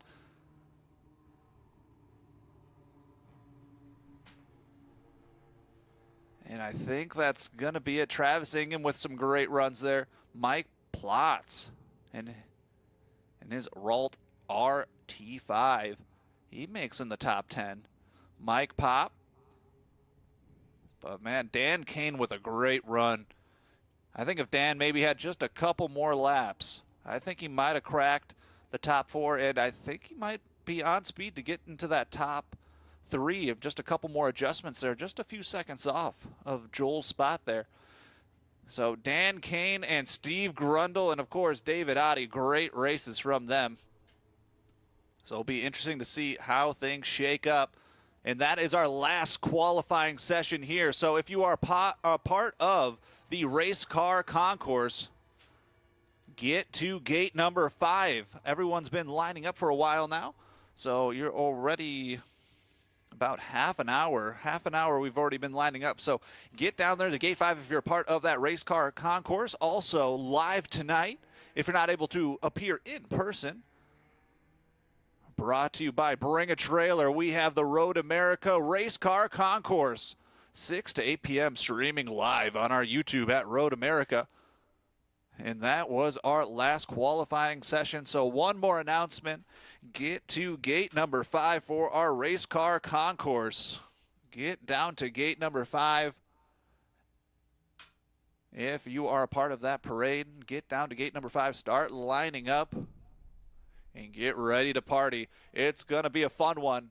And again, if you can't be there in person, we are streaming it live on our YouTube 6 to 8 p.m. And we'll also be showing it. We'll also be showing it here on the track on our big screens too. So keep that in mind as well. We are going to be streaming it online, but also on our big screen. So if you want to maybe watch it from your golf cart or stay here at the track and you don't feel like making all your way downtown, we are going to be streaming it on our big screen on the Jumbotrons throughout the track too. So definitely keep that in mind. So it'll be on YouTube, here at the track on the big screens, or you can be there in person. And that's brought to you by Bring a Trailer. The WeatherTech Vintage Weekend with Brian Redman. That was our last qualifying session. My name is Brian Eaton, joined by the voice of Road America, Eric Miller, who's already downtown setting up for the party down there. And we'll make one more announcement for that Gate 5. If you haven't started lining up, I know the qualifying group number 4 just got off track, so you still got time. I think they're going to start leaving just before 6, so you definitely have some time, so don't stress too much if you're just a little bit behind because you're getting off track because of that qualifying session, but they are going to be leaving at 6. So we'll make a few more announcements here, but I appreciate everyone hanging out. But it's time to get downtown in Elkhart Lake for the WeatherTech Vintage Weekend, presented by Bring a Trailer, the Road America Race Car Concourse.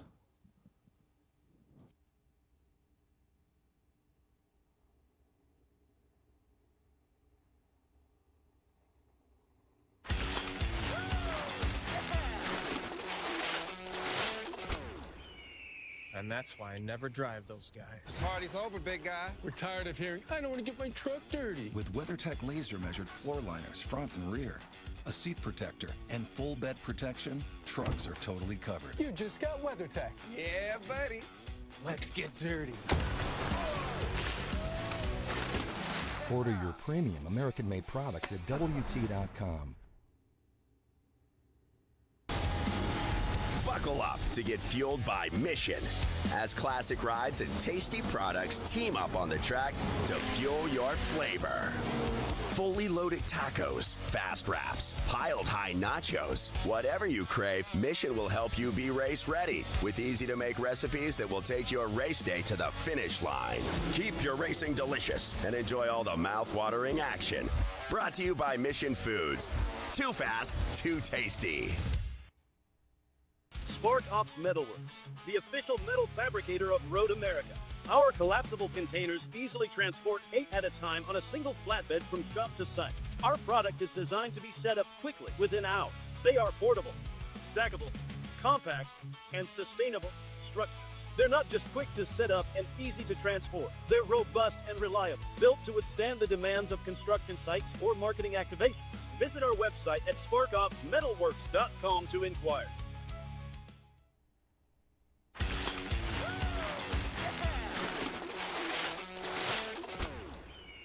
And that's why I never drive those guys. Party's over, big guy. We're tired of hearing, I don't want to get my truck dirty. With WeatherTech laser-measured floor liners front and rear, a seat protector, and full bed protection, trucks are totally covered. You just got WeatherTech. Yeah, buddy.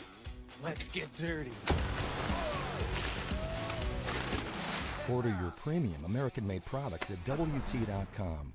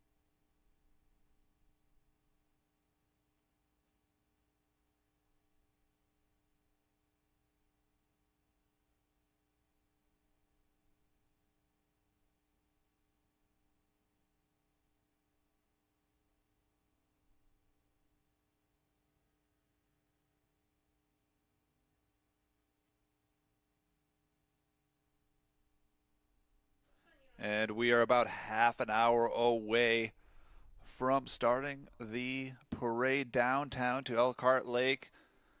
Remember, if you're a part of that race car concourse, get down to gate number 5. We're already lined up, and we are about 25 minutes away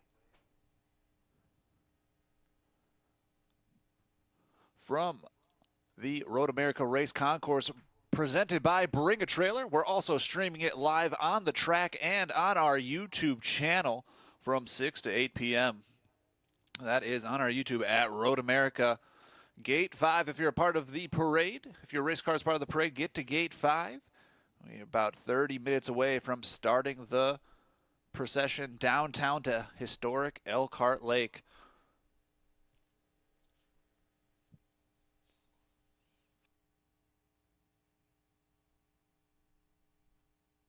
The Earth is 70% water and 30% land.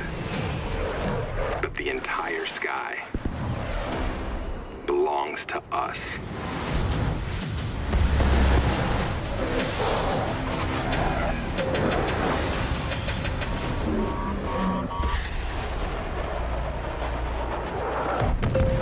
Copy that. Aim high, Airman.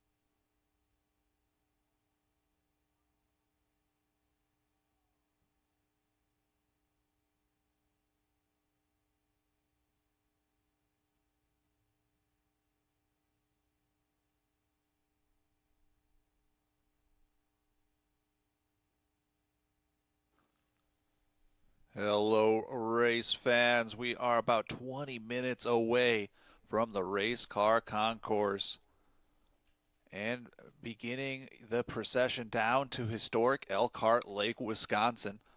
So if you haven't been lining up yet at Gate 5, if you're a part of that group, part of the parade, get down to gate number 5 now. You got about 20 minutes before they take off, and you don't want to miss out on this parade. Again, we're about 20 minutes away. Also, if you are here on track and don't feel like heading downtown, maybe you want to stick here around the racetrack, we are streaming it on our YouTube channel as well.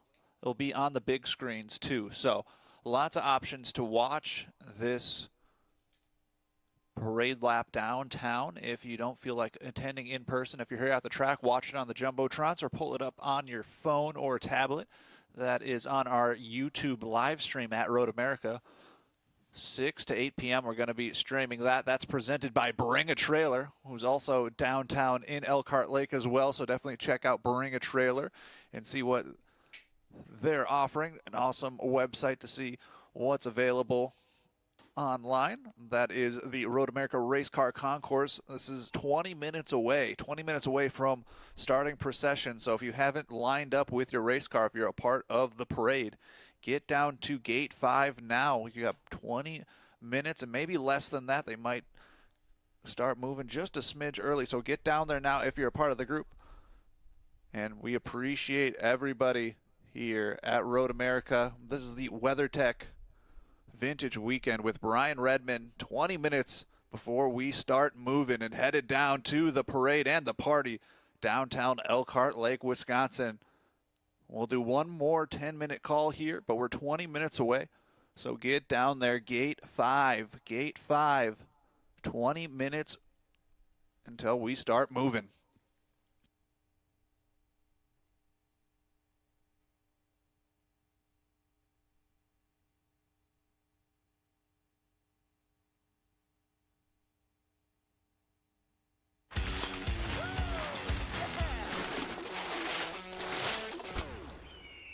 And that's why I never drive those guys. Party's over, big guy. We're tired of hearing, I don't want to get my truck dirty. With WeatherTech laser-measured floor liners front and rear, a seat protector, and full bed protection, trucks are totally covered. You just got WeatherTech. Yeah, buddy.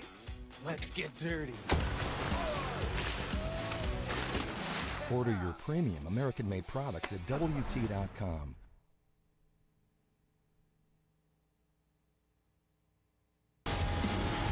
Buckle up to get fueled by Mission as classic rides and tasty products team up on the track to fuel your flavor. Fully loaded tacos, fast wraps, piled high nachos. Whatever you crave, Mission will help you be race ready with easy to make recipes that will take your race day to the finish line. Keep your racing delicious and enjoy all the mouth-watering action. Brought to you by Mission Foods. Too fast, too tasty.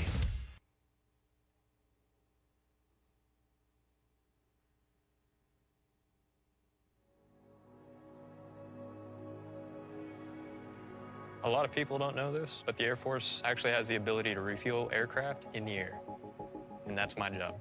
I'm Master Sergeant Ryan Cornell. I'm an in-flight refueling specialist in the United States Air Force. I'm more commonly referred to as a boom operator. A boom operator is responsible for operating the air refueling system at the tail end of the aircraft in what's known as the boom pod. The Air Force needs in-flight refueling in order to extend how long other aircraft can remain on station.